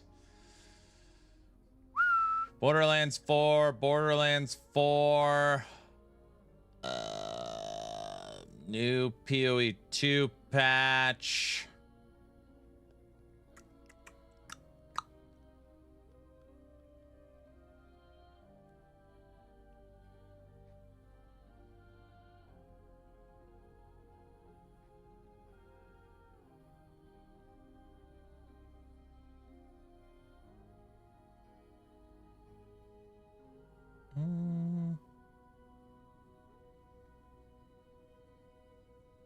Borderlands 4. Everything's Borderlands. Oh, whatever.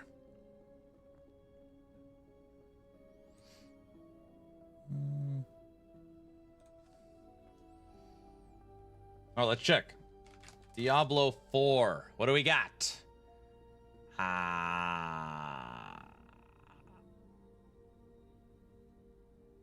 Okay. Just because Neon Prime said it, don't get mad at me. You could get mad at him. I'm pushing the blame to him. Lunch, you say? Yes, go Eagles. We're Eagles fans now. Rob put out a video, season 10 updates. I don't know, a couple of days ago. This is better than nothing.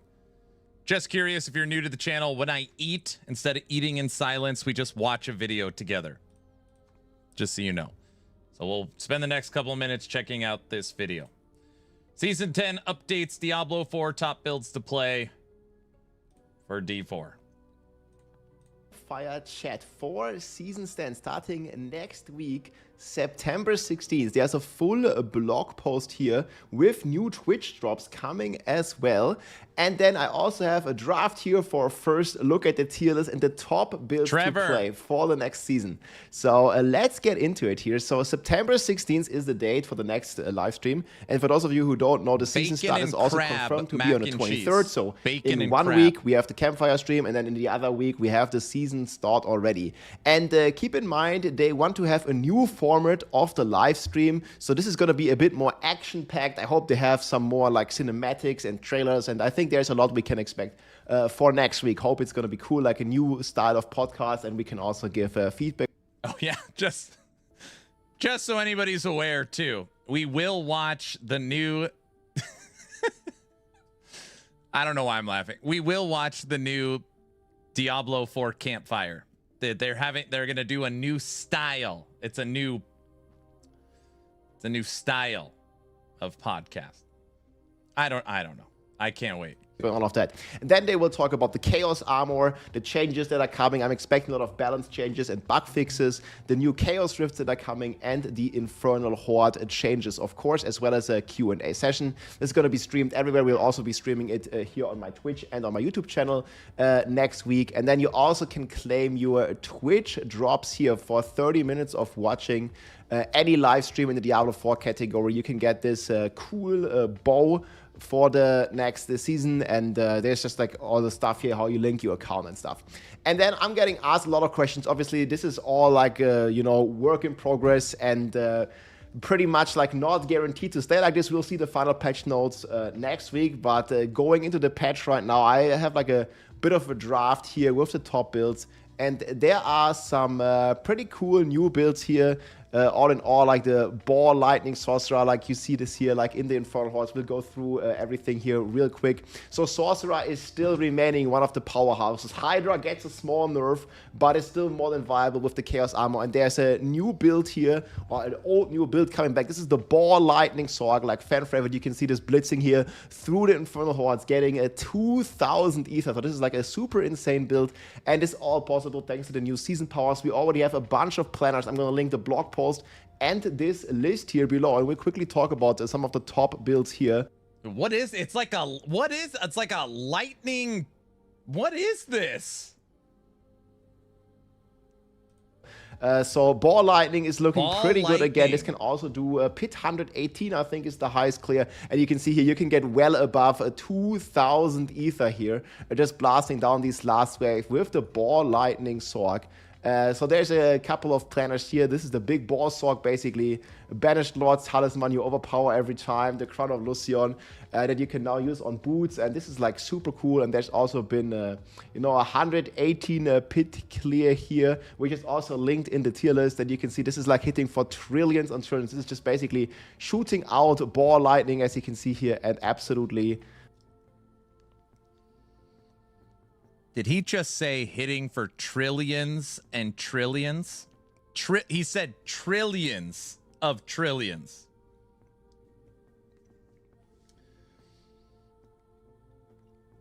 Like hammering down all this content here. And this is going to do well above 120 pit, and one of the top builds next season. The Hydra Sorg is still remaining strong. The thing is, with Hydra Sorg, you can now use the Serpentine aspect on the Amulet slot, because you can use the Ophidian Iris as a Chaos power, putting it here on the boots, making it extremely useful. For some of this, you get Fist of Fate, and some of the crazy season powers here. The Mana Shield giving you like 20,000 plus mana, and a bunch of multipliers, especially with the alternating alliterations here and the power siphon, going absolutely crazy in terms of core skills, giving you a tremendous amount of multipliers. And this is just gonna rock like crazy with the Ball Sorg, with the Hydra Sorg. No, and there's it also ended, a new Sorg here. This is like the Crackling Energy Sorg. These planners are a bit work in progress, but you basically have the Esodora overflowing.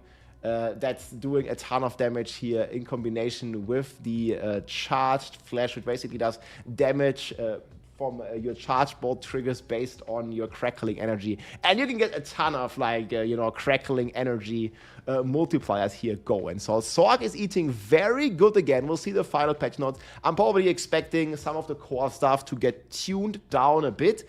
But this was so strong, like blasting Pit 120 is going to be like no problem. T4 and speed farming and the Ball Lightning Sorg, as well as the Hydra Sorg. I think we're going to remain like top builds in the game.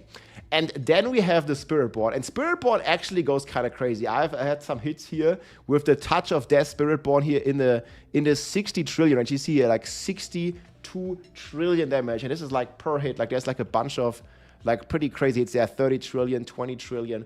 And this is all thanks to the crazy combination that you can do now, where you basically have a multiplier in every slot, especially on stuff like a Payback or on the Touch of Death, where you have like a crazy amount of multipliers. You have the War Kreuzer here, Unique Helm giving you a tremendous bonus here to all the potency skills. And this is like a potent.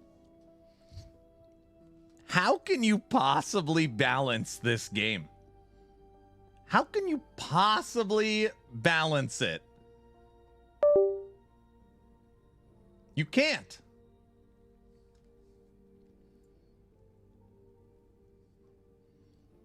Aaron, the question should be, why does it take that much damage to kill things at 2,000 corruption? See what I did there? I did. I think he's lying. Who, me? Probably ate all the factor. No. It was a 1 month promotion. Talking trillions of damage, even after doing the stat squish when the expansion came out. Bingo. Trillions. Skill that you just transfer into a core skill. So there's the Harmony of Ebevaka, which is buffed. You can have the Banished Lord Talisman. Like basically all of these are overpower hits. And you can also rock with the Rod of Kapaleka on the boots now, while still having enough slots for an aspect here. that's going to go pretty crazy, and you can do a bunch of combinations. I think all these builds are going to perform pretty well. I might even move them all up into S tier. I think Spiritborn has a bunch of top of A tier, potentially S tier builds with this combination. I myself was able to do like a pit 122 on the PTR with some of these combinations. I'll show you the footage here in the next weeks. We have a lot of content coming. So they are like pretty crazy, and they absolutely destroy the content with so many multipliers. And this actually is viable for basically every core skill. You can play Touch of Death, you can play Payback, you can play Stinger, Crushing Hands, Quill Volley. You can still play the Thorns, which is still very strong. They finally did fix some of the double dipping, the Plains power. However, there is still a lot of double dipping with the Mystic Circles and other stuff going on. So I'm not sure where this is going to land with the double dipping. However, like right now, the Spiritborn is still one of the strongest. It's like S tier is like for Sork and Spiritborn mainly. There's like many builds you can play. And then another cool build here that's kind of making a comeback is the Evade Spiritborn. We already played this a couple of seasons ago. This is like one of the best farming builds of the entire game, and it's only getting stronger now. You can kind of see this is like here, pit 70 is just completely blasting it, and I think this can like farm upwards of pit 80s as well. It goes completely nuts here. How high it can go and how fast the runs are once you are playing, you know, with the teleport rune. I think I have like a pit, okay, this is also pit 80, but they are basically like blasting crazy. And they're getting a ton of multipliers now with the Chaos perks as well. And just having one of the best farming builds here right after the Sorcerer, the Evade Spiritborn, is back strong, and they also changed a lot of other stuff. So Spiritborn is eating very good. I'm mainly looking forward to, you know, all the core skills here. I can show you quickly. What's the new like what are they? I know Chaos perks. I don't remember. Is there like a new Legion, a new Helltide, a new, like, what's the new thing? Anybody know? I think there's 120 clear. Like, just looking at some of the damage here that we can do with this build, it's tremendous. So you're basically just like rocking forward, and you make a pool, and you can see here like the billions and trillions basically going. This is like a Chaos similar to all Quill here. You and see new 20 hordes. trillion per hit, and this is just 120. Basically gonna be a speed run, and you can do this with any of the core skills. Stinger also got a crazy buff this patch. It might also like scratch the SC there. You see 10 trillion again.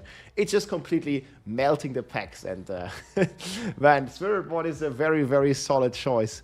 Next season, I believe. We'll see the final patch notes. I could see some of the Jaguar double dipping like being fully fixed. I would still hope so. It's going to make the Spiritborn a bit weaker, but it's still going to remain a tremendous power. So there's like a ton of cool builds on the Spiritborn that you can play.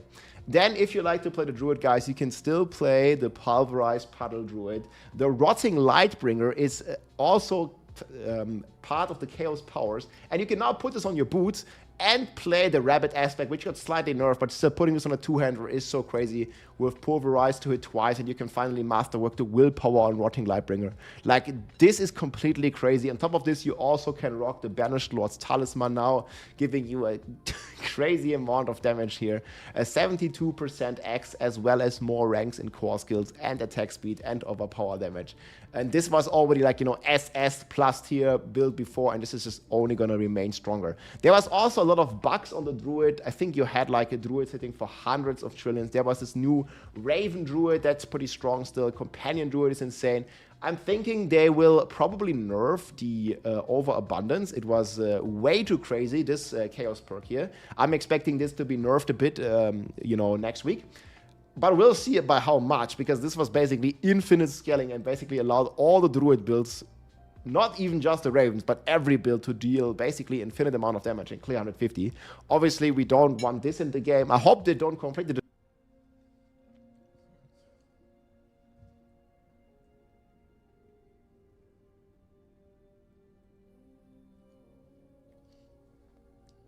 He just said that node unlocks infinite damage for the Druid class. Infinite for any Druid class. Infinite.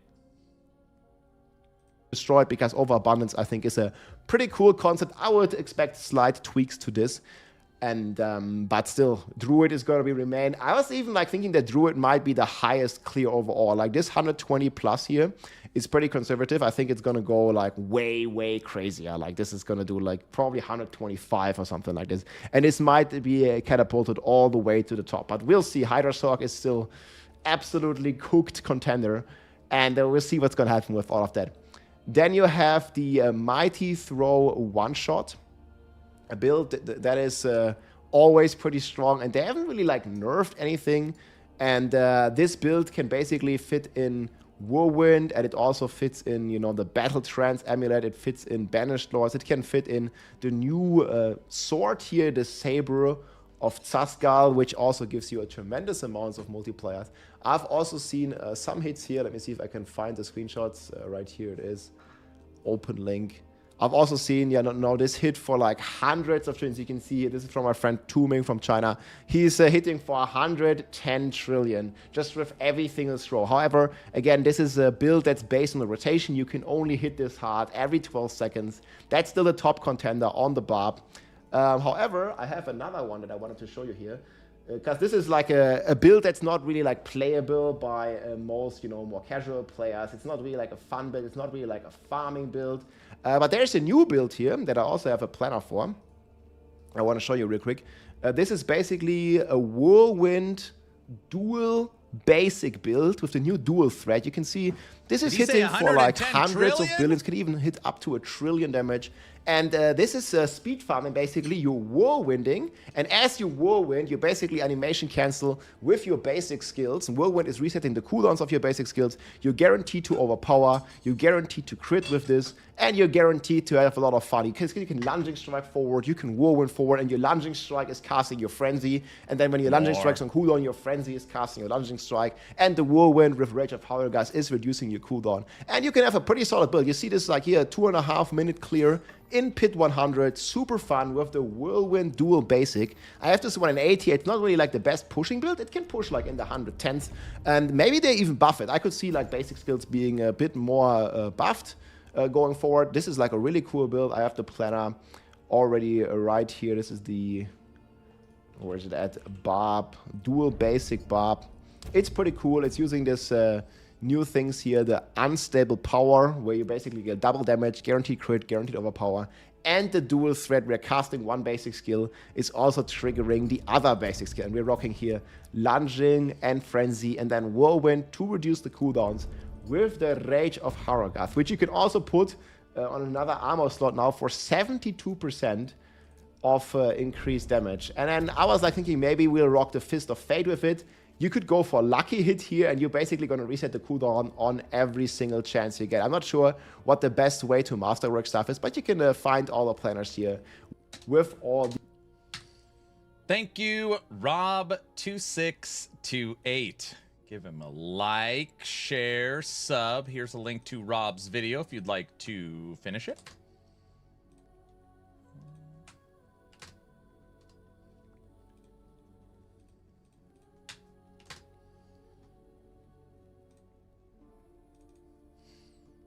Doc, you're not a D4 guy?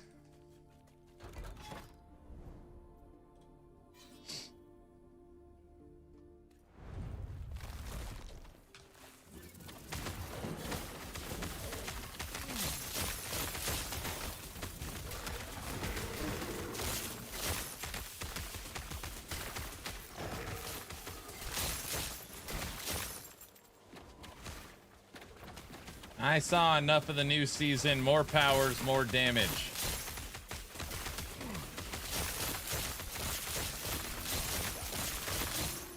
I have the power. Not anymore. Not since season 5. Just PoE 2.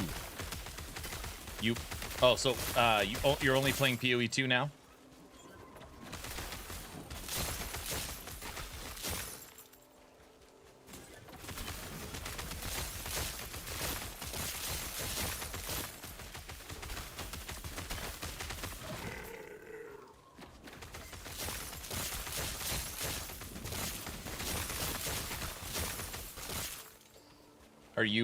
Are you on Team Deadeye? Are you on Team Deadeye this season?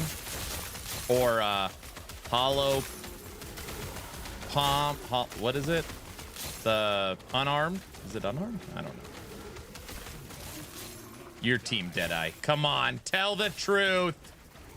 I could already feel it. Oh, he's mad.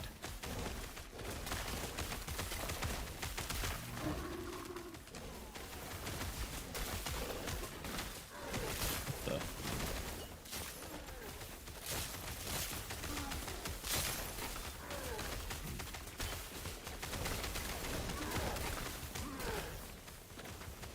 So I downloaded Last Epoch yesterday. Game's very hard and fun. Yes, it is. Nah, some old good minion infernalist loving specters. Ah, you're on ants. You're an anter.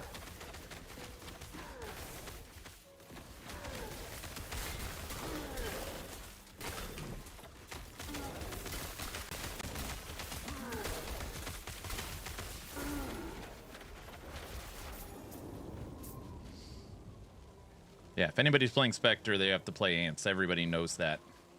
Yep, Anter. What an easy guess.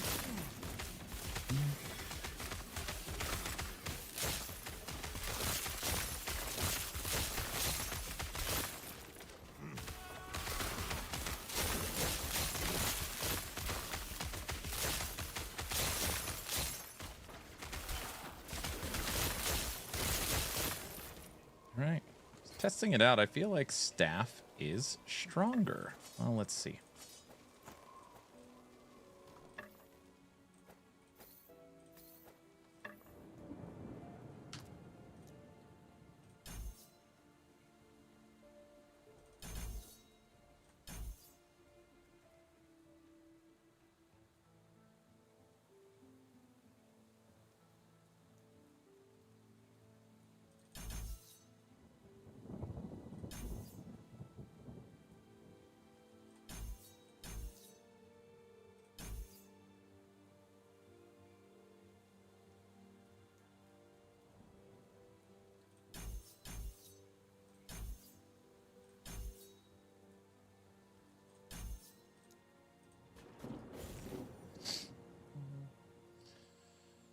Val are good, but too much clutter on the screen.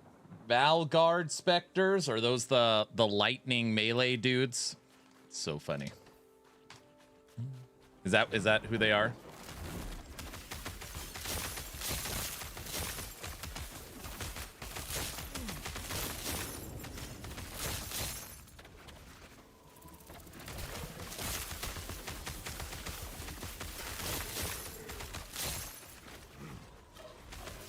Val Fire Bombers. I see.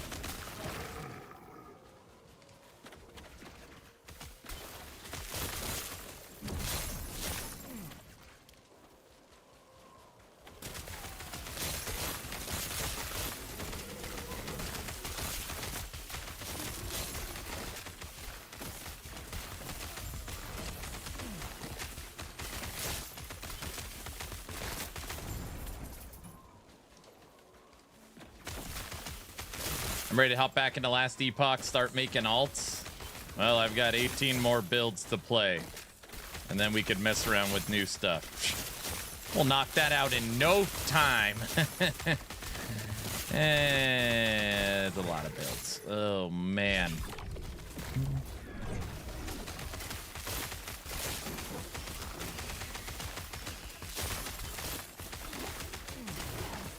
Hey, Doc, you be proud of me. I played PoE 2. I beat the whole campaign, including all the side bosses and all the crap. And we played Endgame, and I made it to Endgame.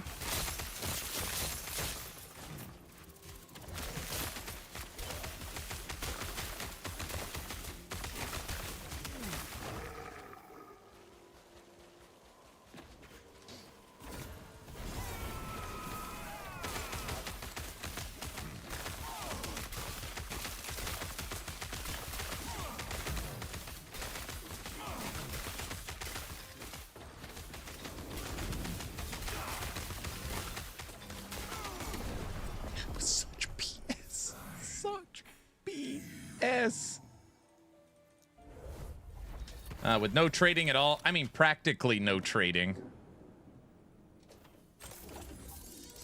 I mean, we didn't really get to a point to trade.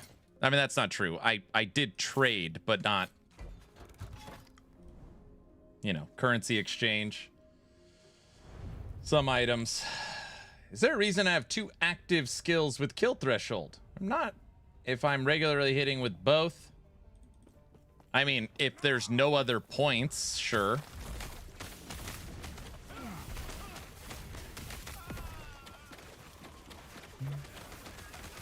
I'm gonna try more stuff in PoE 2, then hop back to PoE 1 to finish the challenges.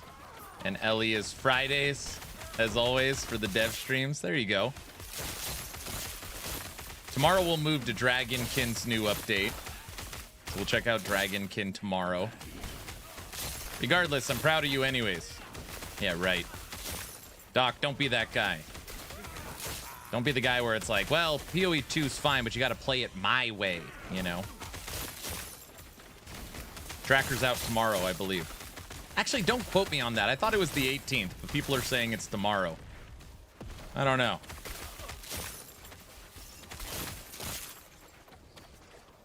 No, it's Dragonkin tomorrow now.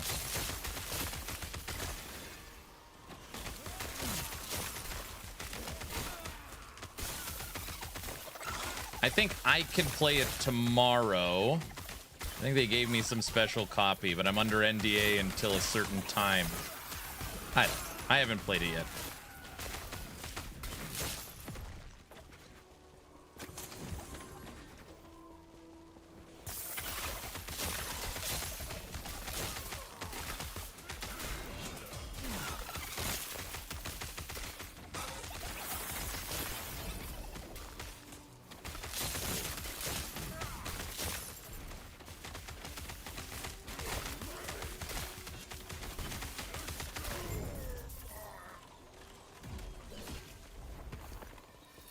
Streamer client? Now I gotta look it up.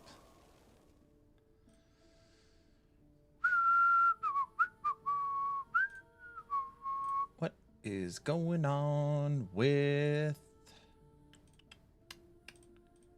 Dragonkin?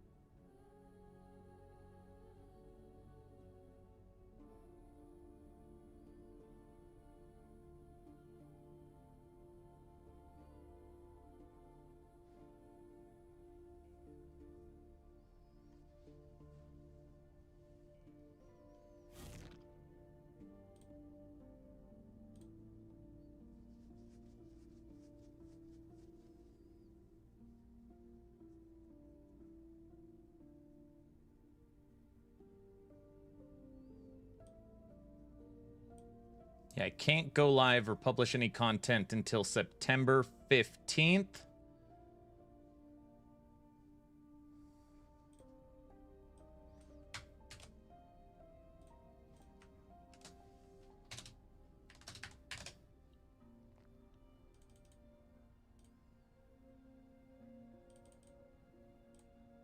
Oh yeah, we're good. Tomorrow morning. Okay.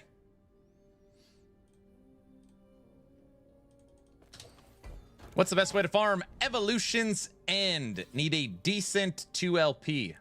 You just have to keep farming. I mean, you can only get it from killing Rift Beasts. Actually, you only get it from fully evolved Rift Beasts. Actually, you get it from the end of the evolution of a Rift Beast. You just need to keep killing it.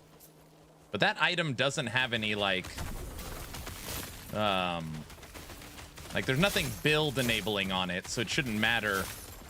Like, that shouldn't, like, you'll get one for sure. We got a 3LP good rolled. I mean, like, day 2. And we found a couple 2LPs already since then. If you just keep fighting Rift Beast, you'll find one.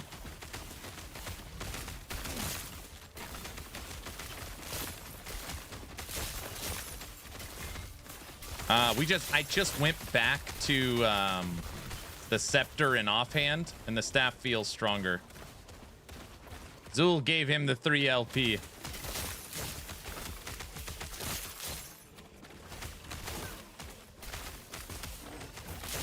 And if you think about it, that staff could easily have an additional 2 to 250% damage over time on it.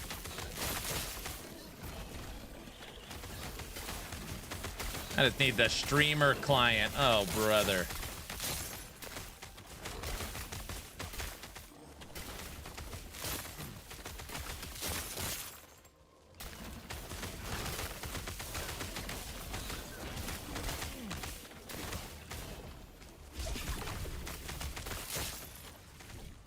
I mean, it should look the same. It's practically the same. It's just a little stronger weapon instead of the offhand.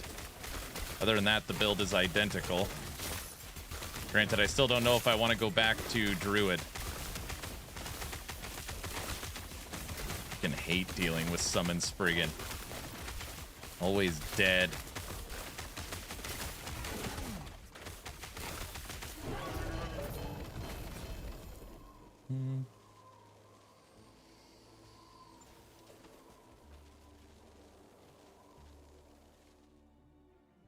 Huh.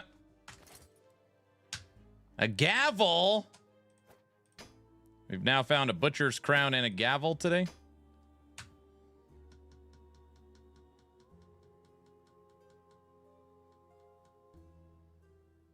That is a... That's okay.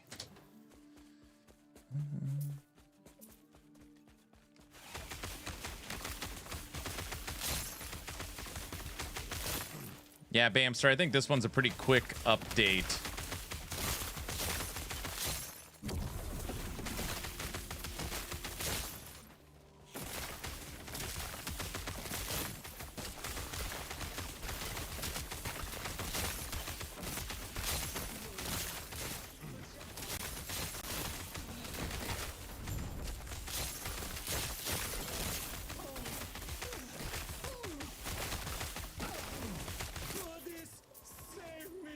Save me. I'm here.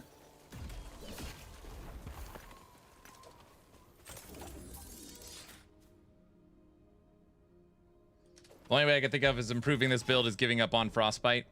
You can't, I don't think you can. I used to mess around a lot with trying to get crit. Literally T7 crit multiplier, guaranteed crit. Kind of turned it into a shotgun build. Just like you can't scale Spirit Thorns high enough. And there's just so much Frostbite support. Just, I don't know how to get away from it.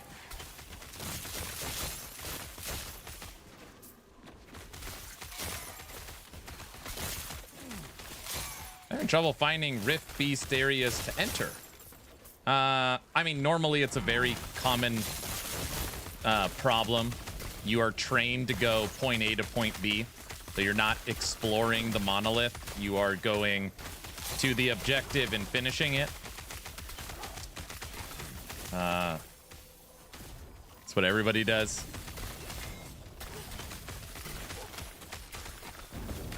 And don't say I'm calling you out. I'm not calling you out. All right? You just got to explore more, sir. Just got to explore.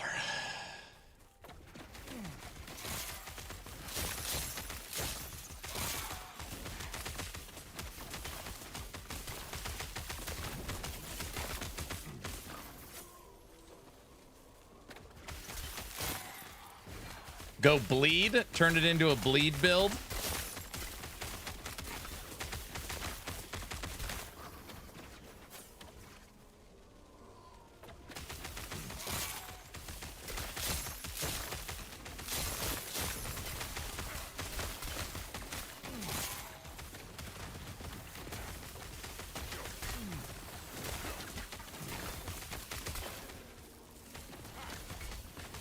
Dump Frostbite and go bleed Spriggan.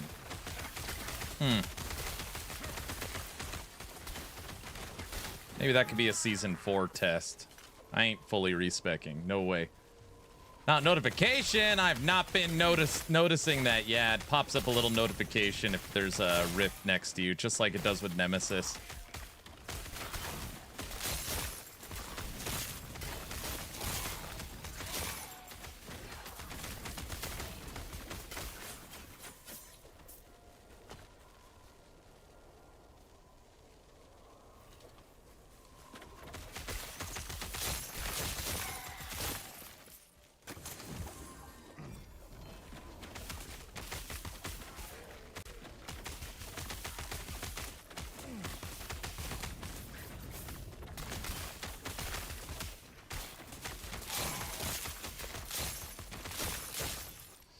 There was a bug where I couldn't see the Rift Beast at all. I did 28 echoes in a row without seeing one. Also, cemetery entrances were invisible. I have not seen that bug. That's on online mode.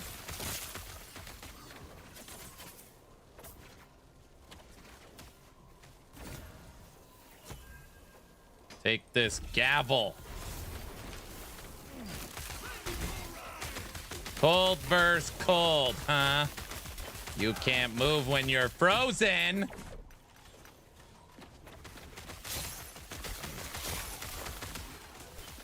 It was on online. Booting the game resolved the issue. That's good.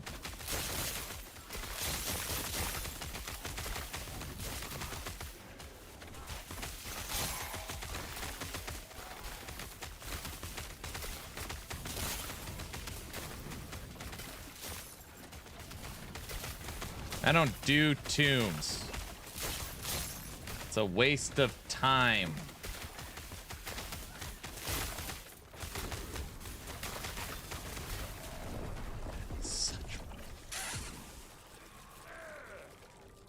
Probably don't do the campaign either, huh?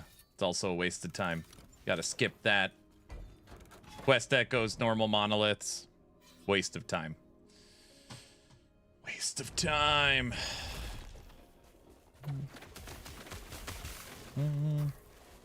What? Orange?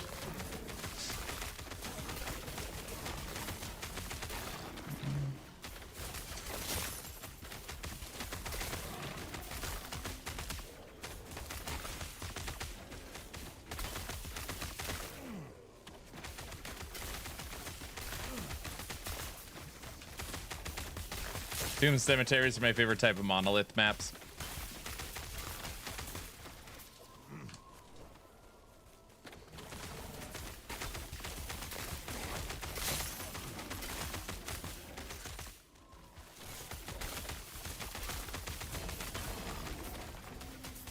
We were talking to somebody earlier. It might have been Friday. They would kind of have that same conversation. It was like, I want to skip the campaign. It's so boring and empty. Also, we need to get rid of quest echoes, which I agree with. And it would be awesome if we could just jump to regular monoliths. And we need something to do past corruption. It's like, wait a second. I think you I literally think you just said you just want to skip the whole... I think you want to skip the whole game. I'm pretty sure you didn't mention anything you liked. No campaign, no regular echoes, no quest echoes, no monoliths. No way you're running dungeons or arena. No way. No way.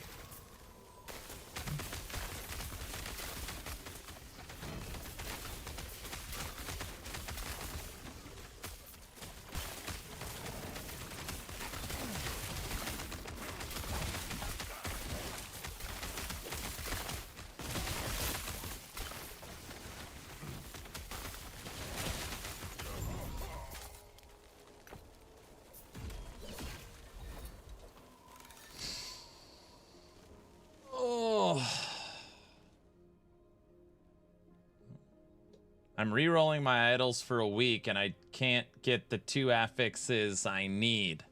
You keep saying stuff you need. Are you following like a build guide from somewhere?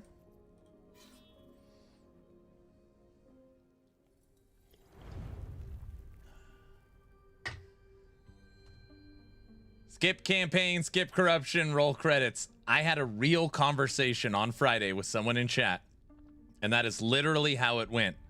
They need an adventure mode because the campaign's boring. I hate playing the campaign, which moved into quest echoes and normal monos are stupid too. You should be able to immediately skip that. Then they talked about how there needs to be a quicker way of pushing corruption because playing the monoliths and the echoes to build corruption is boring as well. And I was like literally sitting here like, you just explained the whole game. If you hate all that, there's no way you're enjoying arena or dungeons. I just think maybe you don't like Last Epoch. That's the only thing I could think of.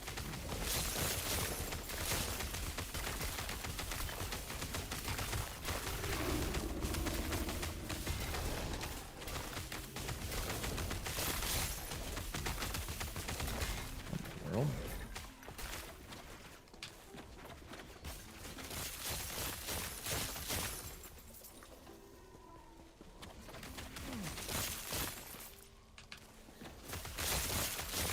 Can you ask EHG to give me a win button?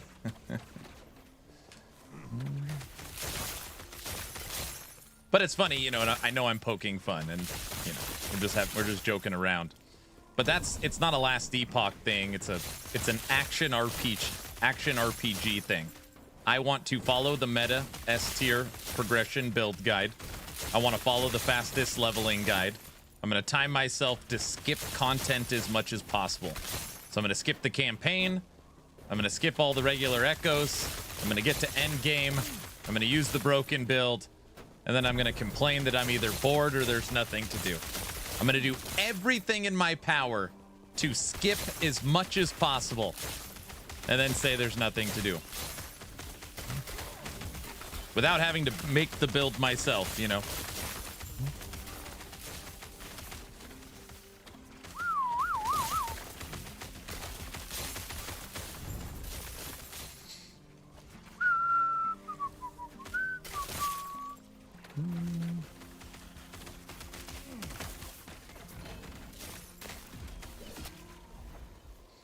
Aaron, why do you go to church late on Sunday? I mean, there's multiple services. We like going to the evening church. Gives us a relaxing Sunday. Gives me the ability to stream. It's the least crowded service too. So it's just nice. We really like it. We like evening service.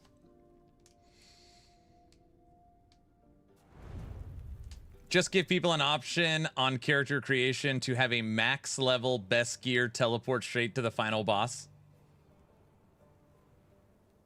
People would love that. People would love that.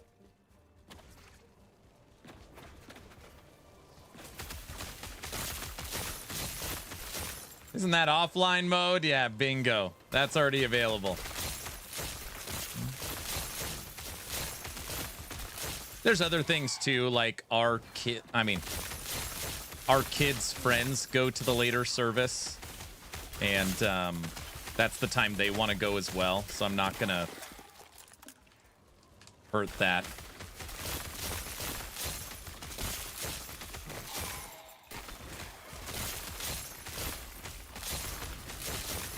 All right, let's test it. Van, where the hell's Van? Hold on.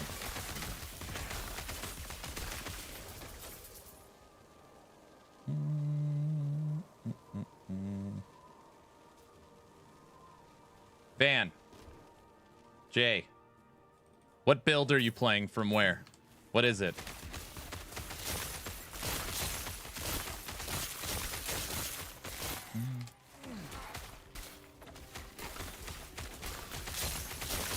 Let's see.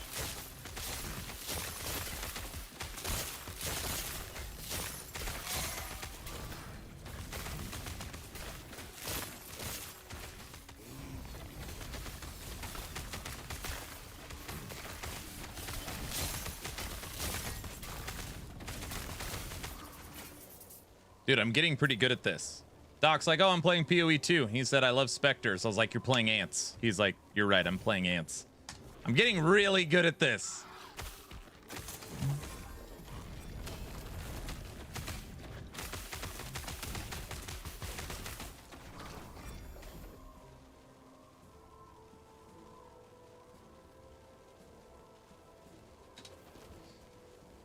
What's up, Legion?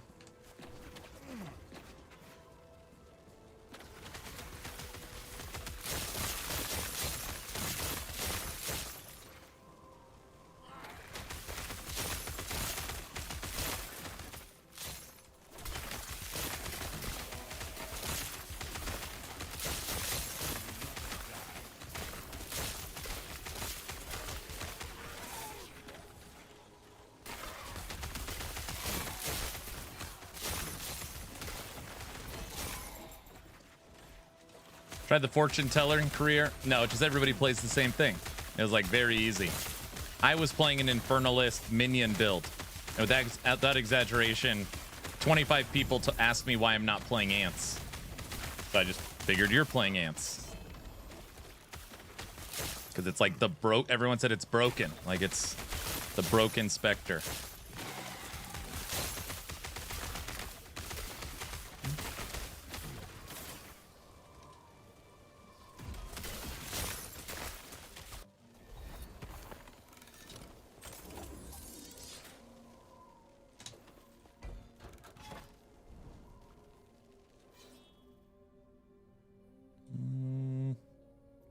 That way. Fire, cold, poison, bleed, bad, bad, bad.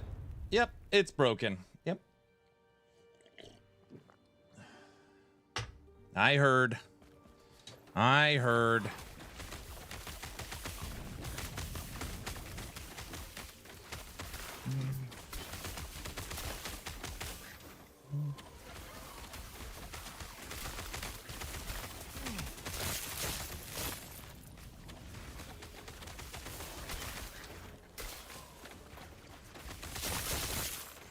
Play ninja minion dodge build.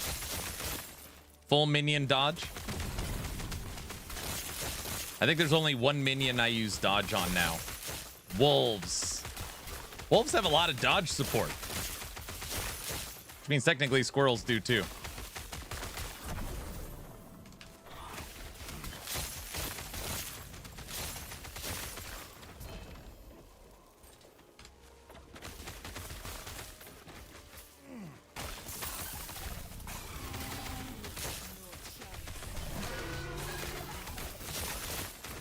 You are all frozen. Sorry.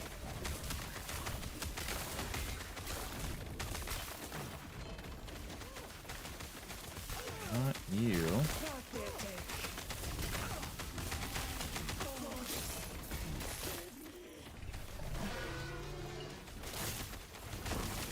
That's not very nice.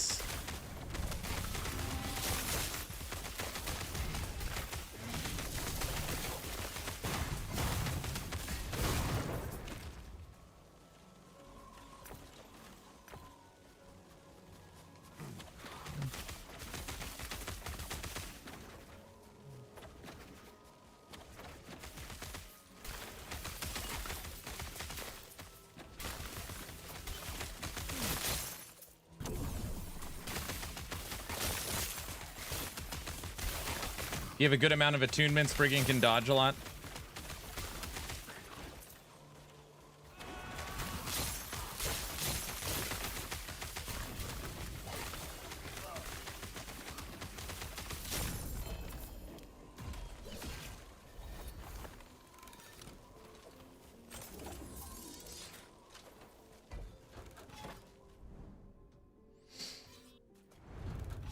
All right. So everybody, tomorrow we'll be playing Dragonkin the Banished. Checking out the new Tracker class.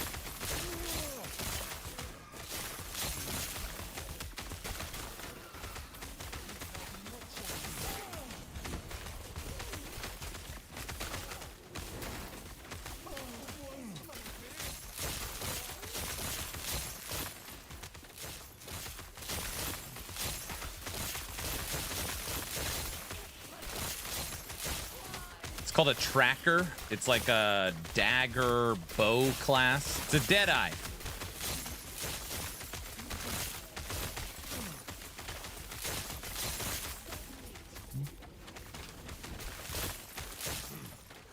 Yes, we'll check out Dragonkin's new update. I I'm actually gonna. They put out like, I don't know, 10 news posts. I might do like a condensed YouTube video in the morning. Literally catch myself up on everything going on by making a video on Dragonkin. Nothing sponsored, just I haven't been following all the stuff.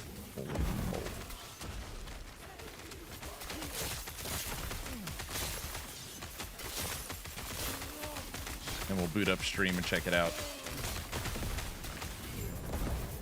Yeah.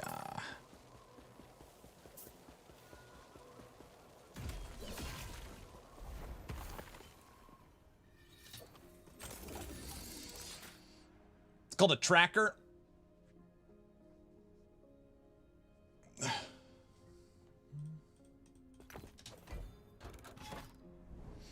It's a nomad tracker. Something like that.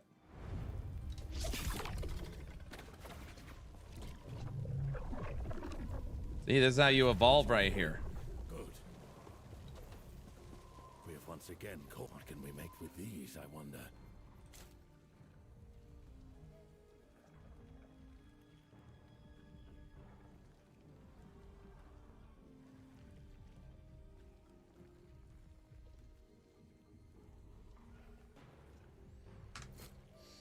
Good evening. Hope you're having a good stream. So far, so good.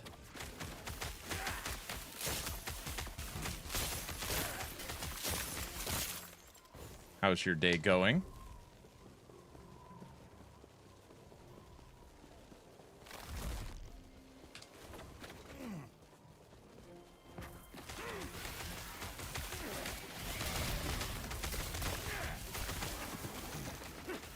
We need a sort button song? No, no sort button song. No, no, no. No, no, no.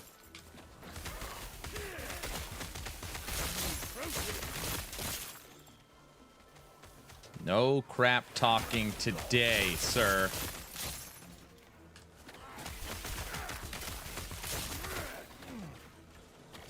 Thank you for the follow. Now that you're following, type in exclamation point, a giveaway.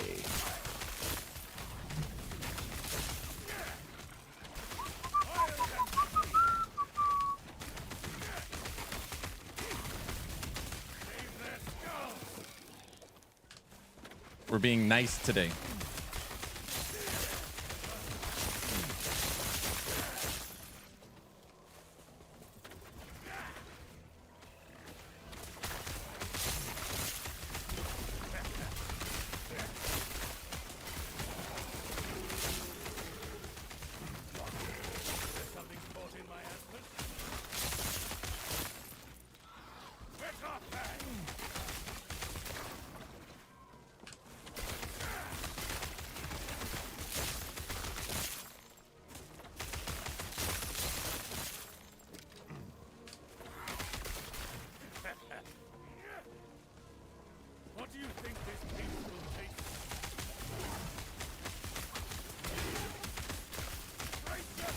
Don't move. You're doing great. Stand still.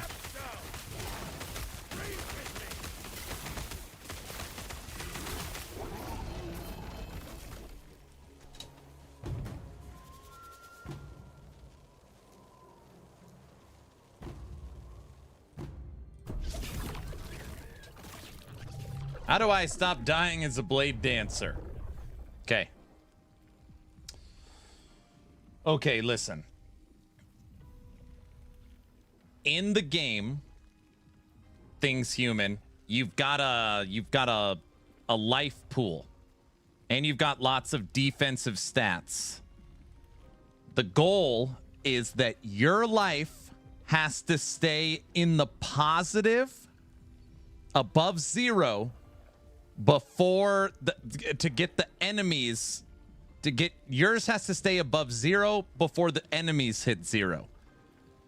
And if you're able to ensure your life remains positive before theirs hit 0, you don't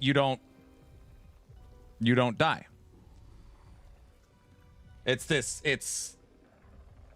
I didn't think of that. Brilliant. That right there is insightful. I've never heard that before. No way. Wow. I didn't think Aaron is Sherlock. That's right. Also, your HP needs to stay above 0 even after the mob dies. Bingo! That's right. You have to die. It's part of the learning experience. I hope that helped.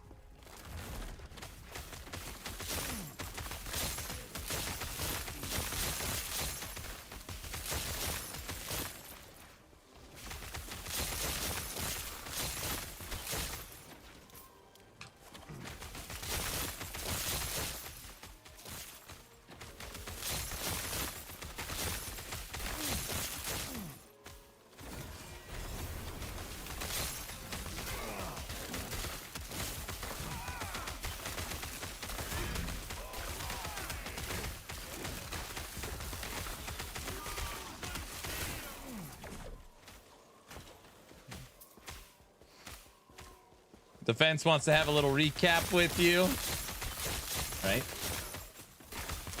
Blade Dancer, you want glancing blow, dodge, life, leech, crit avoidance, or reduce bonus damage from critical strikes. You also want what's it called? Where you guaranteed to evade one hit. Blah, blah, blah. Nope, no death. Sorry. Fence song only happens on a death. Sorry.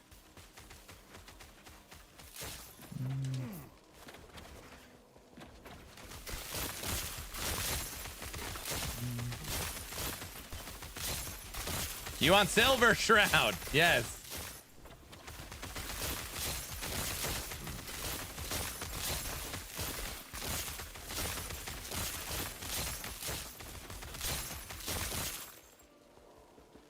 That's what I was saying. Silver Shroud.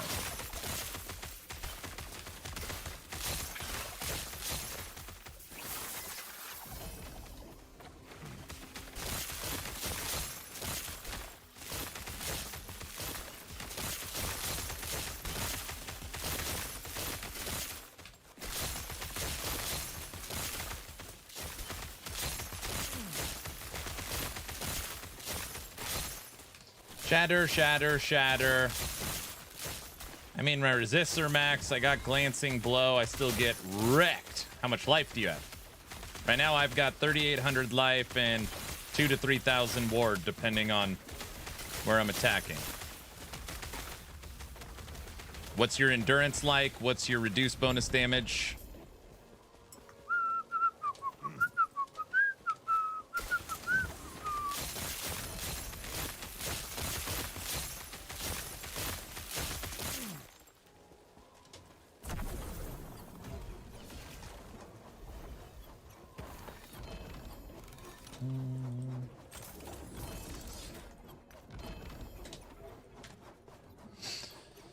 Dude, there's so many deep, like, resists are tip of the iceberg. Max life, health regen, leech, endurance, endurance threshold, critical strike avoidance, damage reduction, leech,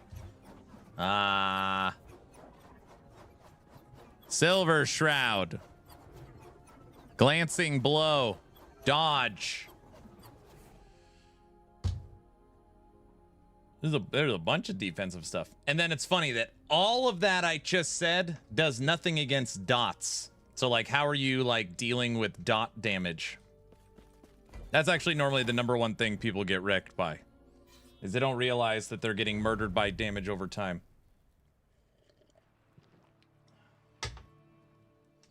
It'll be like, I have all this armor. I've got all these resistances. I've got all this ward, and I just get melted. Yep.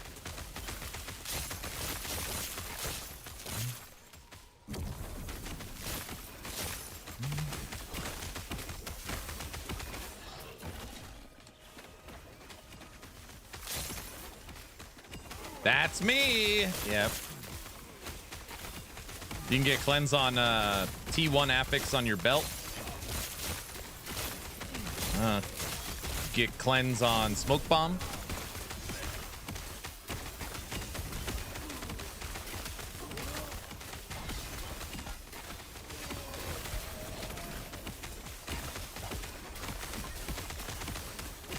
Why am I melting? Someone probably threw water on you. Oh, let's get it, because the water, if you're with, it's, never mind. Oh, brother, that was a good one.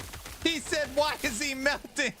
That was a good one. Come on, that was on. That was quick.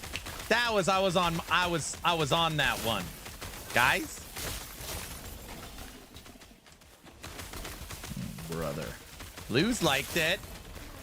Well, I'm running smoke cloud, so it cleanses, but I guess I don't have enough health. So if just for example, I don't know how much health you have. Most of my characters are over 4,000 health. A couple of them are now over 5,000 health. So 5,000 health, plus endurance, plus resistances, plus armor, plus damage reduction, plus full crit avoidance, plus full resistances, plus either some kind of leech or health regen. Like this one's a little under 4,000, but I also have 3,000 ward with Twisted Heart. Dude, these 700 corruption, fully evolved Rift Beasts. Will you get out of here? Also, I don't know, like, are you at, what corruption are you at, you know? I moved! I hit the button! I hit the button! Stupid Spriggan. Get up! Actually, it was a good one. Thank you. I died because I didn't have the support from my community saying I made a bad joke.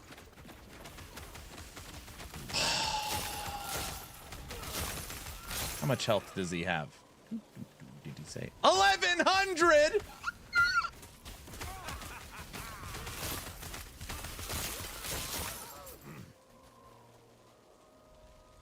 You deserved it. Oh, brother. I would recommend you getting more life.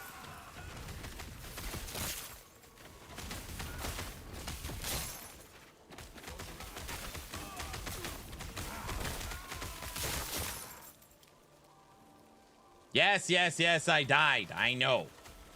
Gotta find the fence song. While everything else is trying to kill me. I hate this song. I hate it, you hear? Hate this. Oh, brother. Just blame chat. Yeah, I'm gonna blame chat. And then I'm gonna blame you.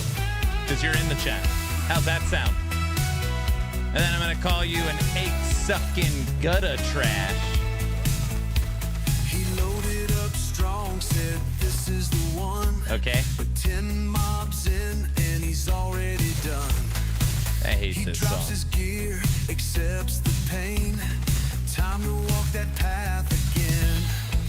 It's the walk of shame to the defense line.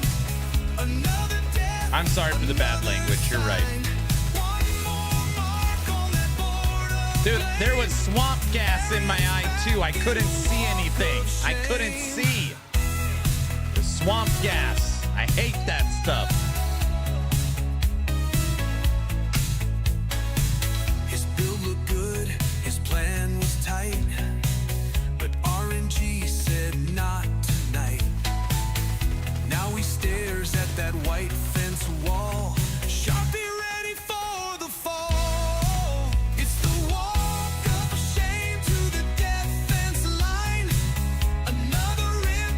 Real time. One more tick in that hall of fame. Arians live in the walk of shame.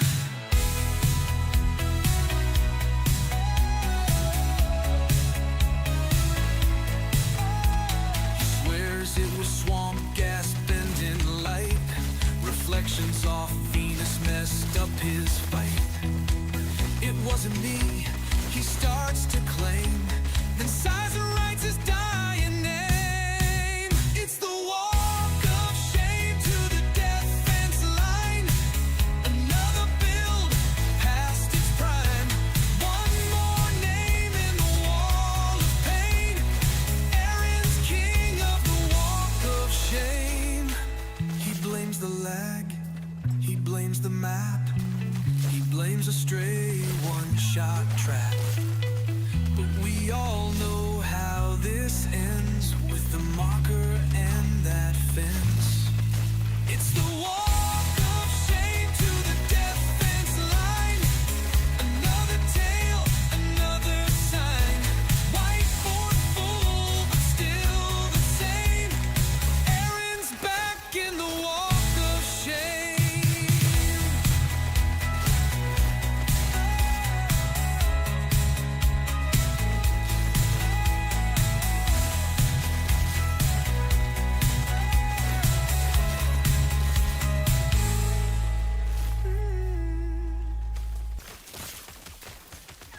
No subathon, but at least we have the song. Okay, first off, that word is banned, so don't use the word subathon. Don't say that out loud, okay? Let's just all just take a deep breath and play it again. Yeah, you're lost your mind. He said subathon. I said don't say subathon.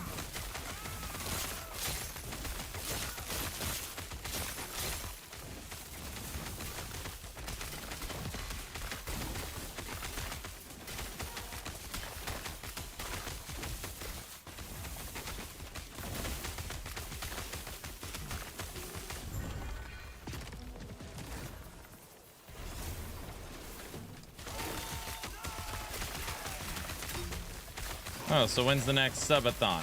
Oh, brother. The next subathon will be next calendar year in 2026.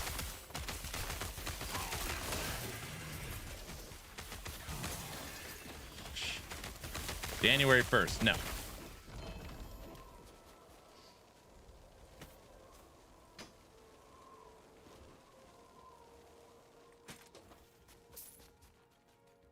$3 I'm leaving it on the ground.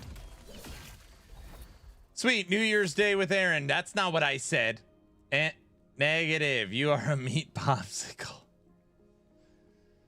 Oh my gosh. What is it with you guys just wanting songs all day? I just can't play songs all day.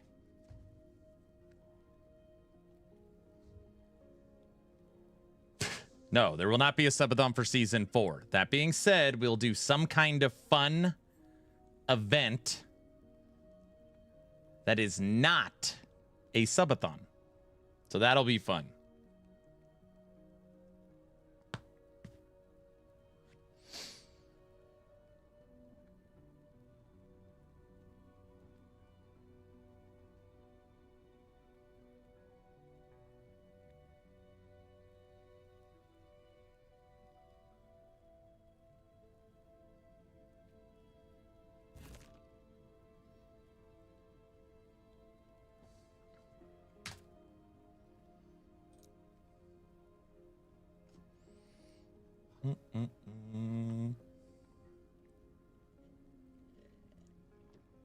I wish Order of Decay did fire. Are there any good Warlock fire buffing skills? No. Nope. I think my goal is to somehow get Aaron to digitally punch me through the internet. That's easy. No problem.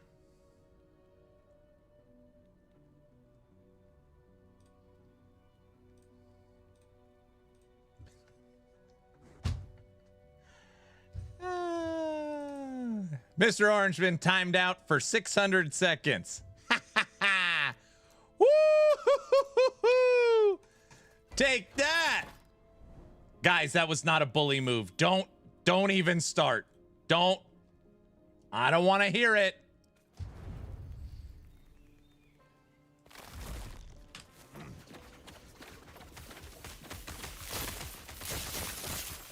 Nice.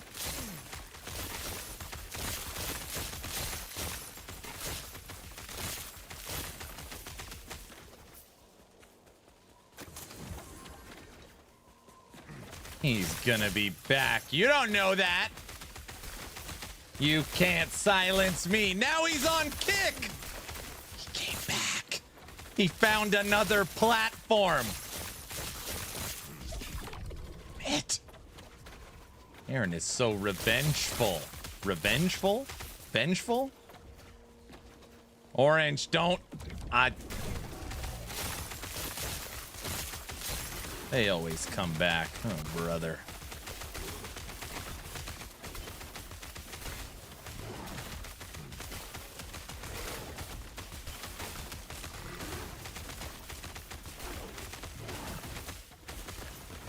I don't like those lightning things.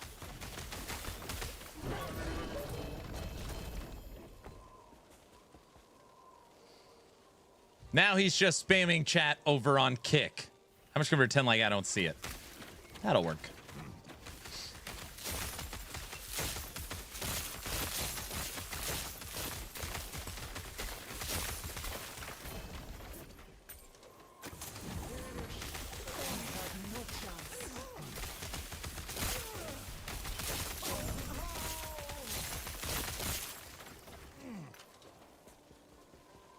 So you kicked Orange to Kick? I mean, I kicked him out of Twitch, and then he went to Kick.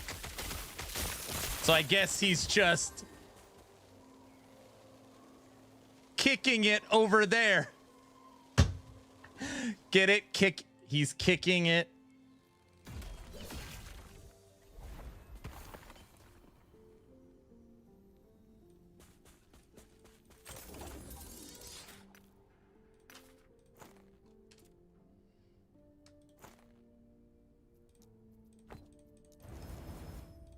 Guys.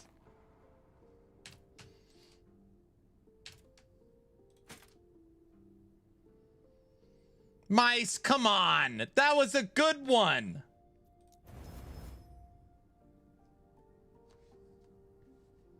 That was a good one.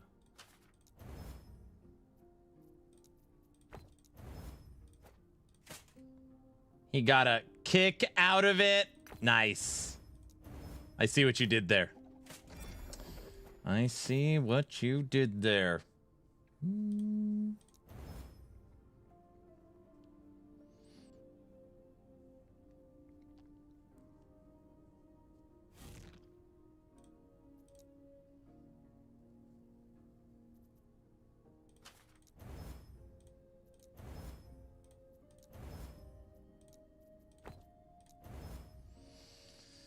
Fire away, fire away. Thank you for the sub, sir.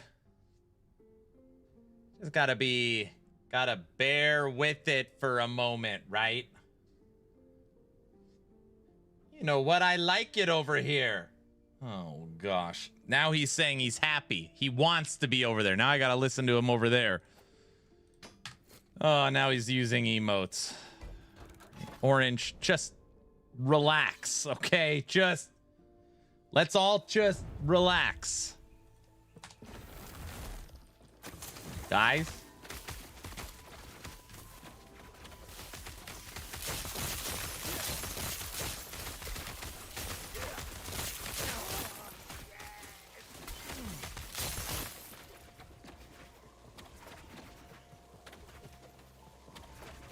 Wait, where's Orange? I banned him for 10 minutes. He said, my goal is to get Aaron to digitally punch me through the internet. I was like, no problem. Instantly banned him for 10 minutes. Timed him out. And then he showed up on Kick.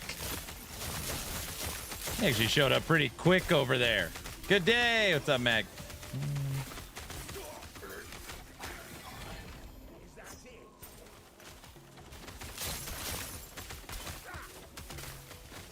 He did it. He punched me right to Kick.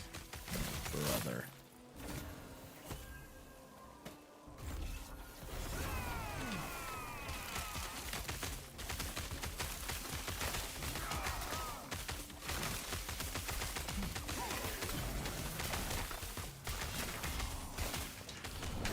is such just infuriating. He was already dead. I was just moving away.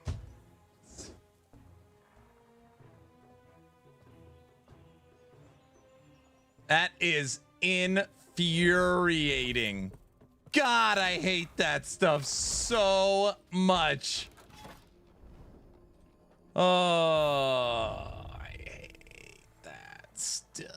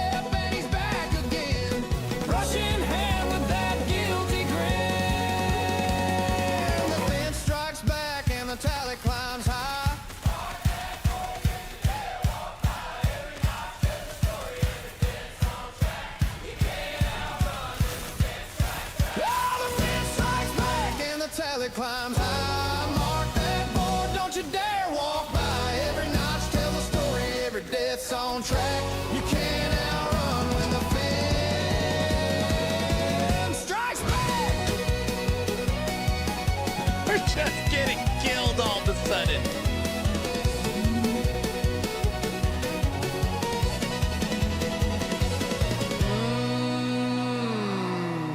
Defense remembers.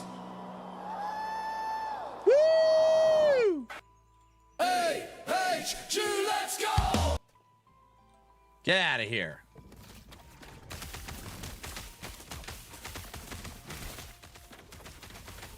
Aaron, you think Maelstrom will ever be more than a joke as far as RF? No, I don't think so. They would have to make it, there'd have to be a way to turn it. It can't be a dot. Since it's not a hit, right? And it's damage over time, so it can't crit. There's no way you'll ever get enough dots. Or they would have to put in some kind of reap mechanic where you could like instantly reap all the damage on the target. Maybe then.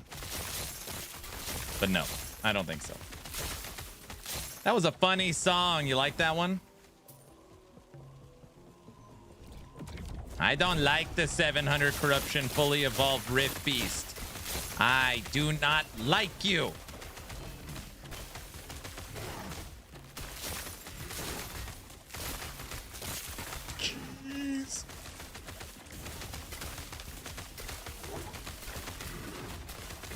I'm dead. I'm dead. I'm dead. No, you're not.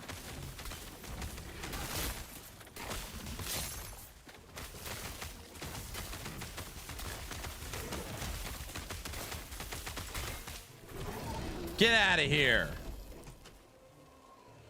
Woo! Got it. No, orange is back. Oh, brother. It's already been 10 minutes. That was too fast.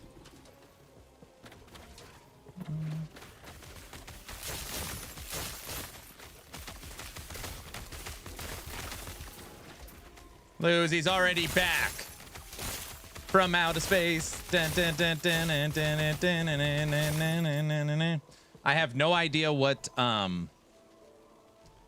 streaming service it was on, Last night, my wife turned on the documentary of Billy Joel. It was fascinating. I was actually... I don't know if this is some new thing that just dropped or what. I have no idea. We were watching the documentary of Billy Joel, the musician. Fascinating. We also came to the conclusion that music was way better back in the day than today. And nobody makes rock music anymore. That was our whole conversation. We like old stuff, and rock music's gone, it feels like. True? You can find out where I love Billy Joel, and so does my wife.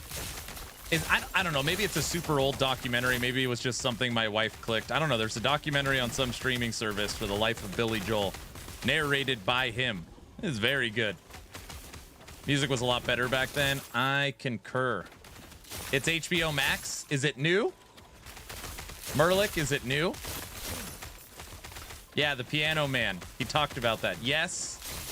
Okay, there you go. On HBO Max, there's a new documentary on Billy Joel. And we haven't even finished it, but it's fantastic. Check out The Warning if you want a good modern rock band. It's called Billy Joel, and so it goes. Orange, come back. Now they miss you over there, Orange.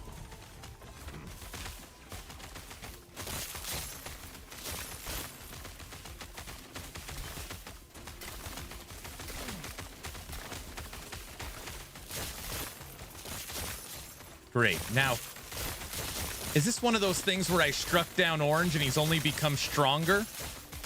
Now he has a presence on 2 platforms? Oh, brother. Now he's back on Kick.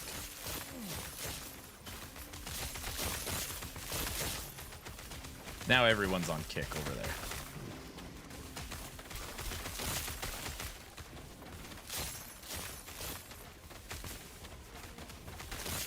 I personally find The Warning a complete 6 out of 10. Fine, but no biggie.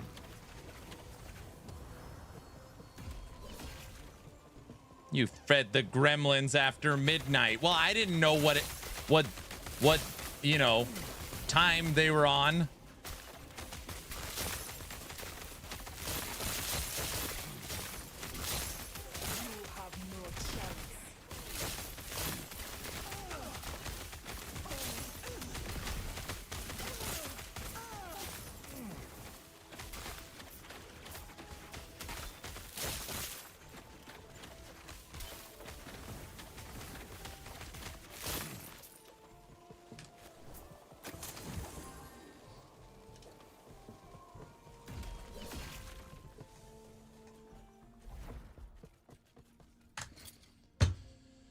Oh, done. I'm done. Almost 6 hours today. I feel like this is a perfect stopping point. I got to leave in 20 minutes for my evening church service. And we got to a perfect stopping point for Machine Gun Spriggan. And, you know, I can't take much more Orange jumping to every single thing and bouncing around. So that's going to do it for today, everybody. Tomorrow we'll draw the giveaway. As long as you're following the channel on Twitch or subbed on YouTube, type in !giveaway. Also, tomorrow, I know, I'm being honest, I told everybody we're going to play Borderlands 4. That is not true. So I'm letting everybody know tomorrow we will be playing the isometric action RPG Dragonkin the Banished. Their big new update drops tomorrow, where we're going to get to see all the updates and all the things they've been working on, including their new tracker class. Non-sponsored, not a sponsored stream. I want to play it. So tomorrow we'll be playing Dragonkin the Banished. So that should be fun. Will God forgive you for kicking Mr. Orange? I didn't kick him. I timed him out. And it was playful banter, you know. I think so. I think so. What? No Borderlands 4? I'm sorry, Trevor. I'm sorry.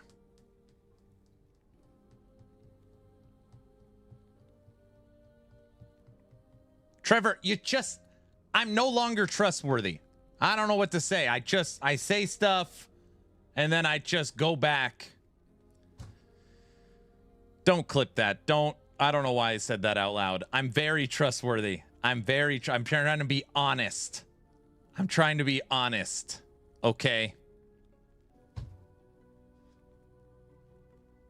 New blurb incoming, I'm sure. No, that's not. No, that's not right. I was gonna say what? Nothing. Lady, don't.